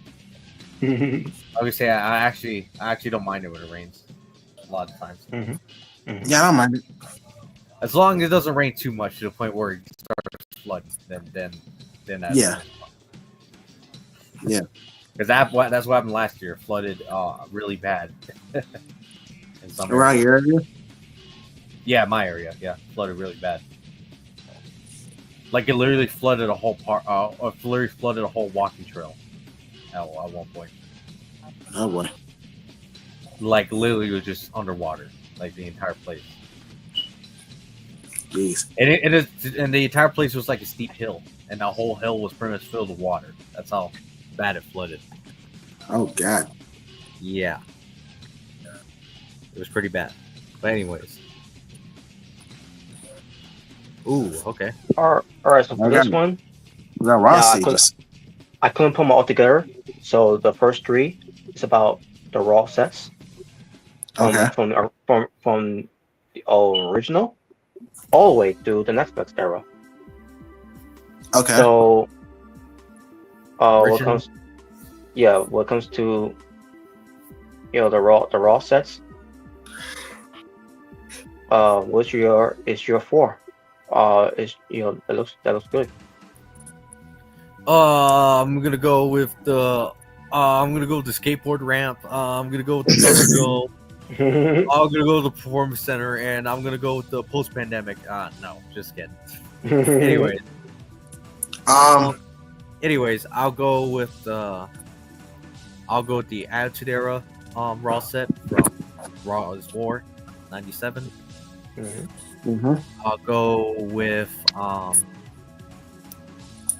the Raw set in 2002. Move to the music, play the effing music. Yeah. I'll go with the Raw set from 2005. You know, when they had the those side things. I don't know what they're called, but Okay. and finally, I'll go with the post Attitude Era Raw set they kind of had for a little bit. The one where they added the side Titantrons. Yeah, I remember that. I think when they introduced those in like 2001, I think something like that. Yeah, I think it's like 2000, 2001, around that time. Yeah, I'll go with those ones because those are my favorite, Raw sets ever. So. Okay. Well, I'm gonna go with the current one. Oh hell no. No. No, I'm gonna go with the skateboard one. I love that one. Wow. Oh Jesus. Yeah, I can do my Tony Hawk moves here. Wow. Hey, if Darby Allin was WWE at the time, I think he would have had fun doing the entrance. Oh yeah, he probably would have done the entrance like that. Yeah, he definitely would have. That would have been perfect for him. It's kind of funny because when I first saw that Raw stage, I was like, "Why does it look like a giant skateboard ramp?" It really does. Yeah, like a half pipe. Darby Allin's jealous. Yep. I guess same as yours in terms of Raw. Same as yours. My honorable mention would be the 2008 one, since I grew up with that too. The HD one. Yeah, the HD. Yeah. I mean, I liked it, but I felt like the other ones definitely look better from the Real Discretion and Attitude Era. Yeah, obviously, yeah. All right, Robert. All right, I'll go with the original Raw set. I'll go with the DF Ultron with the side screens. Okay. I'll go with the 2002, Raw, picking up the Ruthless Aggression. Oh yeah, when he had the lightning bolts. Mm-hmm. Yeah. And I'll go with the current Raw set. With the Raw, the Netflix era. This Oh, one? okay. Yeah. Get out. Wow, get out. Wow. Yeah, you've been released. You're fired. Wow. Yeah, I'm sorry, but I actually enjoy that. That way you can interact with those audience. When you go down the hallway. I mean, you can see like the crowd in the back. Yeah, you don't really see that. That to me that's old school. Yeah. Nah, you guys love this big flash screen TV one right here. Yeah, that was terrible. Oh, the big You're flash screen terrible. TV. When they came back after the Thunderdome era. Yeah. Yeah, I didn't like that. To be honest, I didn't like it. Well, you didn't like the WrestleMania? I mean, the Raw, flash screen boy, TV? here we go. All right, guys, same. Pick your 4 that you like. All right, well, this is pretty easy. I'll go with the original Ovaltron. That looked great. Mm-hmm. Obviously, my number one favorite of all time is a SmackDown Fist. That's usually up there. Obviously, number one for me. I'll go with the Universal HD set from 2008. I mean, I did like it. I looking back, I did kind of like it, even though I kind of hated it at the same time because I preferred the Fist stage. Yeah, obviously. I missed it, but I missed the Fist, but I got used to this. And finally, I'm actually going with the Fox set from 2019 through 2020. I actually like that one a lot.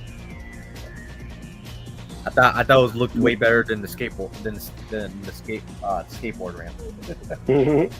Honestly, I kind of wish they brought it back. Oh, the Fox era one. Yeah, because I really did like that set too. I like that those little things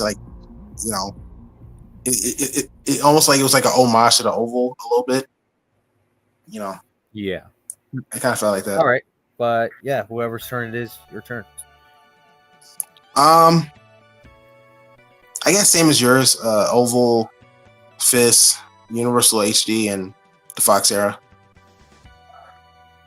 All right, Robert. I guess my honorable would be SmackDown Live because I thought design looked better there. I thought it fitted better. Yeah, I personally thought SmackDown Live one was all right, but I mean that was just me. All right. Who's next? But yeah, Robert. I'll go over overall. Ovaltron. Yeah, the Ovaltron. I'll go with the SmackDown Fist. I'll go with the SmackDown Live set. And I'll go with the Fox Era set. Are you ready for a good time? Hell yeah. Oh, I remember the hologram fist. I remember that. Yeah. When I thought that was lame as fuck. I'm like, really? You couldn't just bring the actual fist there? Yeah, I didn't know they did that. Yeah, because they had like the Raw Goes Old School show. All right, guys. My turn. I'm gonna go with the Thunderdome. I'm gonna go with.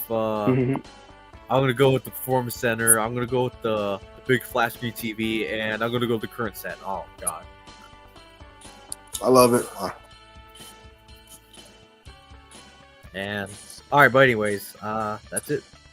That was it. That will conclude your phone topics, folks. And fuck John Cena. I agree. I know. Well, I mean, I do nowadays, but he killed Raw. He killed the Raw ratings. I'm glad he never killed the SmackDown ratings during my. You know what's funny? I actually found an old shirt because I've been looking for it. Oh boy, this shirt right here. You see it? Oh yeah, wow. I see it. Yeah, it's the old school hustle, loyalty, respect. Back in 2006, which is 2006, 2007, my favorite time of John Cena. Yeah, and he wore that T-shirt in AWF. Yeah. Honestly, I felt like, man, if there's only a way my character can take off that shirt and then burn it right in front of you. Wow. Honestly, I want to wear that for I want to wear that shirt for Asylum Mania. Like the shirt I'm wearing, I want to wear that. Wow. And I want to have I was thinking about the the heaven entrance, but since I'm becoming more of a babyface nowadays, you want to bring back that old entrance you used to have when you were champion before. Yeah, I want you to give me the 2006 like John Cena entrance, like when he was the soldier, like the Marine. I want that entrance. Is that in the game? Yeah, it should still be in the game. Okay.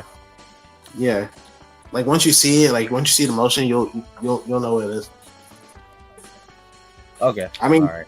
They have like the old John Cena, 2007 Tumaga, so it should be there.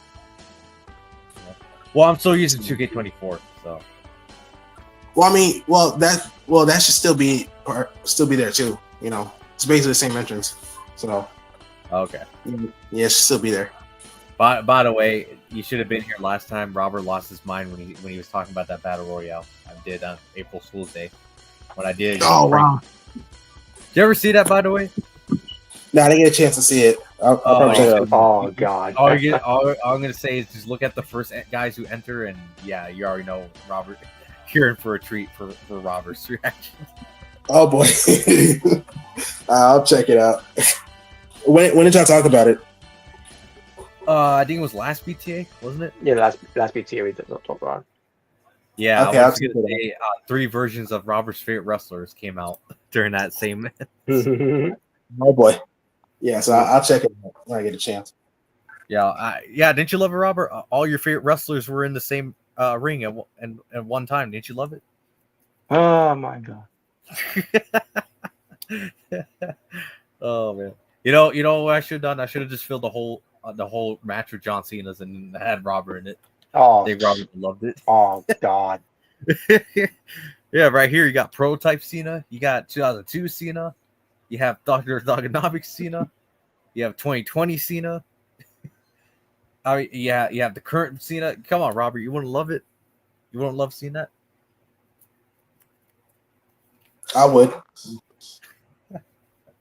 I remember for 2K23, I actually made a battle royal with all the John Cena's that I unlocked. And I was playing as 2006 John Cena because that's my favorite, and I won. So, who'd you beat? Did you beat the Prototype to win? Well, I beat everybody. I eliminated. Well, I didn't eliminate everybody, but I eliminated most of them. Wow. Yeah. 2006 John Cena for the win. That's the best John Cena, in my opinion. 2006, they all suck. Anyways. I won't say that. They all suck. They all the shit factors for wrestling. Oh my God! Stop. Cornballs of pinfalls, the garbage of all trash. The wars of Robert. No. 2006, 2007. He wasn't cornball. Not during that time. He was badass. He was badass during that time. Hey, you're right. A badass at making me fall asleep. You're right. Whatever, bro. That was his best time, in my opinion. Oh yeah. And by the way, Robert, if you check the Asylum Wrestling Federation channel, I've already got that Jay Briscoe Memorial Battle Royale ready to premiere on April 26th of this month. Will be Asylum Mania 3. All right. That's ready to set to premiere for that. So, and it's finally returning after what happened last year when 2K23 decided to crash when I tried to record the match. Yeah. And I tried to record it like 5 times and it still kept crashing. I'm like, what the fuck? Mm-hmm. Yeah. And I know you were so disappointed that we couldn't have it last year. But this year, it finally returns. It returns once again. Good. That's good. Yes. And quick question. So, did you finally watch all those matches? I've managed to watch all except one. Okay.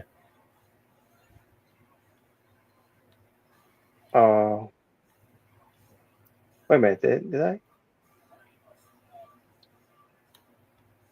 Oh yeah. I did watch all these matches. Um, Okay.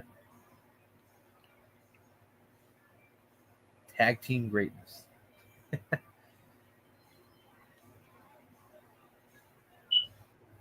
Wow, I as a need matter of to. fact, yeah, I need to as a matter upload of some. fact, as a matter of fact, I think that I talked about it too. Okay. If not, I talked about it before too. Okay. Um, Now thinking about it, I need to upload some more matches. Shit. oh, that's right. Yeah, top of that. Because I was uploading not uploading. I should say I was recording the Salamania matches to get some of those out of the way before we get to the show. So I got the battle royale out of the way first, obviously, because I feel like that's probably the easiest one to get out of the way. Out of the way first. That's right. So, and plus, it's not like a championship match where I have to go in the settings, change back to the previous champion just so you don't get spoiled on who won, pretty much. So, but yeah, I think you're gonna be satisfied with that. Once we see it on the 26th. But yeah. yeah, and plus we need to do that contract signing soon because Yeah. I think you want to know what match type you're gonna be in and what your reward's gonna be if you win and your reward is gonna be if you lose the match. I think you want to know that. So. Exactly. We're gonna make it a favor. It's gonna be a favor. Oh gosh. Wow. You know what your favor is, Robert? You get to have Paul Heyman accompany you. What?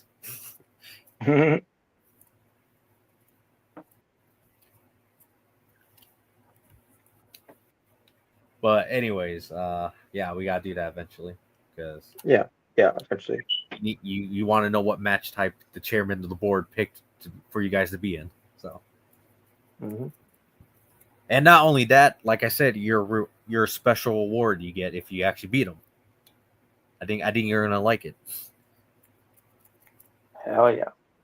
You get to become new chairman. No, I'm just kidding. But yeah, we gotta do that eventually. Yeah, we will. Yep.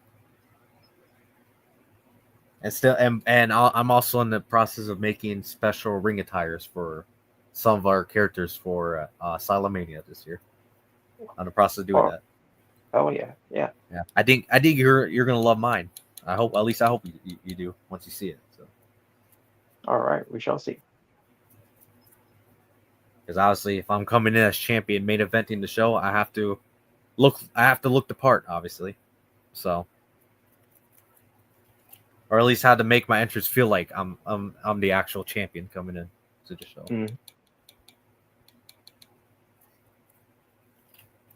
Oh well, you'll see. But all right then. And that will do. Because folks, about as I want to bring up before we close out. Okay. What comes to NXT Stand and Deliver? Let me see if I already have it here already. Okay. I just gotta go.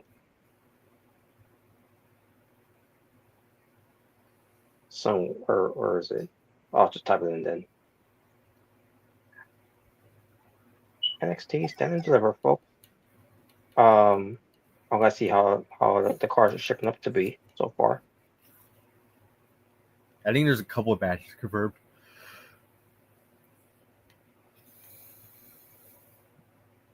Yeah.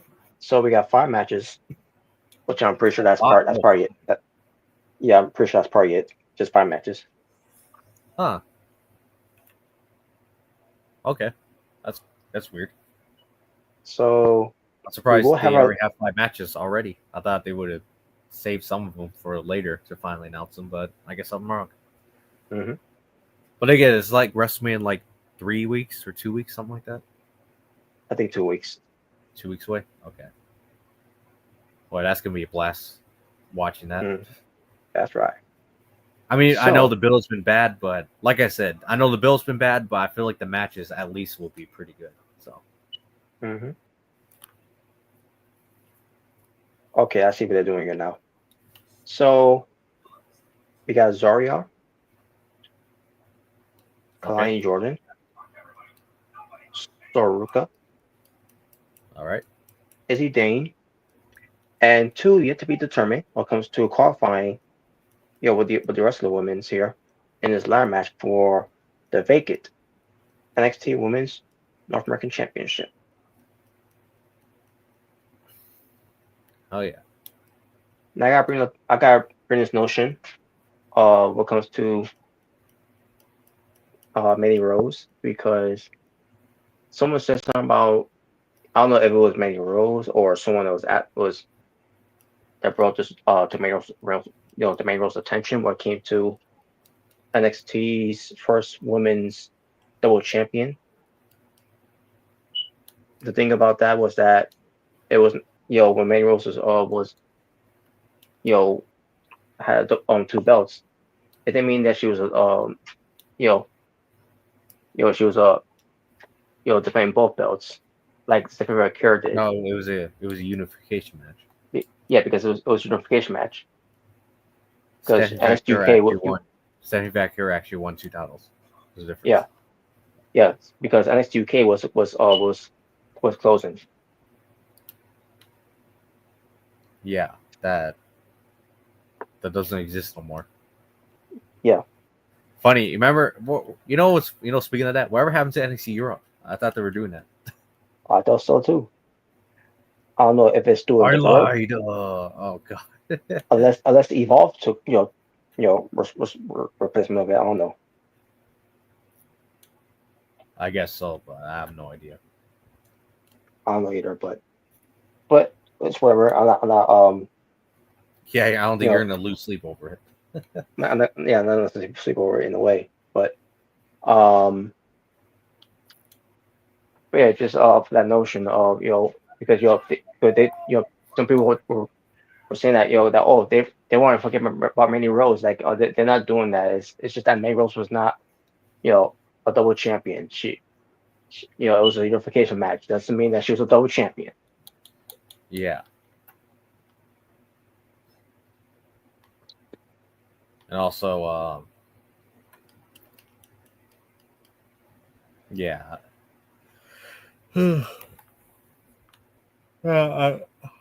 It's just idiots just taking stuff out of proportion. Just kind of like how people were taking out of proportion, oh, that's stupid. Why is she vacating the women's North American title? All stupid. But even though Keith Lee did the same thing, but no one had a problem with that at the time. But I don't know. I don't get that. I didn't get that either. I'm like, Keith Lee literally did the same thing, but none of you people had a problem with that at the time. Like, really? So, well. Yeah. So yeah. Plus, she should be focused more on the world, the NXT Women's Championship than the North American Women's Championship, in my opinion. Anyways, so. So I'm assuming next week, when it comes to this ladder match, they're gonna have 2 last qualifying matches to see who's gonna be in the match. Yeah, I assume so. Yeah, that's what they're doing. All right. But yeah, there you go. Whoever that may be, we shall see. It'll probably be Jada Parker and Jordan Grace, I assume, since those two are feuding. Well, speaking of that is okay. not Never mind then. Never mind. Okay, I didn't know about this, so never mind. Yeah, because so I guess they didn't want to leave off, Jada Parker, especially with the returning of Julia, to pick up where they left off of her. Because I thought it was could just be Stephanie Vercera versus Jordan Grace going into the pay-per-view or PLE. Instead, so now it's gonna be the NXT Women's Champion, Stephanie Vercera defending against Jordan Grace, Jada Parker, and Julia in a fatal four-way match. So damn, we're not even damn even Stand Livers not safe from the multi-man and women matches, I guess. All right, well, then obviously I assume they were okay. So I assume that Stephanie Vacour is probably retaining, and then that's when they're finally gonna do Julianne versus Stephanie Vacour again, 1-on-1. At least that's what I assume. That's what I'm assuming too. So yeah. The other match they have here is Fraxium defending their NXT Tag Team Championship against whoever wins the Gauntlet match. Which hasn't happened yet. So I'm assuming they're going to do it next week. I assume so. Yeah. So, whoever that may be. So it should be Dark State. Oh boy. Have they even had a match yet? Yeah, they had a match tonight. They finally had a match. Oh, okay. It was a 6-man tag. Okay. It was against Obafemi, Trick Williams, and Javon Evans. He did the whole "Can they all coexist?" Oh God. Yeah, and by the way, Dark State won. So. Yeah, what was the loss there? Javon Evans. Yeah, I figure. Yeah. Oh, racist! Wow. Well, they're all three are back. So. Yeah. You know what's funny about that? I saw a photo on I think it was Instagram, and it had Javon Evans, Trick Williams, and Obafemi. You know what the photo literally said? The photo literally was this is an example of Pokemon evolutions. I'm like, wow. What? Because obviously they're all three of them are black men with dreads. That's why. Wow. Yeah. All right, but anyways, yeah, I have no idea who would win that. Yeah, I don't know either. But I'll tell you what. What's happening with this one next? I guess maybe Dark State, but I don't know. We'll see. That's if they're in the match. So, but yeah, I wouldn't know, but who knows? But then we get a singles match for the NXT North American Championship that Ricky Saints currently hold against Laurel May win this little four-way match, which I'm assuming is part also being next week as well. Yep, that's crazy. Our first actual one-on-one match of the night. Yeah, the only one-on-one match because the next the main event which is gonna be for the next championship is a triple threat. Which I feel like, which I'm just like, I guess they really don't want to do Obafemi and Trick Williams 1-on-1 for whatever reason. Nope. Unless they're saving it for something. I don't know. I don't know why.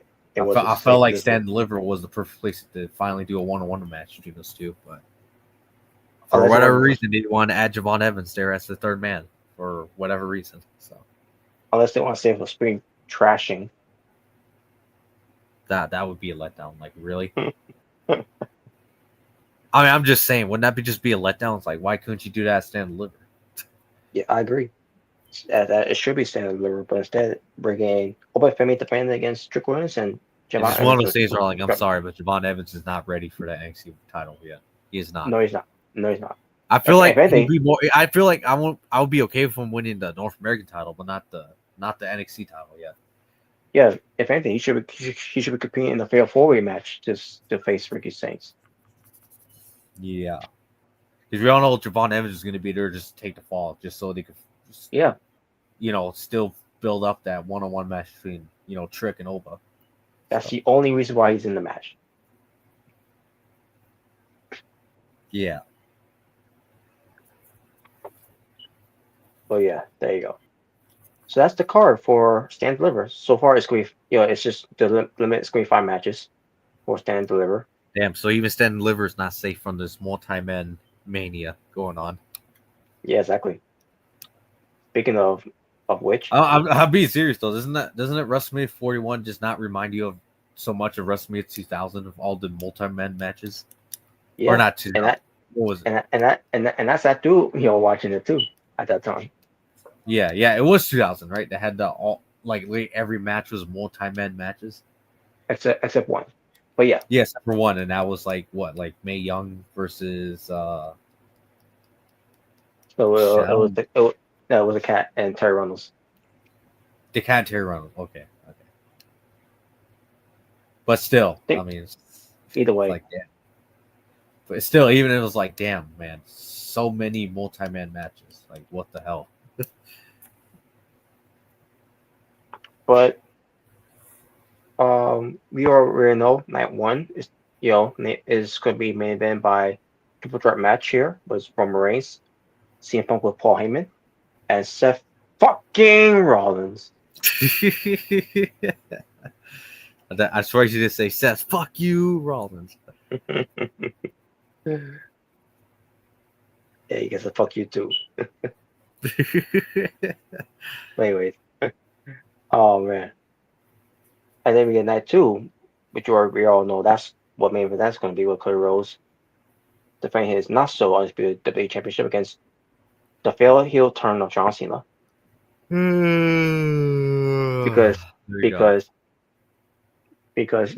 after that heel turn from Chamber, and not being on TV for those 2 weeks, only to finally show up because they were going overseas because Cena was overseas when it comes to his schedules. Yeah. And now we're back in America and we're back to square one. Yeah, this hero is the hero was not like anything. That's anything special, to be honest. Damn, not even The Rock has appeared all that much either. No. And on top of that, The Rock made way more appearances last year's build than he did this year. Mm-hmm.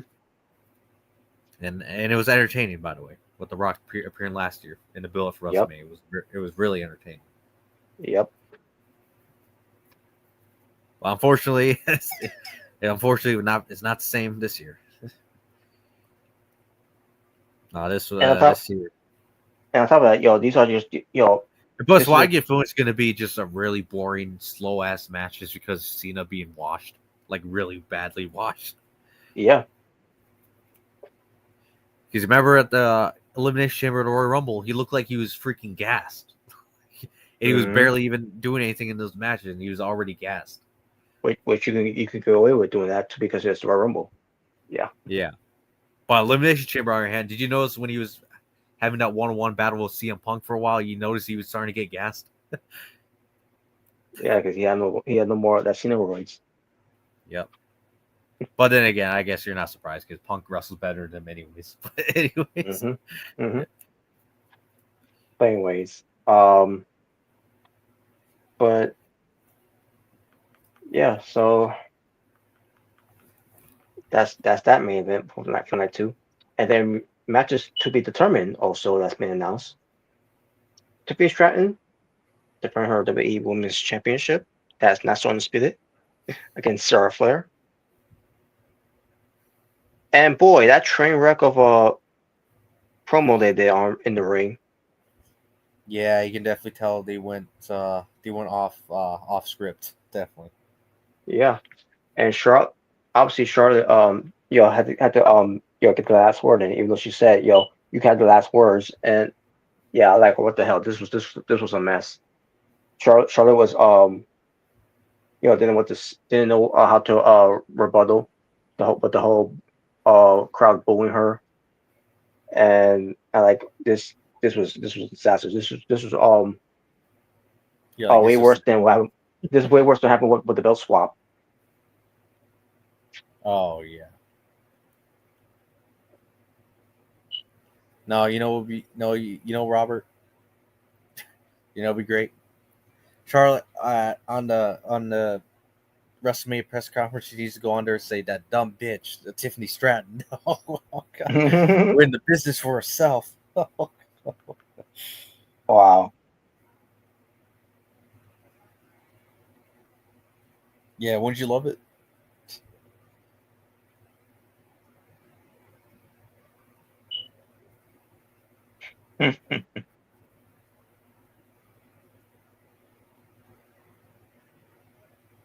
All right. Now, I was gonna say, and no, I wouldn't love it, but I was gonna say, you know, because I had no recollection of her being married 3 times. Because the two I knew was with Bram and Andrade, obviously. Um, well, yeah. She Let me see.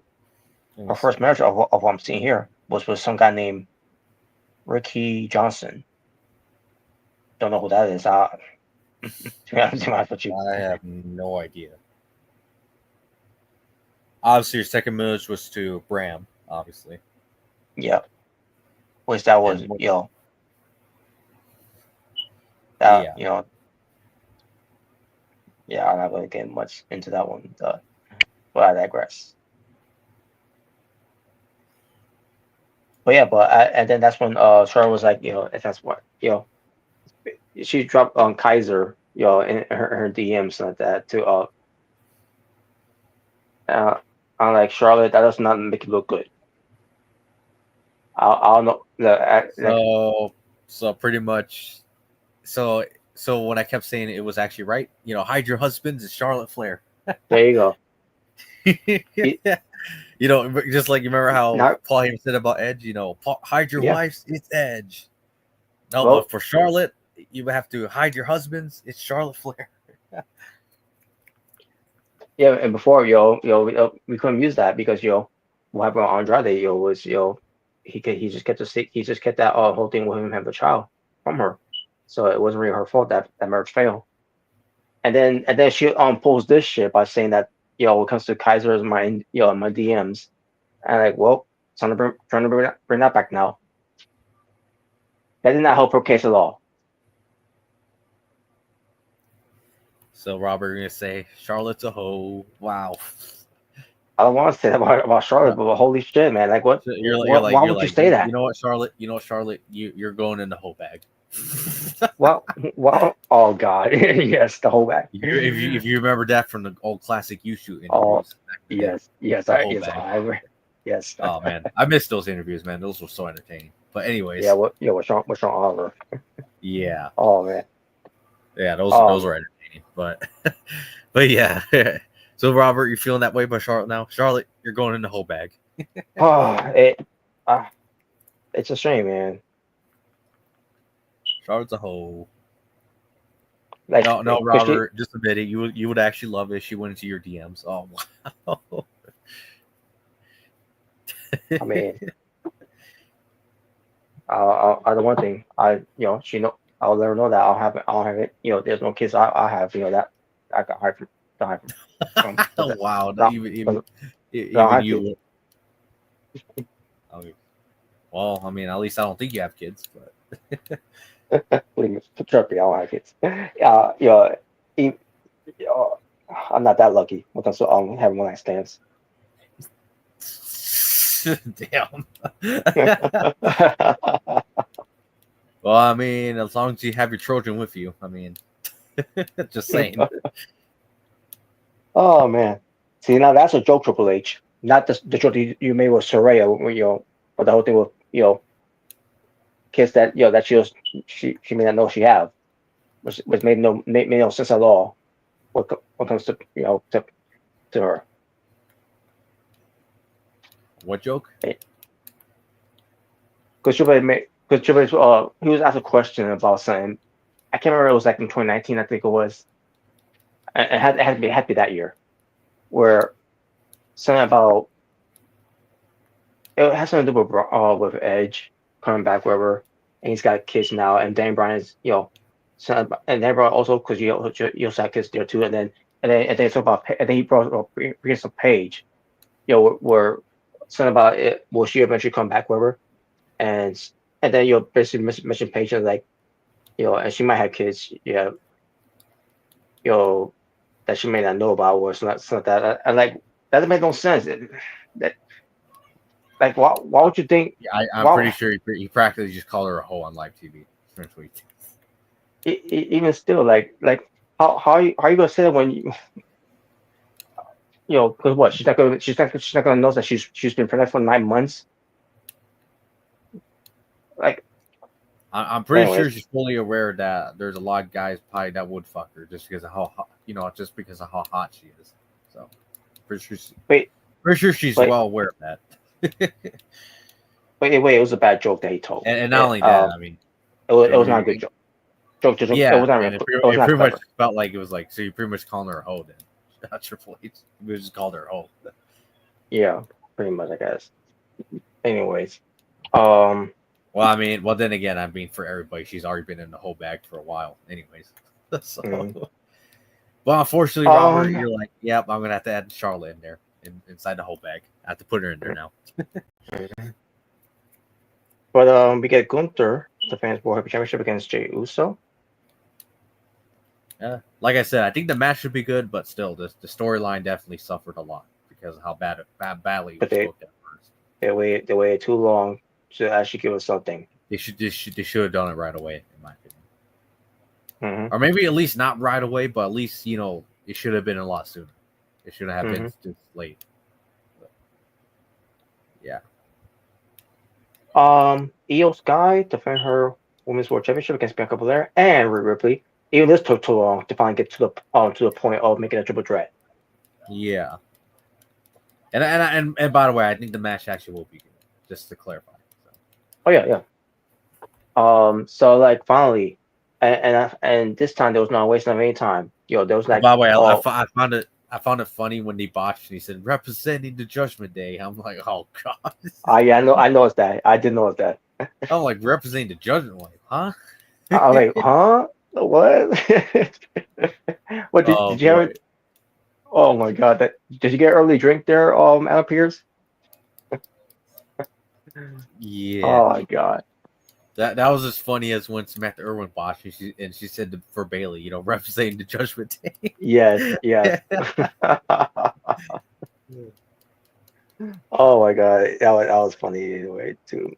At first, I thought it was Alicia Taylor. I said that, but I was like, oh wait, no, it was Adam Pearce. It was Adam Pierce, yes. Yeah, she was there, by the way. Alicia Taylor.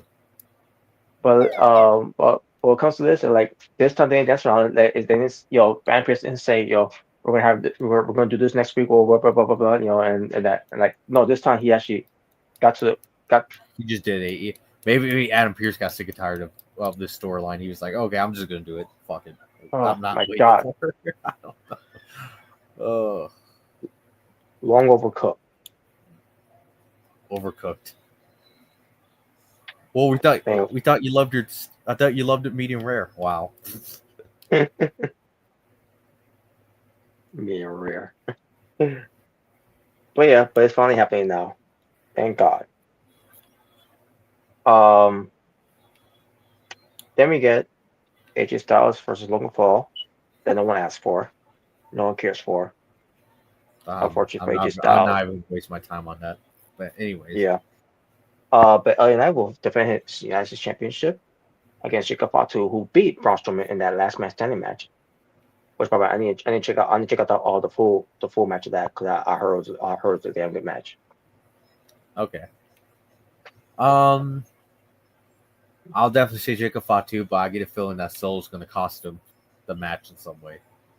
When it comes to Jacob. And that was set up the match for Backlash. Oh yeah, between Solo and Jacob. Mm-hmm. But if Jacob does win the U.S. title, I wouldn't be mad. I definitely would not be mad about that. Mm-hmm. Yeah. And plus, Jacob Fatu is getting hella over now. Yeah, he is. Yeah, he is. Unfortunately, it's on a show that no one gives a damn about watching a 3-hour show. Yeah, unfortunately, but still, he's definitely become one of the most over guys right now in SmackDown. So. Hell yeah. Liv Morgan and Raquel Rodriguez, the two chicks with attitude. Yep. Defending their Women's Tag Team Championship against whoever may win this Gauntlet match on SmackDown, which I thought they was going to do on Raw, but like, okay, they're doing on guess SmackDown. not. Yep. Yes, they are doing on SmackDown. Which, by the way, I can see why they're doing on SmackDown because they got 3 hours to kill, so that's why they're doing. That's why they're doing it on SmackDown. I guess that makes sense. So, But I'm intrigued to see what they do this gauntlet match. I want to know who's in it. That's the only thing I want to know. Well, you got Michin and BFAB as the tag team. You got Piper Niven and Fire maybe they could be in it because they should at least be in it. Yeah, because why would Josh Green be in it? She's very a champion. So say that doesn't make sense for her to be in it. Yeah, not that there's anything wrong with that. Because she goes. I'm not saying there's anything wrong about that or anything bad, but still. Mm-hmm. But obviously you got Bailey and Lyra Akira, so that's going to be on SmackDown. I guess they're a tag team now. Okay. I don't know what to say about that. Well, maybe it just might be a storyline they're trying to make sure tag team. When it comes to that, Ken and Cara could stand a chance. They could be part of it. They've been on the show. They just it's that people don't care, and now they've been paired with Selena Vega. Okay. Yeah. The Munchkins, they're gonna. I guess the Munchkins are now trios now. Apparently. Oh my god. Yeah, the Munchkins. What's wrong with that? When it comes to the Munchkins, wow. You can hear so much reference of the Munchkins on Wicked. Yep. But anyways, but I'm trying to think who else is in there as well. The Meta Girls, maybe Last Legend, and I wouldn't mind being in it. Yeah. Plus, they're one of the 2 women on NXT where I'm just call them up already. Just have them on the main roster. I feel like they're already ready, main roster ready. As a tag team. So. Mm-hmm. Oh yeah, Maxine Dupree and Natalia. Okay, well they're definitely not winning. There you go. That's pretty much it. Oh yeah, Zoe Stark and Shannon Baszler, they're still doing this tag team with those 2. I guess they're still a tag team, though. Okay. I feel bad for Zoe Stark. Yeah. Well, I mean, they should do a storyline where she's Triple H's long lost daughter. Wouldn't you love it? Wow. Oh god, yeah, that will definitely turn her career around. That only focuses on going to the Hall of Fame. Come on, her new ring name could be Zoe Helmsley. Wouldn't you love it? Wow. What? Yeah, Zoe Helmsley.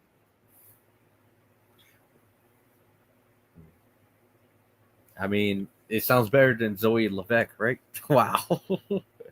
Wow.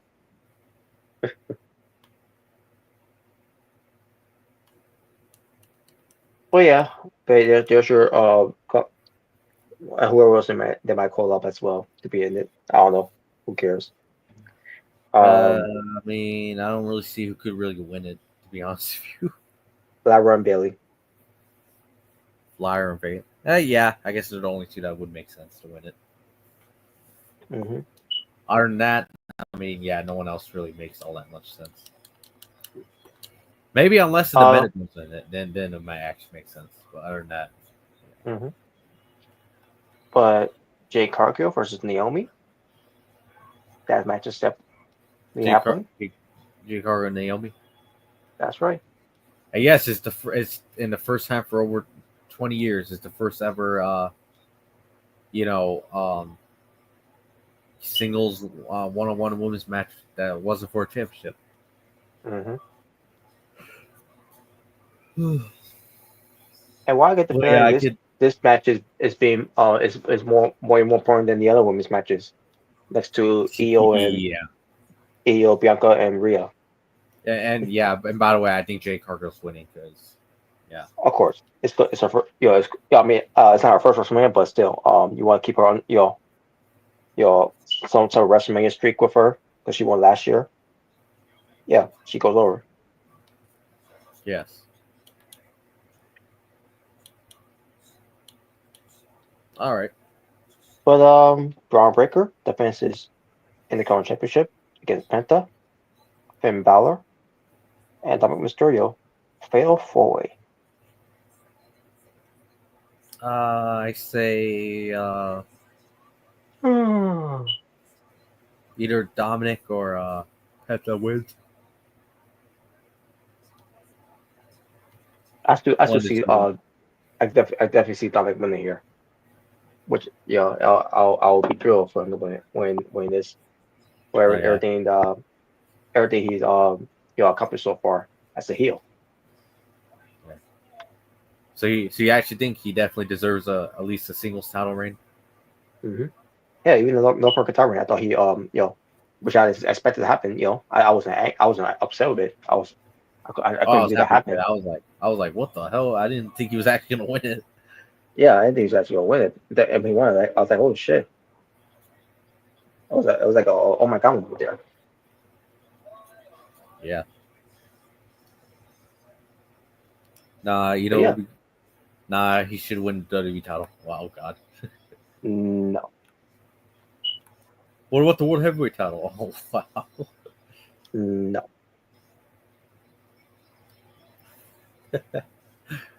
Uh, Maybe as a babyface, if they push him right, as a babyface, you to be so you think he actually might turn babyface when he starts feuding with Finn Balor? Nah, I think Finn Balor would be a babyface. Because um, I'm saying Dominic, he could eventually turn babyface later in the year. Oh yeah, if they have him and Rey Mysterio team up again at least one last time. One last time, maybe. Yeah, because that's actually gonna happen. One day once Rey finally decides to retire or goes on a retirement tour or whatever. Mm-hmm. Yep. And speaking of Rey Mysterio Jr., he's going to be going up against El Grande Americano. Oh boy.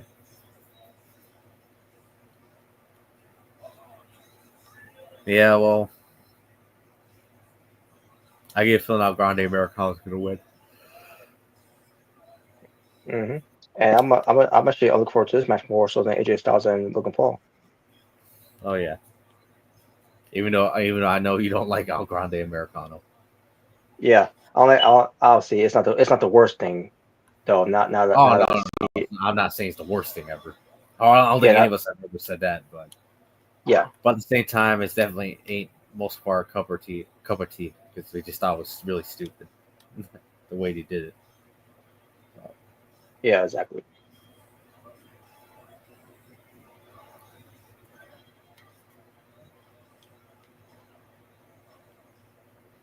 All right then. That's your card for WrestleMania 41. I've been hearing some stuff that apparently that who's going to be Kevin Owens' replacement opponent for Randy Orton. It might be there's a possibility it might be Aleister Black. Returning Aleister Black. Hey, that's a good replacement because I mean they're already teasing Alpha's coming to SmackDown anyway, so Yeah. Or maybe it could be Rusev or Miro, whatever the hell he wants to call himself. When he where when that's he going to be. returns Which to by the WWE. way, yeah, that's another thing, folks. He's it's been confirmed that he's signed with WWE. I kind of figured he would go back. I kind of figured. And don't be surprised, if we see the return of Lana. Oh yeah, as his valet again. Mm-hmm. Or maybe they want her to wrestle again. I don't know. But I don't mind. As far as Randy Orton versus Rusev, that's old. I mean, I guess I wouldn't mind it, That's but the as long same old, as Rusev actually gets the win this time around. I mean, let's be honest. He really, you know, what they couldn't. Yeah, I guess the 2017 and 2018 feuds ruined it for you. but House of Black versus Randy Orton, that'll be something, Yeah, because worth we watching. never got that match. Hmm. So yeah, Yeah, I'm more excited for that match than Orton and Rusev. Not saying it'll be a bad match, because I know they can have a good match. That SummerSlam match though from 17. Not, I mean, we all knew what that was good. It was meant to be a burial for Rusev. yeah. Just the way they did it too. I was so disappointed. No, I know what you're excited for. Should be Ray Phoenix and Randy Orton. And Randy Orton wins. Oh no. Mhm. Brady Phoenix. But who knows? Maybe Which Ray probably, Phoenix might win the Andre Giant Battle Royale. You never know. well, not that it matters. It's gonna be on SmackDown anyway. So Wow. Or like I hate that match. Wow. hey man, that's where we can have Rusev return. Oh yeah, that could be.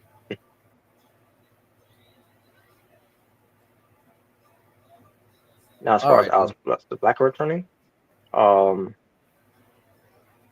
if only he could come back with his version NXT theme. Yeah, I don't think you really want to hear Def Row will make a theme song for him. No, it's gonna be bad. Ah, Or worse, I don't think you it's want to hear just Def Row will make a theme song for Rusev. oh god.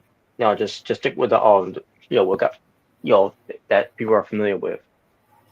Oh yeah, the Bulgarian sounding Russian music that he had when he first debuted in WWE.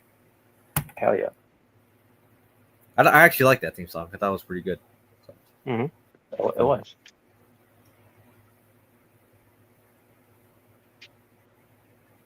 All right. you get the feeling that Def Row might just give him like generic rock or something like that, something stupid like that for Rusev.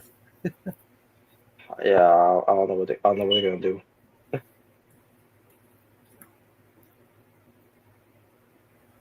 But there you go, folks.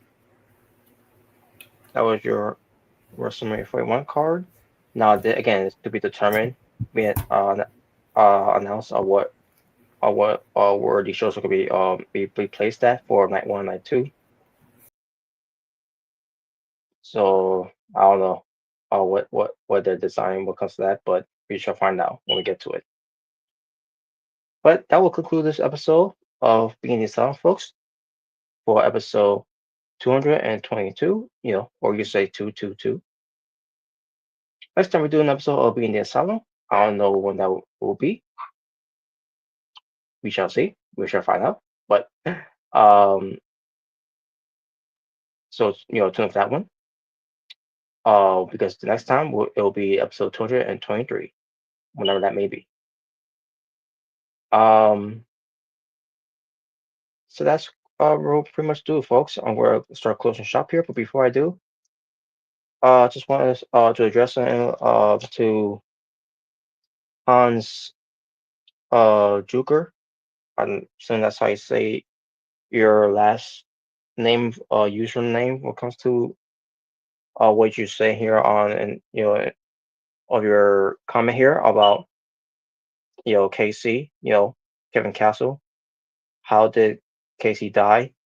And you put your initials OD, which I know what you mean by that. First off, he didn't die from OD, and I find it very disrespectful that you even you know write shit like that for someone who's an OG podcaster when it comes to the world of pro wrestling, who's been you know a kind heart um from the day he was born to the day that he died. And last thing that we need is assholes like you to rewrite shit like that, thinking that that someone just died from overdosing. That was not the case at all with KC.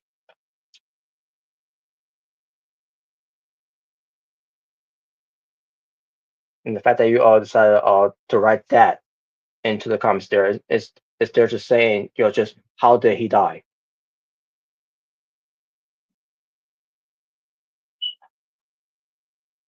You should be ashamed of yourself for writing OD right there.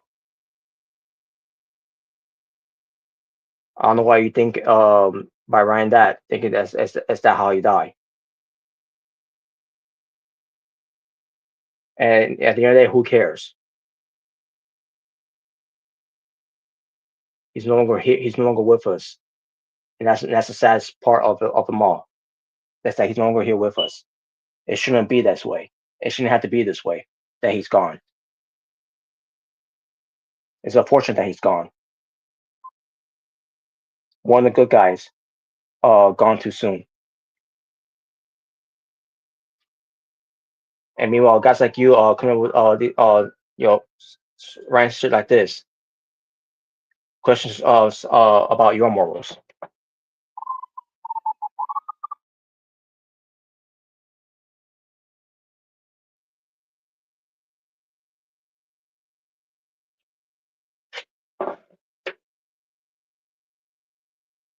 And let me take care of this. Let me take care of this by the way. There you go.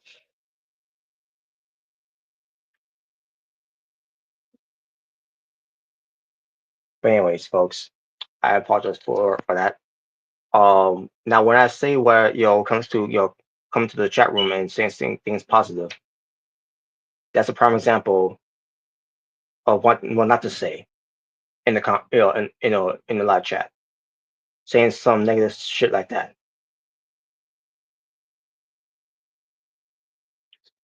Now hopefully he didn't but then hopefully he was just poking. I don't know what his motive or intention was, but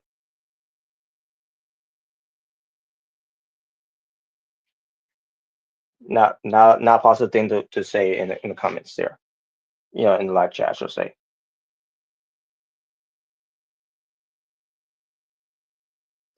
And on top of that, that's been there since over an hour until I saw from there, and then even bother to say anything else after that, unless he already left or I don't know.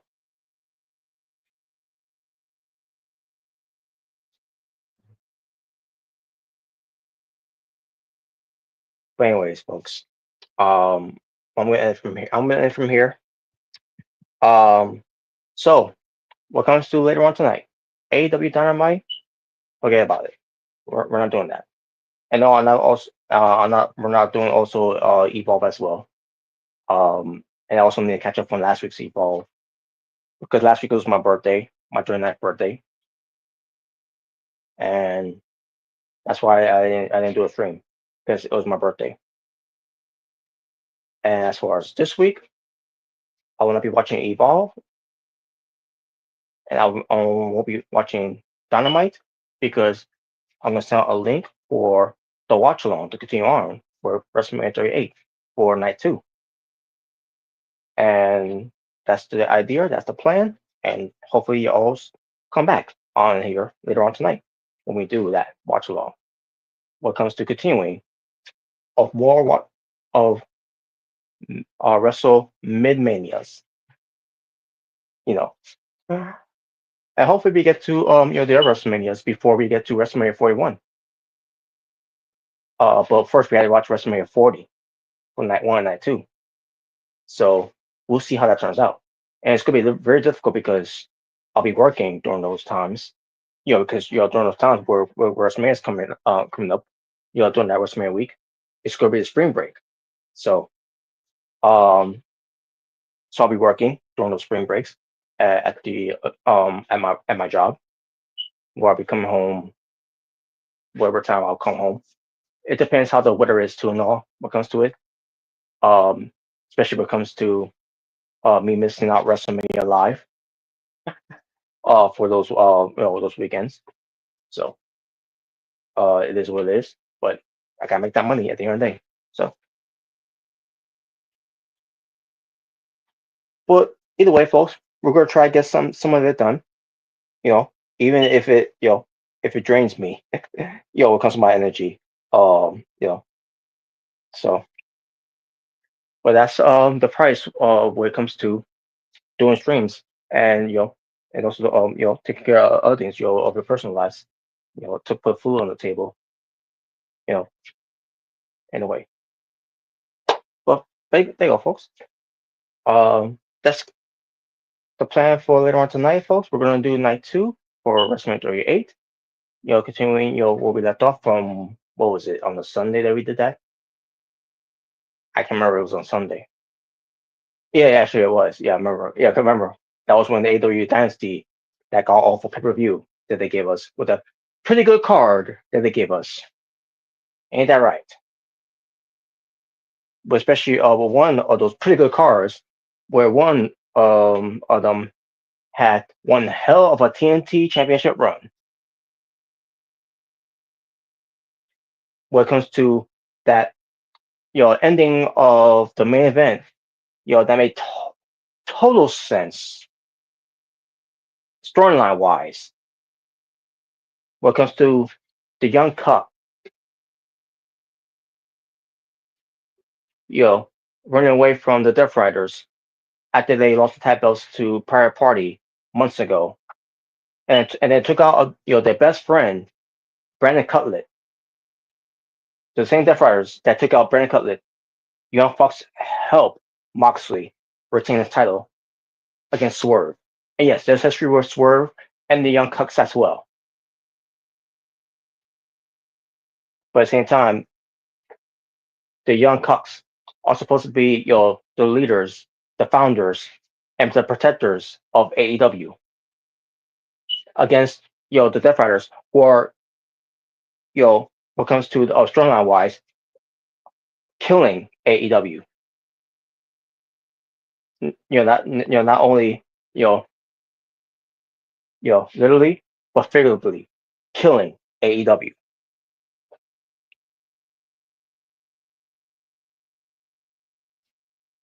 But they're signed along with Death Riders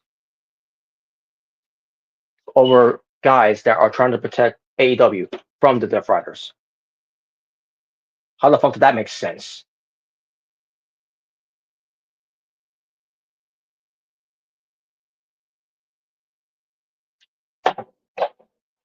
But that's okay because AEW can do no wrong with that.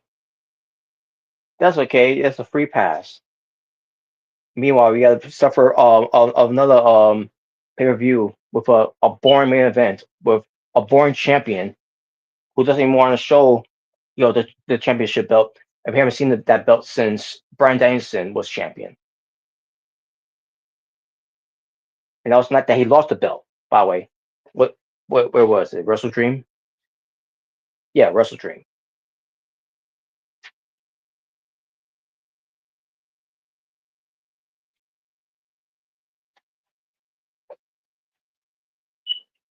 Yeah, AEW is in a good place.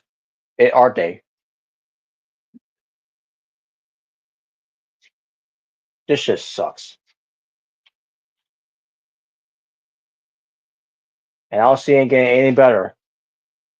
Even if they did to the belt of Moxley, come all in. Even if they do it, it's not gonna get any better until they decide to make it, to get their shit together and make it better.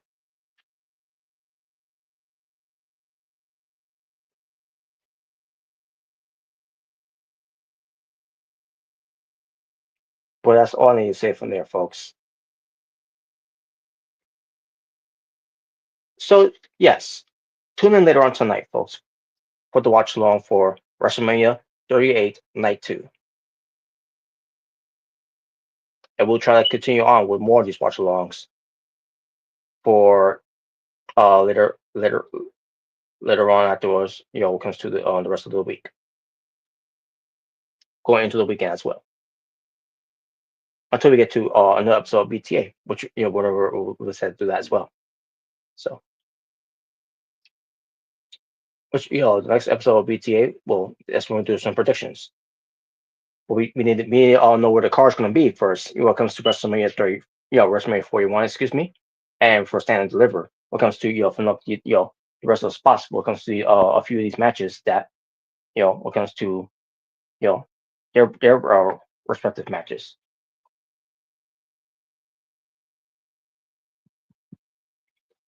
So there you go, folks. That being said, thank you for watching. Shout out to Tokyo, our moderator on here. Shout out to Chucky, and also shout out to Steel Storm. I will give a shout out to this other guy who wrote that about what comes to Kevin Castle, but fuck him. The how did Kevin Castle die? Of OD. The only thing that OD was your brain cells. That's what OD.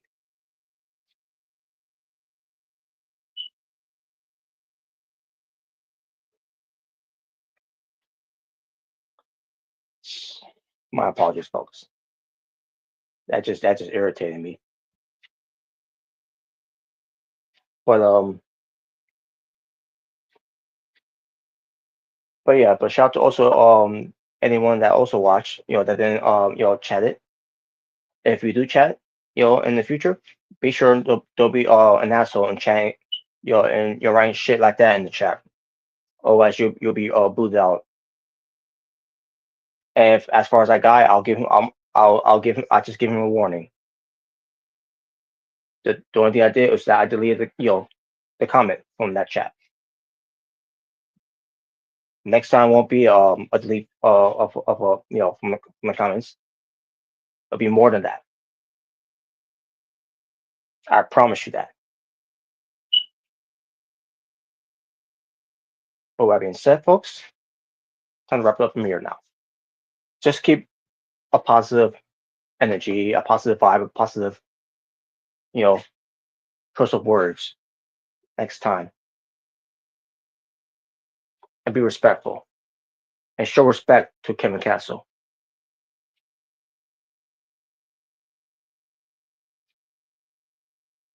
So that being said, folks, I'm gonna wrap up from here. For the True Jaybird, Jordan Williams, Omega Red, it's Natural Born Driller saying peace on street, be well, stay safe, take care of your urban that's going world. I am out here, ta for now, as I bid you all an Abdu with a goodbye, and good night to all you. As I leave you with this. I'm gonna close these up. And gonna not do an outro. The usual outro what comes to it. Because the way I'm gonna do it is that I'm gonna have the graphic of Kevin Castle to end the stream. It's unfortunate that he's no longer here with us. I wish he was still here with us. He was one of the OGs, one of the realest guys you ever know. A true New Yorker who loved life, care for others, think about others before himself. Loved animals, took care of stray cats, took care of any stray animals that he would take care of, especially the stories that he's told on his podcast, even on podcasts with Don Tony, and been on other platforms when it comes to showcasing what he brings to the table. And he was old school as old school gets. Didn't drink, didn't smoke, didn't do drugs. He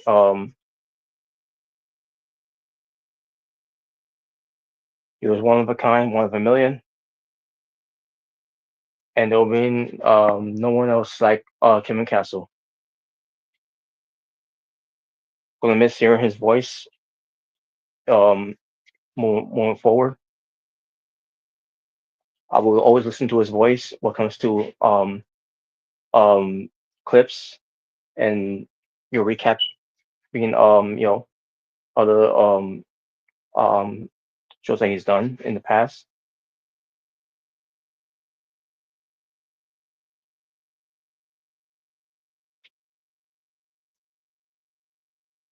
May he rest in peace.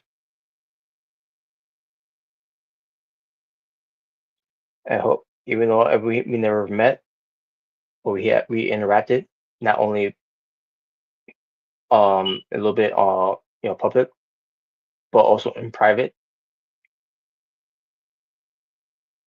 Very good friends of Carrying Cross.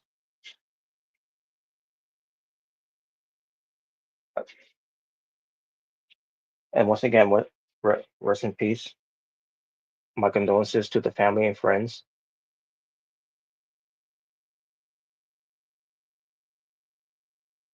There'll never be no one like Kevin Castle.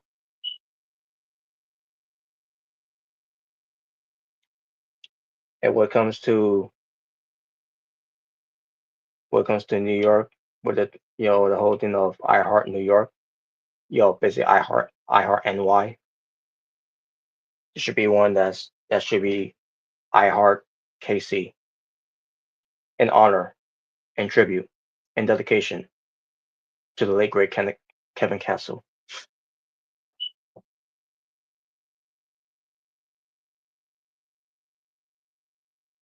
For now, goodbye, my friend, and may you rest in peace. And for everyone else, take care of yourselves. Love each other. Love one another. Be like Kevin Castle, one of the good guys. Which I know all you can be good guys.